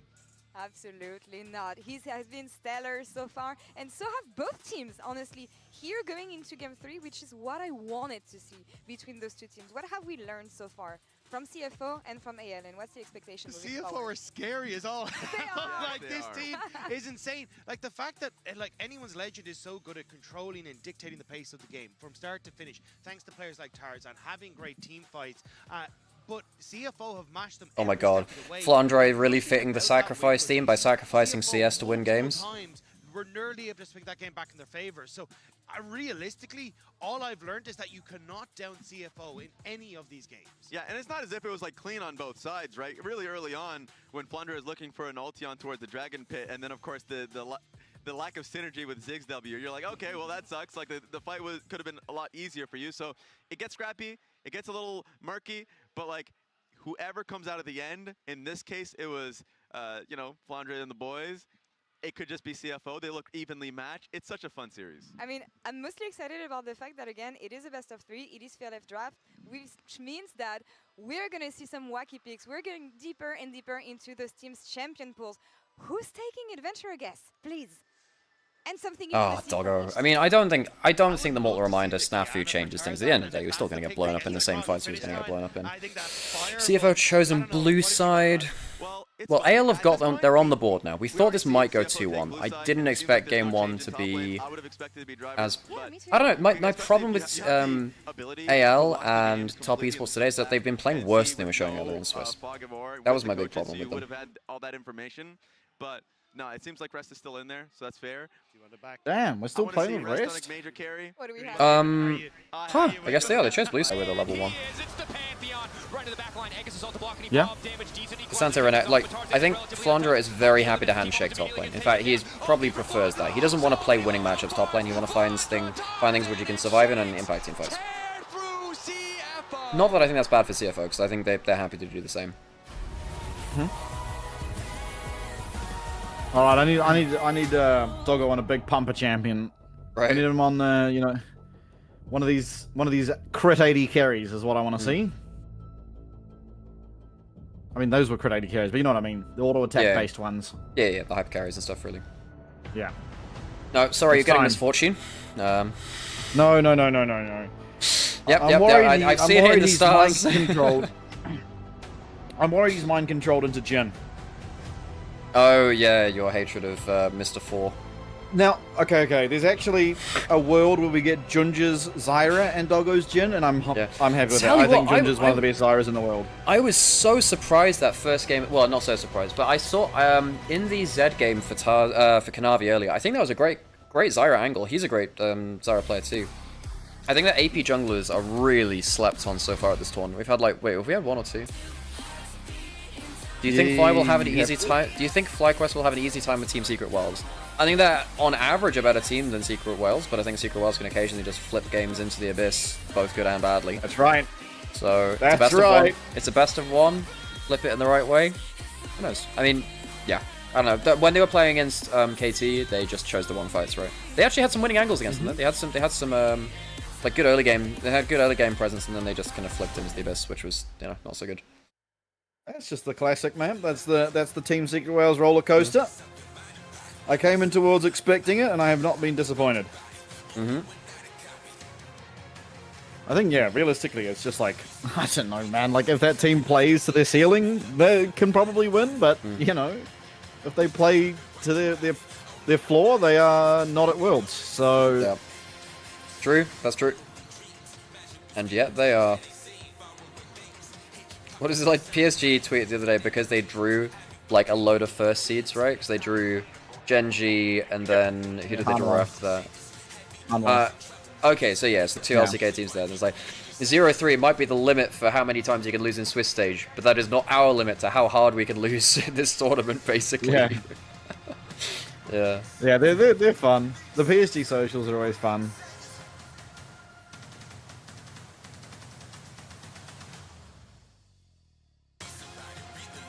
Their tweet 47 minutes ago as well. Speaking from the BDS incident, we will stay until the series is done. Oh, that was so sad too. Just getting reverse sweeped after forgetting Kaiser exists. Oh, this can't be real. 1 minute. Oh, I can't believe we're using rest again. That really surprises me. I mean, they're just. Is it just a habit that they do, or they? I mean, maybe they're just locked in right now. This would be the first series this entire year they did not swap. Wow, that's interesting. That is interesting, huh? I mean, Secret. It wasn't Secret Wars. It was the team at ASI that were doing the same thing between Style and Artemis. Can't. Wait, was it they? That was Style and Shogun. Sorry, MVKE, Vikings. Vikings, that's it. Yeah, not Artemis. It was Style and Shogun. Yeah, and Shogun. Yeah, they were swapping them every series though too. So I don't know whether that was just an ASI thing, but maybe it's a more PCS thing. They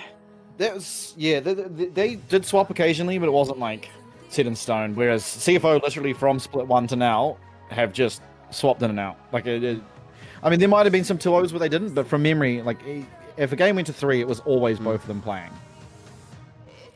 So, I mean, Rest is the carry top lane out of the two. You know, like, Driver, I mean, he carries, but not, like, playing carry champ. So maybe they just think Flunder is a liability and can try and punish that way. Which, I guess, based on how these games are going, is a reasonable way to view it, just by virtue of, like, how far ahead Rest has been able to get. Although that was a very good Ambassador game. He's definitely not been a liability. There's a player called Stalin. What? Hey? That's okay, right? Oh, no, I think he's asking. No, that means Style. Style. I thought... Right. I was like, what the hell? This is like the last chance we're Yeah, gonna get. style 1E. Style 1E. Yeah, okay. I'm just saying, like, that's not the case, folks. Like, let's chill out. Absolutely delivered in these last 2 games, and I doubt game 3 We're good. is gonna be Crisis averted. Action-packed, just Okay. the way I Well, like we don't have to it. worry about Oriana And again. game 3 Nice. here, this one Yeah, should so, be a yeah, that's treat. true. Or, I mean, so you have Azir as a must-ban for AL, pretty sure. For all 3 games. Yeah, Honku will pick that. Remember, this is the 2-0 And there it bracket. goes. So, you do move on to quarterfinals if you win. I mean, Honku, I'm not worried about his eliminated. champ pool. If He you lose, will play anything. And I'm just pretty- worried pretty about okay with it. if Shanks gets a dominant laning phase, that is a problem for CFO, I think, because he's very good at controlling a lane and then just bringing that to a side lane as well. Galio is still up. Oh, Jarvan! Anyone want a Jarvan? Can I interest you in a first pick Jarvan? Yeah. I think if AL don't ban... First pick Kiana, I'm going to say Maybe. both sides could do Oh. it. It'll get I banned. mean, yeah, that's It'll ban red side, yeah. I think They're never gonna as well, I don't think Shanks can pick Galio if they don't ban Swain, because Honku will immediately slam that, and he has done it multiple times, and he has absolutely ran the game. Yeah, the only person playing Swain in LPL was Rookie. Rookie was playing it. Yeah. So wait, no, Bin did it. No, Knight did it in 1. Yeah, Knight did it, yeah, but he only played 1 game. Rookie played like 3 or 4. So there's like 1 or 2 players. Like, it is a known pick to the LPL teams, but whether they consider it in this draft I is mean, another thing. Chovy got away with it the other day, but he was the only one. No, Honku, this is a man, like, Honku did it in Split 1, he's been doing it the whole year. Like, if he sees Galio, he just locks it in. No, I know, it's just saying that we saw Maple did the try same. that into Chovy and it didn't work. Well, I but actually it's thought the Chovy. pick did, but it's the Genji were a better team. Yeah, I agree. Yes, I agree. Like, I actually think the pick was good, and it actually worked out fairly well. Concur. Yeah, they just took some weird fight, Wayne didn't have ult and stuff like that. Also, just things like they tried to pick Braum and Braum didn't die and people collapsed a lot faster. I was wondering if we were in Caitlyn territory Yeah, now. I think probably Sensei are. Rek'Sai likely top lane picks. Okay, Maybe so an the outside list chance Raven for open Jax. this time. Yeah. Which now if they pick Rek'Sai, you know what can happen with that now. Yeah, I mean, Doggo, I think that's like a one and done type thing. He is a very good Draven, don't get me wrong, but I don't think It's very just draft Yeah, specific. it's when you see Rek'Sai, you immediately can I consider think, it, basically. yeah, I think there is a deeper way to establish that playstyle. Where you just have an AD carry pick for the 1v1 top lane rather than the 2v2 bot lane, and Draven's very good for that. There are other champions which can do that. First pick This is solid, but it opens up. Galio's opens easy up lock. Galio. Galio very easy lock. And then you're looking at, well, I mean, it could be Jarvan. Does Shanks want to go for something else? Is most meta champions. You can Alistair This also Civ. stops. You could also Sivir for Hope. I don't think Yeah. there's that much lane dominance. I think if you can Alistair Sivir, that's really good for Does AL. Junju then just lock Jarvan because you're into the Sivir? Trundle? Trundle means that you can then Cassante safely. And you've got you can't- Alistair to already take away the tank option. That's that a means point, Rest is, yeah. and at this point, what does Rest have that will be... Yeah, with early Trundle drafts, the mindset switches to what champions can you pick which can tank Trundle. Braum's gone already as well. Braum and Alistair are the 2 big ones because they get resist through percent damage reduction rather than resist. You've taken the Alistair away. Yeah. You've got Renekton. I think this is a good pick. It's fine. In Yeah, game it's best of 3. the rest, really. Best of the rest. Gotta blind something. I mean, Haha. there's also Jax, but you wouldn't want to pick it here yet. No, not yet. It's, Jax is pretty bad into Alistair on the whole. You know, a mobile champion. Yeah, but it's very good into Generally a mobile Trundles. champion against a Trundle pillar. You Will get interrupted by the now, Yeah, I mean, you've got the jumps and the pillars, you can get over very easy, I agree. What do you pick for Junj? Maybe, I don't know if you want to pick Zyra or Talir. I think that's bad. Also, Zyra's not fantastic into Alistair. Neferi's not bad, you get over the pillar quite well. Vi's Yeah. okay. Vi still Vitalir is fine. Vi's okay, but my no worry... Kai'Sa. Yeah, There's no true. Kai'Sa. You might... No, I is hate to Ezreal? say it, you might be forced to go with something like the... You need follow-up. You might need the Jhin. Jhin, yeah, Well, you might be required. Yeah.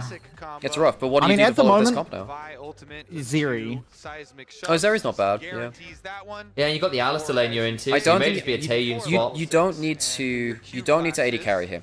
You can pick Shanks on the Galio. long. No. I don't like this at all. You've got point and click No, from I Nexus, think point and click it's from Vi. I think that's not... I mean, Shanks wants to bully lane. He wants to bully lane.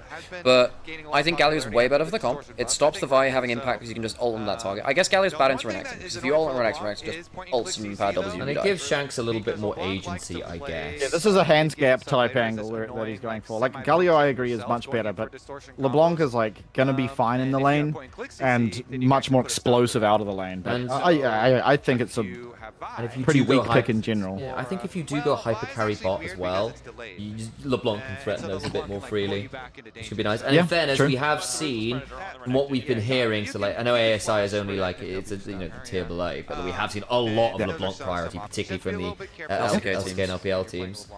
So we'll see. Not really the LPL, the LCK mainly. Shao played like a game of it. Played like 2, but yeah, I agree. You played 2 or is it just the 1? Okay, the Rakan ban is really important because we have Vi.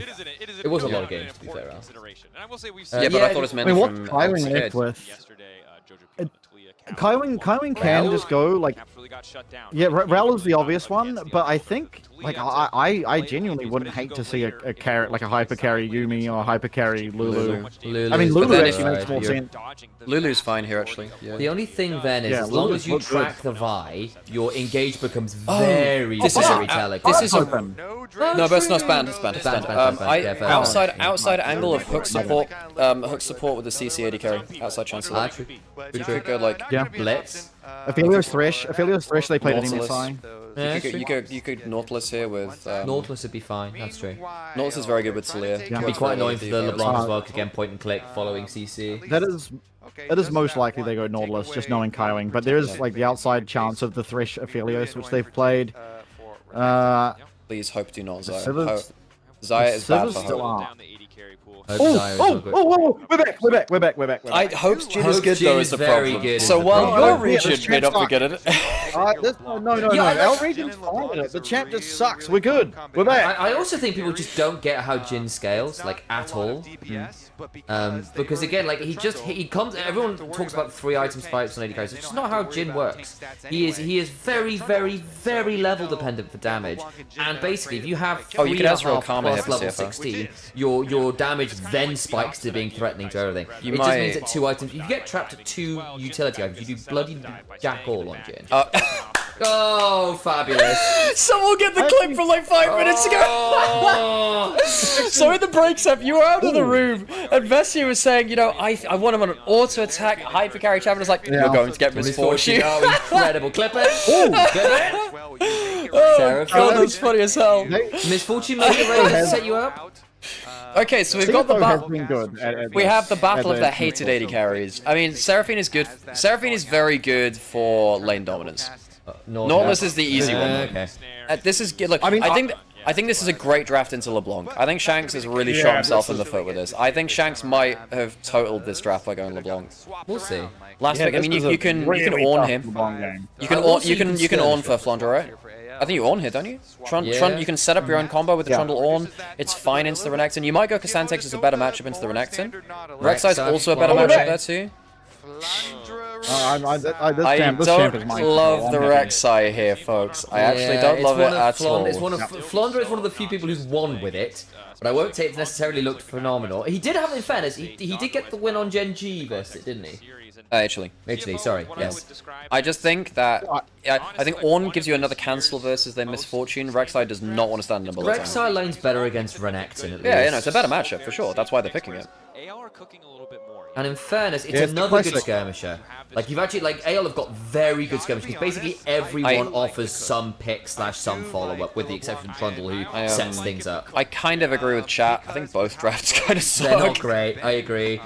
Okay, so you have Vitalier, Renekton, Vitalier. Like, you have a lot of point and click from CFO. So if someone missteps from AL, someone can die with the burst damage. You have very little DPS.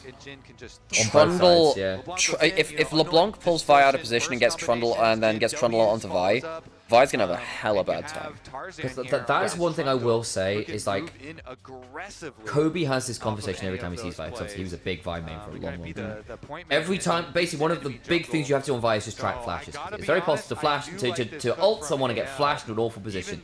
LeBlanc has that all the time. If she's got double distort and flash, you will be dragged to Narnia, and it will be an awful time. Yes, you've got some follow-up, but there is a very real world where that happens, and then there's a Trundle Pillar, and then there's Jin W following up, and there's an Alistair combo, and then Rek'Sai ults you, and you just die. And I will say, like, AL's ability to skirmish this game does scare me a little bit for CFO. I want to play devil's advocate here and say that, like, while EMF in general I don't think is that amazingly strong, and they don't really have an EMF comp here, I find it, again, like it's a really good pick against LeBlanc because it just first items a Bloodthirster. And like LeBlanc pretty much turns into a poke champion when it comes to skirmishing, right? So if there's any access to a minion wave for Doggo, the LeBlanc is kind of neutered against him. But not against the Talia. Talia doesn't have the most fun time into LeBlanc, actually. That is true, but if LeBlanc's being tracked, LeBlanc also just gets stunned on her way in. I also think that Renekton actually has a really irritating time against LeBlanc, because if you ever misuse your slice and dice, chains really screw Renekton, who does not want to go Merc Treads this game. Yeah, but I think CFO have better combos, worse matchups. Yeah, and I think there's still the danger with AL, their ability to just skirmish with various champions. Shanks starting lane with 100 HP down because Honky got a full channel Q onto him. Bone plating's gone from Honky because Shanks broke it with the auto. That's you got that? It's just me and you, Vestian. Okay. Looking after chat. That's right. We'll take care of you guys. That's fair. Yeah, that's a good... For the record, by the way, just to glaze you a little bit, for those who've not been watching, if you don't know who Vestian is, I'm not sure I've actually done this for you. Vestian is one of the official LCP casters, LCP casters. Been doing a wonderful job over there. Thank you. With the excellent New Zealand accent, which is just one of those cheat codes to having a wonderful tone of voice on broadcast. Annoys the hell out of me. Stop that. And is a real defender and advocate for the region. A very funny guy. The rap song that was out on Twitter earlier, excellent. I saw the Chiefs Hopium video. Like one of the very dedicated enjoyers of Oceania in general. So please do give him to love over on Twitter and enjoy the official broadcast when you get the chance. I know it's at the same time as LPL, and I can't tell you to go watch that instead of us. However, if you can do a second screen, it's a great second screen, guys. Yeah, thank you. I appreciate it. Yeah, but a bunch of fun. I mean, I just like, partly because I mean the games are just typically quite fun in our region, but also just the personalities deserve so much more than they get. Obviously, they get a lot of people in like Vietnam and Taiwan that watch it, but I mean, there's actually a massive LJL co-streamer audience these days as well, which is quite cool. Oh, nice. Which is good fun. There's a few really dedicated players that end up with a fairly big fan base in its own way. I think the problem is basically that a load of the Japanese players did not enjoy living outside of Japan, which is a bit of a shame. They actually looked pretty solid last year, and then the great collapse began. I still think Ari is good. I still believe in Ebby, even if he had a shit year. Dude, yeah, Arya's a beast. He's so good. Him and Honku going against each other has always been fun. I just think Arya needs better teammates around him and he'll be good again. Yeah. Rest is absolutely dominating top again, by the way. My lord. Yeah. I mean, the thing is, you say that, but again, this is Rek'Sai, who will disappear for 3 seconds, wait for grass proc, charge up Rage, and just do it again. It's clone, which is good. Nice headbutt back to stop Kaiwing from freezing the wave as well, so that's going to mean a few less. Okay, Kaiwing, do not hook that bush.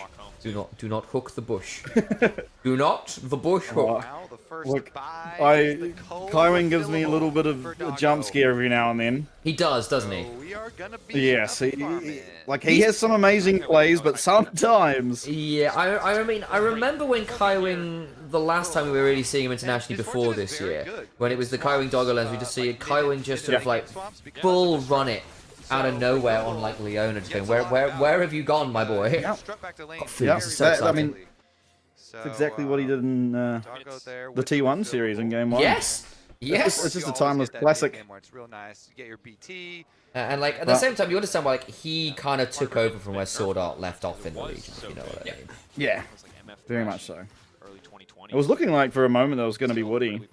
I mean, this year's been pretty rough for him. Hello, I'm back. I've got food. Welcome back. Anything interesting happened? Everyone's got summoners available, so it's not really. Like heals for late trades, I imagine. Yeah, they're pretty much. Pretty close in terms of overall clear. What's the build on Rek'Sai top? Titanic Hydra? Then it depends on the second item. Often Shojin. Shojin if you're ahead, tank if you're behind. You often go unending despair. The healing which scales off your HP, which is very good because Titanic Hydra gives you 400 HP bases a night. I really hate, and it's the same thing the same problem I had in 2023, is going this executioners on Renekton, because it doesn't actually necessarily find any value, because you just wait till the previous wounds are gone and then burrow.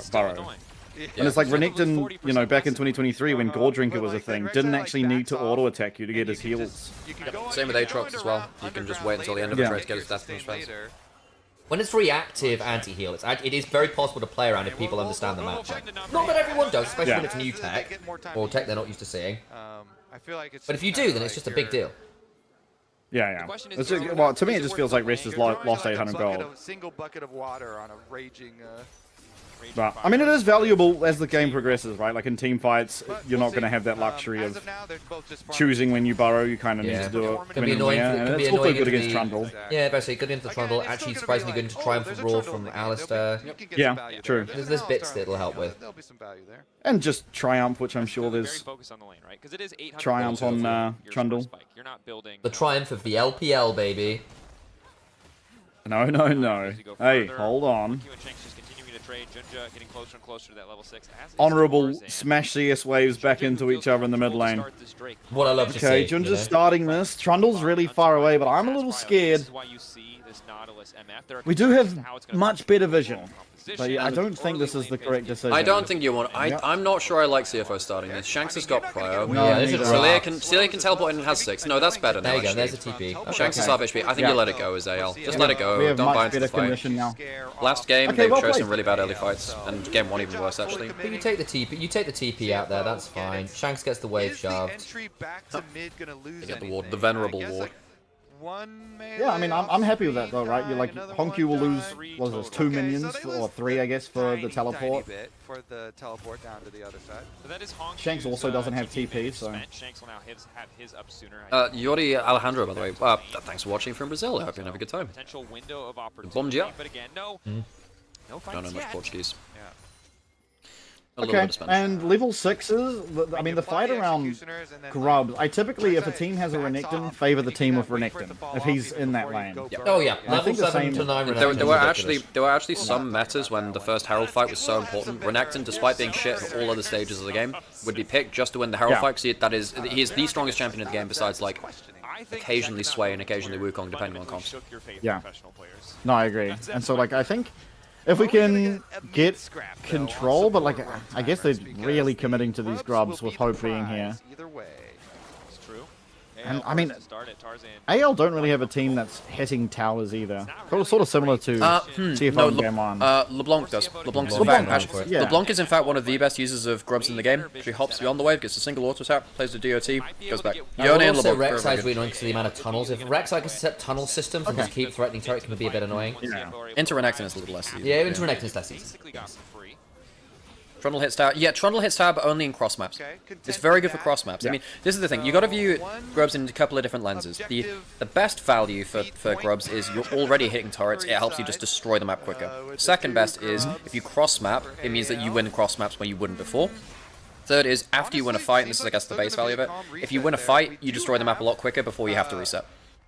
That's the 3 uses of Grubs. You either hit turrets already, gives you cross-map potential, or clean up after fights with crazy amounts of golden structures. That's basically it. Oh, and then I guess for feats of strength as well, sure, whatever. Minor value there. Sometimes very important for the boots.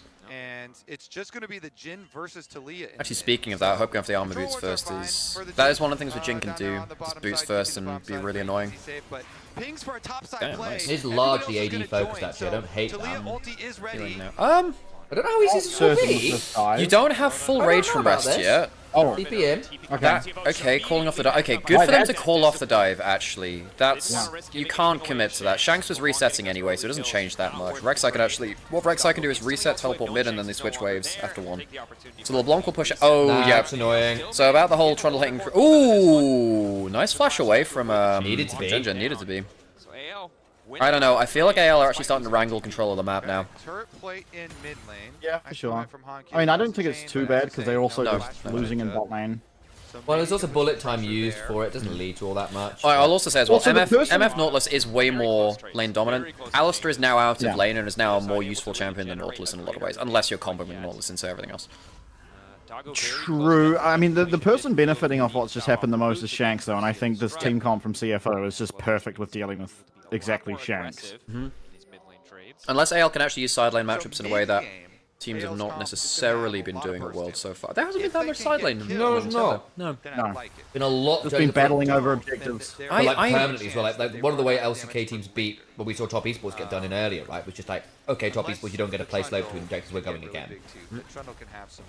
They choose not to reset after objectives and just go reset, just fight, 5v5. You don't get to play split map. Don't get any kills. Yep. And CFO might have a pretty manageable situation. The game is even. 2 grubs, 1 dragon. As of yet, I'm a big believer typically of the dragons just being easy to execute upon if you're able to continue stacking them up. But a nice pullback means that Rust is not in a happy spot here, actually. Oh, he is really not in a happy spot. The headbutt failed. It did, but he still just dies here. Oh, good 3MQ, actually. It's a change gets him. Yep. Ah, that's the problem. Because AL are playing 2 side lanes. They have Grubs winning on sides. Londra, does he die here? He can ult still. He can ult still, actually. Oh, he doesn't have the mark applied. If he got Q, he could have ulted through that. good job surviving on the bottom side from the AL top lane. Okay. Yep. Rek'Sai lives. Quite a late first blood, yeah, especially given how much these teams can brawl. And what I will say is, like, for all there are good 5v5 answers to LeBlanc, I think 2v2 and 3v3, the LeBlanc actually has a lot of agency, especially if she gets some kills, to threaten pretty much everyone on the enemy team. Normally I'd say Vitalia is good at that, but actually if LeBlanc jumps backwards, Vitalia can't follow up cleanly, then gets the chain and escape. And like, pretty much whoever she's pairing up with on this team would be a good pairing with her. Alistair, good setup. Bundle Pillar, good setup. Rek'Sai, you know, Jin W. He has no flash. Oh, nice Q. Close. If he misses that, if he gets hit by that pillar, it's dead. It's a bad time. Especially with Kyle with flash, he would I guess maybe you can ult in. Where was Talia? I guess you could if I ult and then just hope Talia gets there. They're giving us up. Yeah, they're giving up. They're looking for top. Blandre, no teleport. I mean, sorry, no flash. He's got Tiamat, so he clears out. Renekton and Talia. Yep, that was a combo. Hold up. Yeah. You can ult if I don't know if they kill, but they don't The kill, Vice but there. like, Oh! he did. Close. Can you get ult? Can you get ult off? You can get ult now, maybe? No, he'll have to go through the minefield. He'd die. Okay, good play. Good play from Ginger. Very, very heads-up play. So you lose first turret on the bot side, though.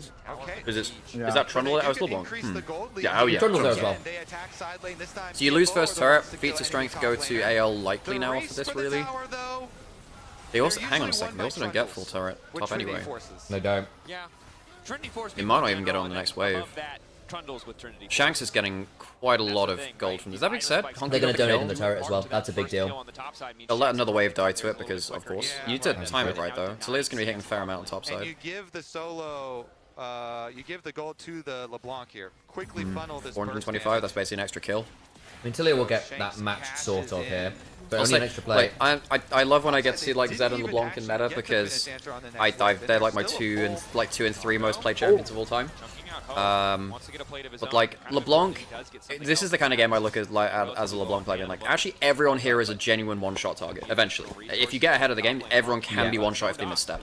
And if Shanks plays well with this amount of gold, 2 stacks on the Dark Seal as well, this is a game where if LeBlanc avoids the obvious pitfall of Nautilus vibe pointing like into death, your one-shots are disgusting on people out of position. I've hopped melee range of a Renekton who has W'd me, you know? We've seen that before. Yeah. Honestly, too. Do you wonder if he'll go Banshee? I don't think you want to. No, you go Zhonya's maybe. I don't think you go Banshees because Vi can just smite it off and there's no reaction on that. Level 11, it's rank 2 ultimate for Shanks. I agree, and there's not actually much magic damage either. Zhonya's value is just higher into triple AD, and actually, that plus Jin possibilities of picking, you know, if you manage to Zhonya's through Renekton, Misfortune, has been mostly, you actually already get quite a lot of value. Has been mostly answers pretty equivalent. I'm a little surprised that Rest has gone Black Cleaver over the Stride Breaker. Just because, like, you know, Jin Trundle, both pretty mobile. I mean, it does mean that your Misfortune will actually hurt whoever you pick now. It's a triple melee game. Your versus triple melee. I think you need it for the meat grinder. Yeah. When people like building also, I guess it also means that, I mean, Junja can now go second item, Steerax, and so yeah, I was just about to say that as well. Yeah, I agree. Also helps Doggo quite a lot. If you get your first stun onto LeBlanc, get the shred, MF ult after. You should be just dead, yeah. get a big chunk combination. I would argue Kyle's best champion might be Alistair, you know. We'll see how he does this game. I said Rel at one point, but I agree it's Alistair. Rel's just a weak champion right now, sadly. Yeah. Okay, Honkyu's in top. He can teleport down. They're trying to get Flandre's. Okay, teleport has been used. Kale goes in, but it's onto Kaiwing. Nice ult onto Ho. Hook misses. Oh my god, Kale's getting one shot. One more auto will do it. They don't get. Oh, bullet time should get it. Okay, they got it. They got it. Bullet time on one, but it's worth because the fight's disengaged. They have curtain call. Curtain call. Hang on. Not great from they're just shearing the tanking. Yeah, they're just shearing the tanking. Now Kaiwing can take the last one. Nothing really gonna come from it. Okay, nice. Okay, it's fair. Good single kill. I mean, that was through the Alistair ult, but they managed to play it slow, get enough CC down. They just melt through the front line. Yeah. It is also hard. Like, I mean, Honku's wall was really good there because he just puts the scattered earth down in front of it and LeBlanc can't hop over. Shank's got nothing done in the fight, too. Honku could be ending over. LeBlanc's here, says Ginger. I think they're just dead. They shouldn't have showed themselves. Oh, Honku's dead. Honku is so dead. Yeah. Oh, that's probably 2 dead, isn't it? It is, yeah. Flash forward from Chomp and the slow. Trundle ult. He did. Oh, he's still dead. He's still dead. He's still dead. Yeah. So they get feats of strength because they get the kills. And they can run at this. How many bloody tunnels? Dude. I'm telling you, man, this is like London Underground. Yeah. TFL. Rek'Sai Underground. So typically around fights like this, you do want to engage on the engaged support first because if you knock an Alistair or Nautilus to below half HP, they don't get to influence the fight at all, and your carries are normally safe. So Kyle trying to go towards the Nautilus, fine. Managed to get super tanky very quickly, puts on the shield. Is he running Aftershock or... I didn't see, actually. Spellbook. What Spellbook runs he running? It's Spellbook, so whatever, it wasn't the Aftershock. But yeah, he got pretty tanky from that and had the redemption down too. So Kyle just didn't factor in his team's damage much at that point. Of their burst damage, they get Rek'Sai ultimate to finish off the kill. And now Shanks is 2-0-1. He's going to be a problem. 5 Dark Seal stacks. Yeah. I mean, upgraded boots. So okay, I'll put it this way: Shanks will be a problem until his first death in the game. So Shanks needs to not die in a really bad spot. I agree. Spell Splinter Shoes could be a big deal as well here, actually. Shenzhen Metro. True, Chinese cities have some insane public transport. I will say though, TFL gets a lot of flack, and it does for the cost because it's very expensive, but actually runs pretty damn well given how many people it carries every day. Dragon getting top tower. That should mean that Retro guaranteed mid and top side is guaranteed here from Honku, so all over I'm also time for CFO. Sorry, it had a quick song and dance break. So you can go now. Continue. I'm like, there's always the it's hard to work out this game if Rylize is better on Honku because like there's mobility in like the LeBlanc, right? So you don't really want Rylize against a champ like LeBlanc, but then it's also really good against champs like Trundle who scale off movement speed essentially. Junja? Oh yeah, okay. Yeah. I think that was the correct decision. Trundle pillar will stop the Herald Charge anyway. Oh, that's not bad. That's very good from Matt. Very good from Matt. Fortunal. Shanks flashes.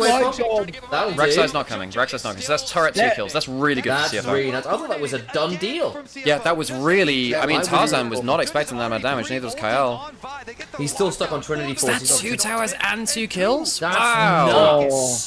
That's a great play from CFO. Oh my god. Dude, I was scared that Junja was going to crash that into the tower. Yeah. What a decision to just go into the wall. And this is not the kind of fight which LeBlanc wants to be part of. He wants to... I mean, no. hop back early against the... with a really good sizing shove that Shanks had to flash away. Oh no, but even before that, jumped over onto the Nautilus, used a lot of cooldowns, just doing nothing to the Nautilus. Like right here, right? And reacted to a hook which never actually did anything. Oh, Honku had Rek'Sai on him and managed to shove him away. So what happened here? Shanks jumps forwards and the Vial comes through. Shanks then has to jump back. That's a very good Saleo wall. That's a very good Saleo wall. Vial into Mortal just does insane work. And Kyle still didn't get any value out of his ult there. Is Chemtech Soul particularly good for either team? I mean, it's a meat grinder fight, sure. I guess it's good. I think Chemtech Soul is kind of underrated anyway. I don't know. I think it's like whatever for both teams. It's fine to good for both teams. Yeah. The base Dragon for heal and shield power and tenacity doesn't really have an impact that much, really. 1600 gold lead for this Misfortune, who's now 2 items. The heal and shield power is actually like low-key really strong on Vi. Yeah, extra passive. Because and just Starks. yeah, oh no, he's not going yeah. Starks. But again, I'm looking at this Misfortune, who if she gets another ult like that, it's going to be problematic, because she's 2 items already. She stings. Yeah, I mean, at least LeBlanc has got the second item as well, but it's a 3,000 gold lead. That's a big deal. I think the LPL teams are just assuming they can win 5v5s with the comps that they're drafting for not 5v5. Yeah. I mean, Top Esports had that earlier in the day when they didn't draft really for 5v5. AL haven't done it here either. This is not a 5v5 comp. This is a split pick comp, really. You have side lane pressure, you have very good mobility, you can traverse sides of the fight when you're ahead and you've got that first pick. But they're going into a 5v5 against, you know, the combo team, which is combo team. Like, yeah. Considering that AL are meant to be the strategists and are meant to be, you know, Tabe Tarzan, very cerebral team, this is one of the worries that we had for them coming back from MSI. They were way more susceptible to this kind of pitfall than they were before, where I felt like they were actually very understanding of what their comps could do and couldn't do as well. Has their summoner spells, so you kind of have to do 2 layers of work of like, well, you know, we gotta force somebody's flash, and then we're in a good spot again. To really open up a kill angle here. Yeah, they're trying to punish on the side lane, but I don't actually think Rest is particularly killable yet. But this is risky, right? If he shows oh, this is good. This is good. This buys, I mean, this buys double teleport out of Flandre Shanks if they want it. They're both bots, so yeah, they've got to know. And this is how Top Esports lost to KT. Very good flick, very good flick, very good flick. Now Jin doesn't need to be in range though, is the problem. So it's good, but it doesn't change much unless you can capitalize. That is double teleport single. That's just Flandre. Shanks on the other side gets a big Honku. Bloody hell, curtain call. Out of range, out of range, out of range.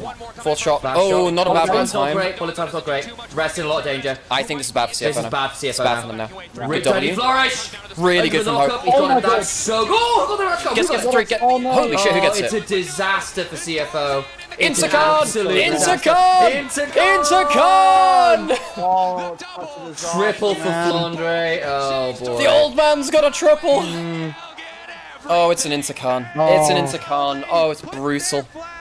So the flick onto Jin is just not the target who you're like. This is the great thing about Jin. He will always do something in a fight, even if he's not in melee range.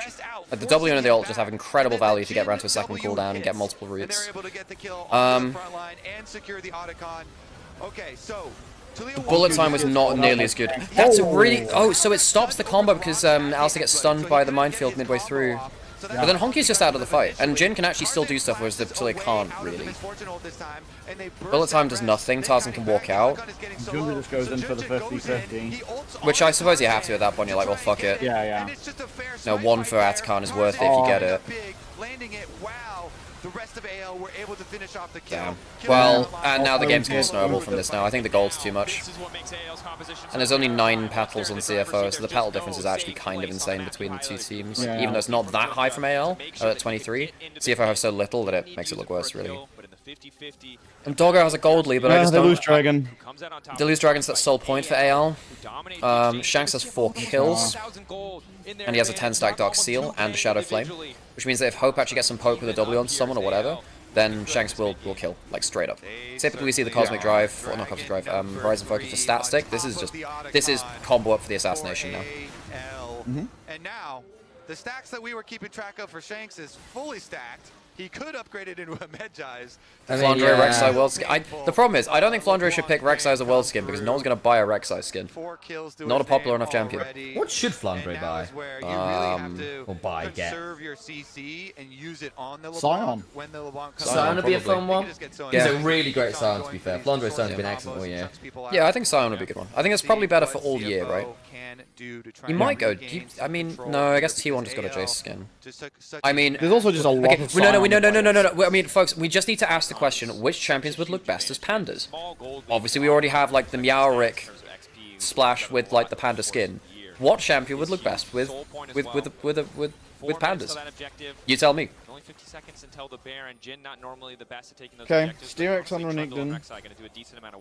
That's actually Shojin for Flandre is kind of broken with an extra tunnel, though. At this point, like, Flandre is actually an assassination threat on the entire team. There's no one tanky enough to survive a full burst Rex. Weird, when you're this far ahead. Flandre can actually... that's from this oh, that's really nice. Tarzan might die That's here. really good. Tarzan failed the cancel on the ult. Tarzan failed the cancel on the MF ult. Shanks! Oh my god, he just double sigiled and killed them. Oh shit, that's a lot of damage. And Flandre now gets to go Shojin. Oh, he gets another one on the Jujutsu Malice, and the Q's going the wrong direction.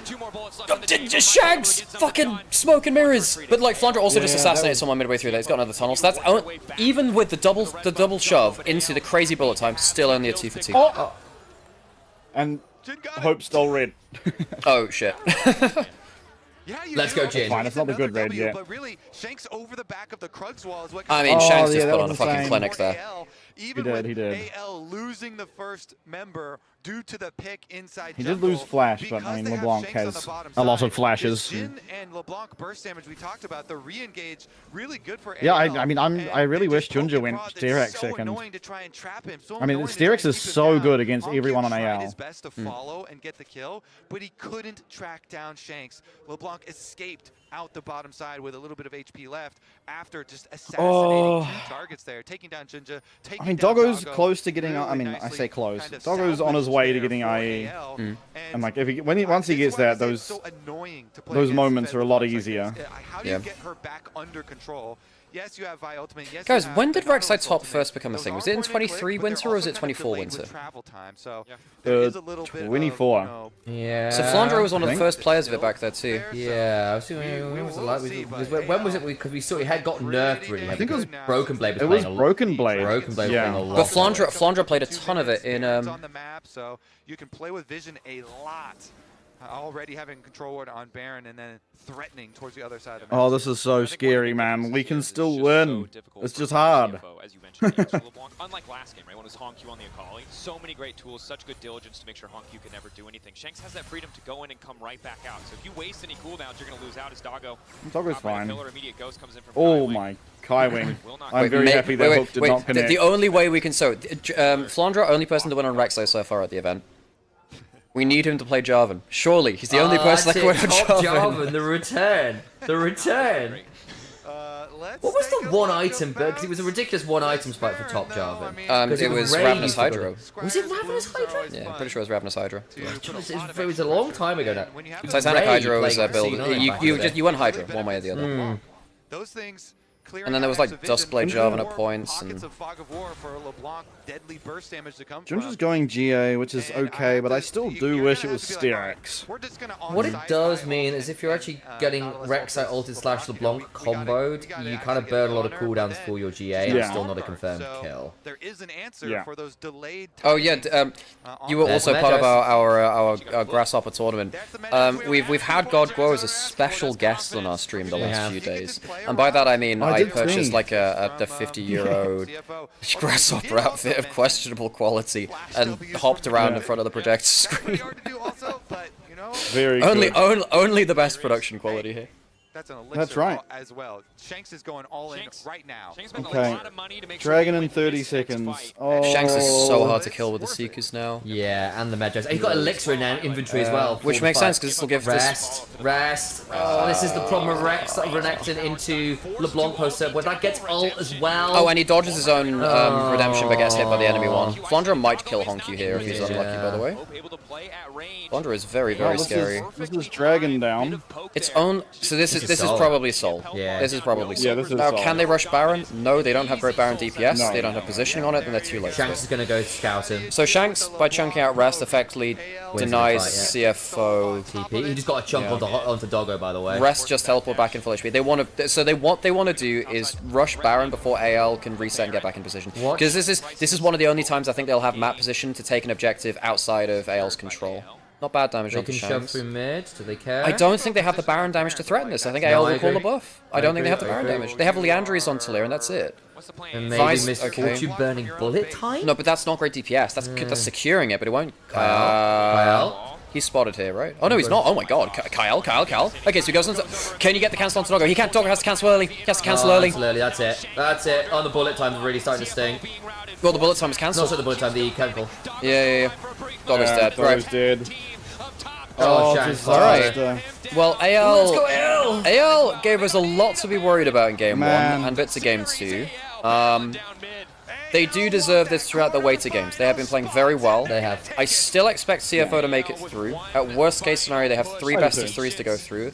And I think that having no weight of expectations on the Oysters really helps them. I think of the teams at the event, they're the team which I'm least concerned about mental fortitude. They were the team that I thought was the most heavily underrated as well. So I think a lot of teams just haven't done their homework versus the Oysters. No. I just think they don't know how good this team is. Yeah. Oh, that's so unlucky. There we go. Oh, they were in good positions as well. Like this game after the mid lane play, they were it was a great mid lane play. Yeah. But it is what it is. I actually really love that happens. The look here, especially I mean, because Shanks was just so dominant, man. Go damage builds. You know, this is not that tank Rek'Sai. Yeah. This is more Shanks just, I'm not going to lie, folks, Shanks in laning phase kind of dunked on Honky. Yeah. Now, I think in Game 2 with the Akali, they were accepting that. Game 3, the first big blind pick to Leah was a mistake. Yeah. That was a mistake. Even though the LeBlanc was countered by the comp, the laning phase went well enough, and then the side laning went well enough that it just didn't matter. So, honestly, real credit to AL for kind of silencing Honky after a very good Game 1. And Honky is obviously a very good player. Yeah. So answering a lot of questions. In terms of player of the series, I mean, it probably is Shanks, right? I think it's Shanks. Yeah, even in game 1, he was actually doing quite well on his own. I'm really surprised we didn't see Driver come out. Again, no criticism towards Rest. It's just what they've done the whole year. Like, yeah, exactly. It's really weird that they just decide not to in this series. Here in game 2 and game 3 as well. What did it come down to, guys? What did you think about the series overall? It felt great. And even just taking a look behind us, as you can already see, the LPL fans, the Chinese fans, extremely happy because first series of the day did not deliver. And it was a library. Second series after the first game, I was like, damn. I mean, it was a good showing. Yeah. And you know my favorite thing about this? It means that we get to see more games from CFO. Indeed. I'm just putting this out there. I have them going out 3-1. I checked my pick'ems. That was my take. Was they're out 3-1. Yeah. Okay, so we have KT through, AL through. Obviously, top E. There is a chance now that we see. There's actually a chance we see CFO top Esports. Is that the way it works? They would be in a single pool. Yeah. No, I'm pretty sure they're in. That's a fair point. Actually, guys, do you know if teams which drop down play each other, or in this? I would imagine they're in this. I think they have to be. I think they have to be because you can't have rematches. And at that point, I could imagine there would be a case where you could have it like 2-1 and 2-2. CFO versus top Esports could be a blast, actually. I'm not looking.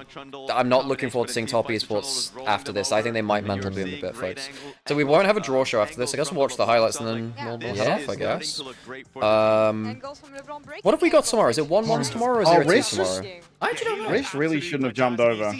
No, I think the Renekton was not great. I think on the whole, Flandre had a better. But game 2 and 3, he was much more valuable than Rest. Game 1, obviously, Rest was really good on this island. In and of himself, and you can see the score lines there. This guy was fantastic on the LeBlanc. Yeah, I mean, put it this way, though, I mean, very clearly though, this is not a team that is out of reach of CFO. I think AL, after beating Gen.G and HLE, are considered one of the top teams. They have to be one of the top teams. Of course, they are. They're 3-0. But CFO were not out of. They were not out of touch here. They've been fantastic. And they will continue to hopefully be fantastic. Those fights feel really hard. Yeah, man. I mean, from the angle of there is some scary teams to be drawn at 2-1. From the Rek'Sai side, like regardless, you know, there's either Gen.G, like they can't get T1. So what is it? What could there be? Like Gen.G, there could be Hanwha. Gen.G or T1 depending on who wins. Well, that can't be T1. They've already versed T1. That's true. Yes, that's a fair point. I mean, I'd love to see CFO Gen.G because I just want to see how far they can push them. Obviously, makes it harder to qualify, but you have to beat these teams at some point, right? So. Yeah, legit. I mean, this team, like again, not expected, but they have the ability to win well. Oh, they got Tarbit. I really want to listen to this actually. I didn't even notice him.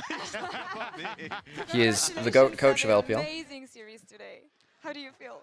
I feel a bit frustrated. Okay. Because I thought our game 1, I didn't make a very good draft.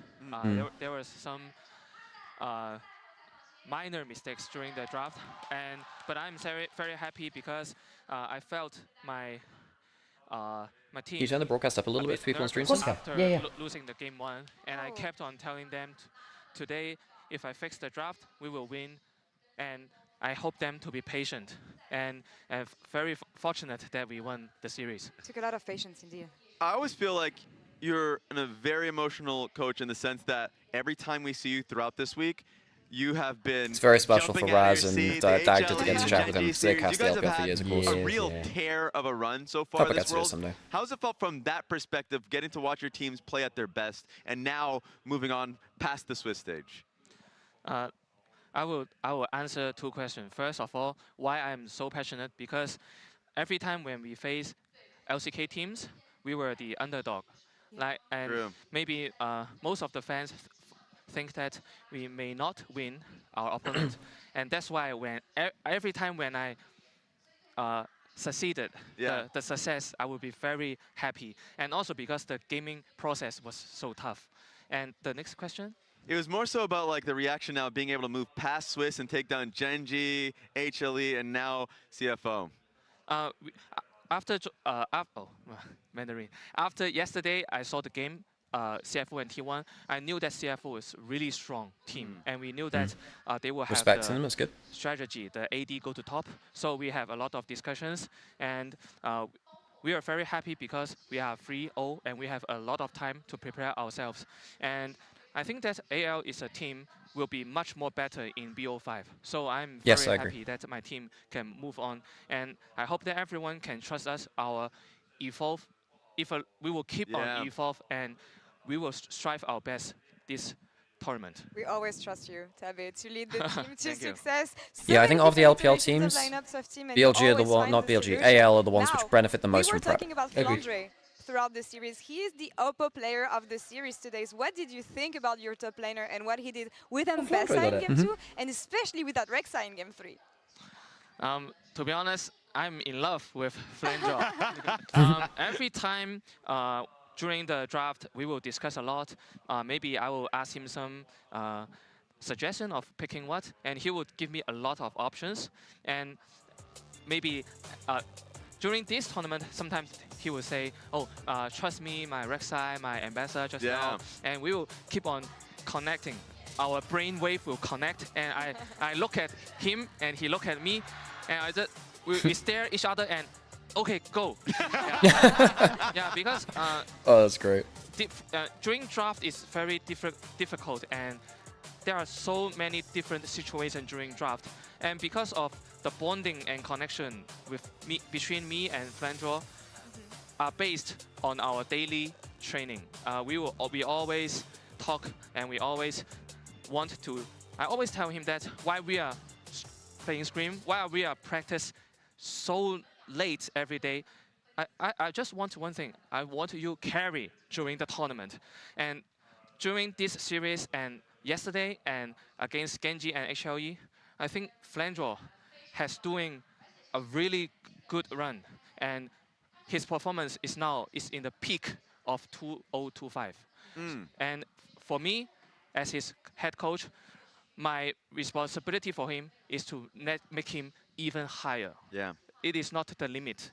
His limit is infinity. Yes. Yeah. Wow. And he's the only player that has managed to pick up wins on the Rek'Sai now at Worlds, and he's 3-0 on the champion. What do you think makes Flandre different than the other top laners who have played Rek'Sai at this tournament? I think it is the most important thing is the sense of farming, because this champion maybe sometimes it is hard to tackle with the swap when AD go top. And the second thing is he is very good at the positioning during the team fight. He always seek the best moment to how to say it, the flash W. Yeah. Oh yeah, flash knockout. Yeah, the flash W. And every time his flash W will let his opponent injured a lot. Maybe burst a lot of flash, and we can successful to get the Drake. Yeah, and the most important thing is not only Rek'Sai, it's how he face his daily training. He is a very They've put a lot of emphasis on daily training. They're talking about that at MSI too. Player, and he always seeks Spartan the best training way regime to perform a specific champion. So not only Rek'Sai, maybe the fans on the world can looking forward for different champions. Yeah. That's what I want to kind of ask a very little bit more careful not about to give that things because, away like, there. I saw that time. whenever I see Flandre, he always, it seems Start like, before. knows his role. Yes, No he matter has. what, he's playing like takes Wrong. to create space. But like at 2015. MSI, we got to see the smolder. Here we're seeing in game 1 the Kled and the carries, like you mentioned. So talk about like him expanding that role, at least in my eyes, to being a lot more carry oriented. To be honest, this moment of Flandre, he can play all style and types of top lane. The only Oh my god, could you imagine Volibear with a panda skin? Is he'll ask me, what role am I during this draft? Yeah, that would be hilarious. That's Maybe this fantastic. time you need a bruiser, you need a tank, or maybe you need a mage. And because of his very deep champion pool, he always can tell me the best answer. But I think we cannot satisfy. Yeah. We have to still tackle a lot of more champion because BO5, I think everyone will take an eye on him. Now, thinking about anyone's legend, World Championships overall, you're the first LPL team advancing to quarterfinals, and you did it today in front of your audience here in China. What does it mean to you to be that first team and to take your team one step further? I know it's not the end of the road for you. One of the worst decisions when BLG let Tabe go. He was...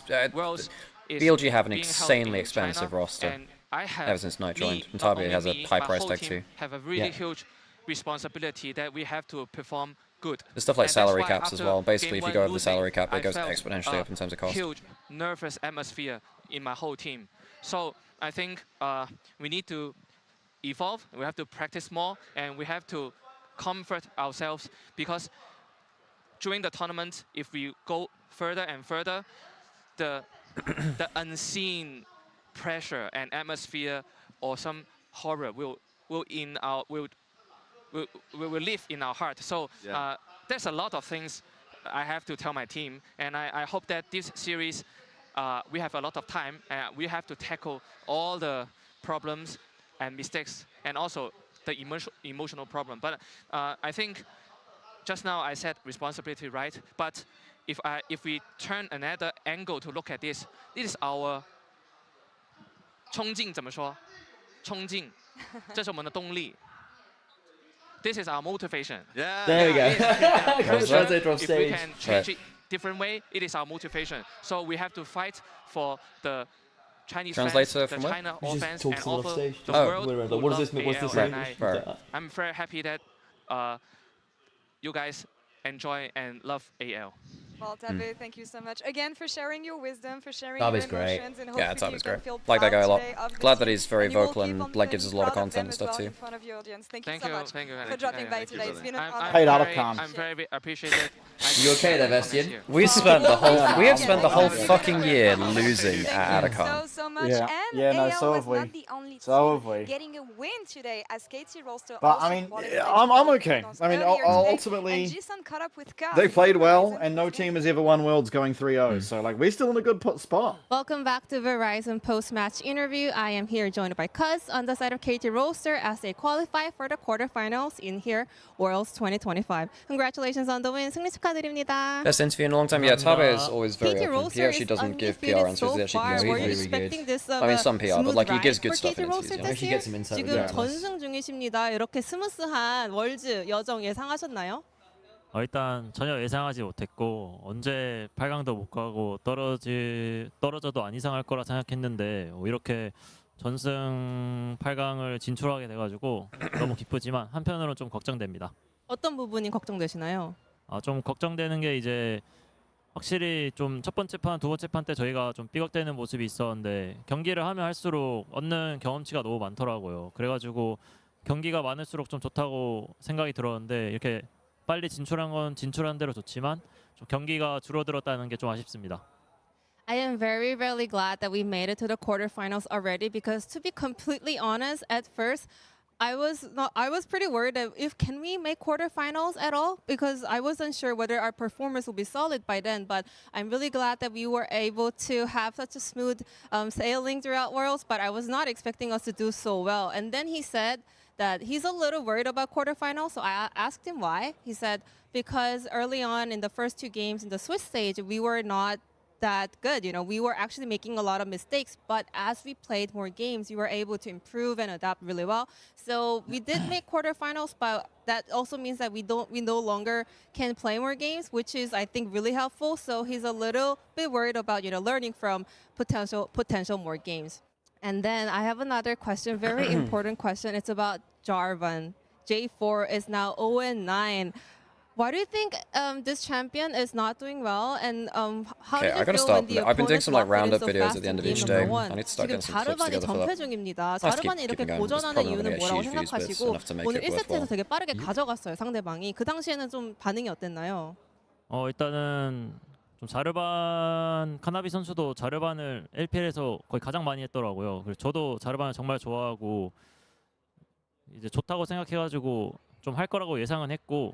그리고 이게 전패를 하고 있는데 좀 뭔가 좀 믿기진 않아요. 일단 LCK에서 제가 좀 자르반을 되게 많이 하고 좀 잘 사용한다고 생각하는데 이 정도까지는 아닌 것 같은데 좀 뭔가 롤드컵을 하면서 느끼는 거는 다들 좀 확실히 좀 긴장도 더 많이 하고 좀 후반 지향픽을 많이 하는 것 같아가지고 좀 최근에까지는 자르반이 좀 많이 못 이긴 것 같은데 시간 가면 갈수록 자르반이 그래도 다시 위상을 좀 찾지 않을까 생각하고 있습니다. 그리고 저도 자르반을 I agree, Darkworld. Yeah, I think Flandra's good at playing with low resources. I do get worried that I was kind of expecting, my worry is he gives too many resources to other top laners. So if another top laner gets resources from him and they play well with resources, then he can actually be a loss leader. He himself will always pretty much always have an impact regardless of gold, which is weird. And he does sometimes has a habit of sacking ways to go make plays. Winless so far. Which again is fine if that play leads to well, something. as a fellow J4 enjoyer, I don't know why he's struggling so much, but I guess because it's Worlds, a lot of the was that players MSI? are feeling a lot more oh no, he did the video. They did a YouTube video. Yeah, tending to kind of draft for the late game for the value picks. So I think that's kind of causing J4 to not have a good time. But I believe as the tournament goes on, I think J4 will be able to rise up again. Lastly, before you go, what are your expectations heading on to the quarterfinals? 마지막으로 8강전에 진출하게 되셨는데요. 어떻게 예상하고 계신가요? 일단 8강전에서도 이제 저희가 그래도 최근에 제가 좀 다전제에서 한번 젠지 상대로 그래도 이겼던 기억이 있어가지고 5세트까지 가도 저희가 저력이 있을 거라고 생각하고 물론 안 가고 쉽게 이기면 좋겠지만 8강까지의 시간이 많이 남은 것 같아가지고 그때 동안 최대한 경기 감각을 잊지 않고 연습도 많이 해가지고 8강도 잘 해보고 싶습니다. Back in the LCK, there was this one big game where we were able to take down Genji in a best of 5 series. So I have a huge belief in our potential when it comes to the best of 5 matches. Also, I think we have a long time up until the actual quarterfinals match. So I hope we can keep on practicing. Can Flandra play Teemo for this game? There already is a Panda Teemo. Stage match kind of sense going, and he did say he wanted to play Teemo. Thank you so much, cousin. Wish you the best of luck. If he does it, my pick'ems are going to be screwed, by the way, because I said no Teemo. Thank you, guys. And hi, come on. Bring back the camera. I thought you were going to ask that slow walk. Okay, well, I think that's the end of the show then, folks. I don't think there's going to be anything else. There's no draw today. Well, Vestian, thank you so much for joining us. Appreciate it, mate. Thank you for having me. I'm sure we'll have if you want to do this again, I'm sure we'll have time and space to chat LCP and stuff. It was very cool. Through the highs, the lows, and the slight ribbing. I just love Atacon today, folks. I just love Atacon today. By far the best objective. Let's go back to 2024. I'm stuck around. I do actually wonder whether they remove Atacon at some point. It is such a... I mean, it's kind of funny watching the fights around it, but god damn is that... It's simply the first game. It adds a lot of entertainment, let's be honest. Like, it ruins the game sometimes, but like also, it's just pretty fun to watch. Like, that's something you can't deny. Do you feel less it's true. Okay, well, I think we're still going to start wrapping up here. On stage. Tarzan said on stage because he was on the stage. Rematch versus CFO. We both improved a lot after MSI. CFO played very well today. Their playstyle is very similar to us. After game 1, we understood their strats and started to play aggressively. Feedback after game 1. CFO's condition is really good today, but we are not really in form. So game 2, we decided to pick an aggressive comp, presumably because of the playstyle thing they asked in the same first question. Atacon starts in game 3. It's actually hard for the team to initiate Atacon's position. Well, no fucking shit. We were just saying if they start hitting us, it's better for us. We communicate that they might start out account. We did, and saw them start hitting, so we tried the 5v5. It's very lucky that I stole it. That is true. Yeah, top jungle. Rek'Sai Trundle might not fit this meta, but after today will become a trend. So basically they're saying that they found the meta. Flandre played well today. What kind of Tarzan do you want to show at Worlds? I know the fans and staff have put a lot of effort, so I just want to leave a good impression. PR. Quarterfinals. We can't be satisfied with just quarterfinals. Well, that's me inferring it. And we'll continue to try our best and work in hard practice. PR, but saying job's not done. Fair play. As you know, scrims can always be a bit okay. All right. Well, thank you very much, guys. It's been an absolute pleasure, and hopefully get to see another LPL, LCP head-to-head again. That'd be very cool. Alrighty, we'll say goodbye to you then. We'll start wrapping up the stream. Thanks for joining us, Bastian. Hey, thank you. The next round for them. Deal with the YouTube chat. We just hit by a sun ray from like the next draw could potentially put you in a really tough spot where you're getting into a 2-2 situation. Why did you not say G2 could be in?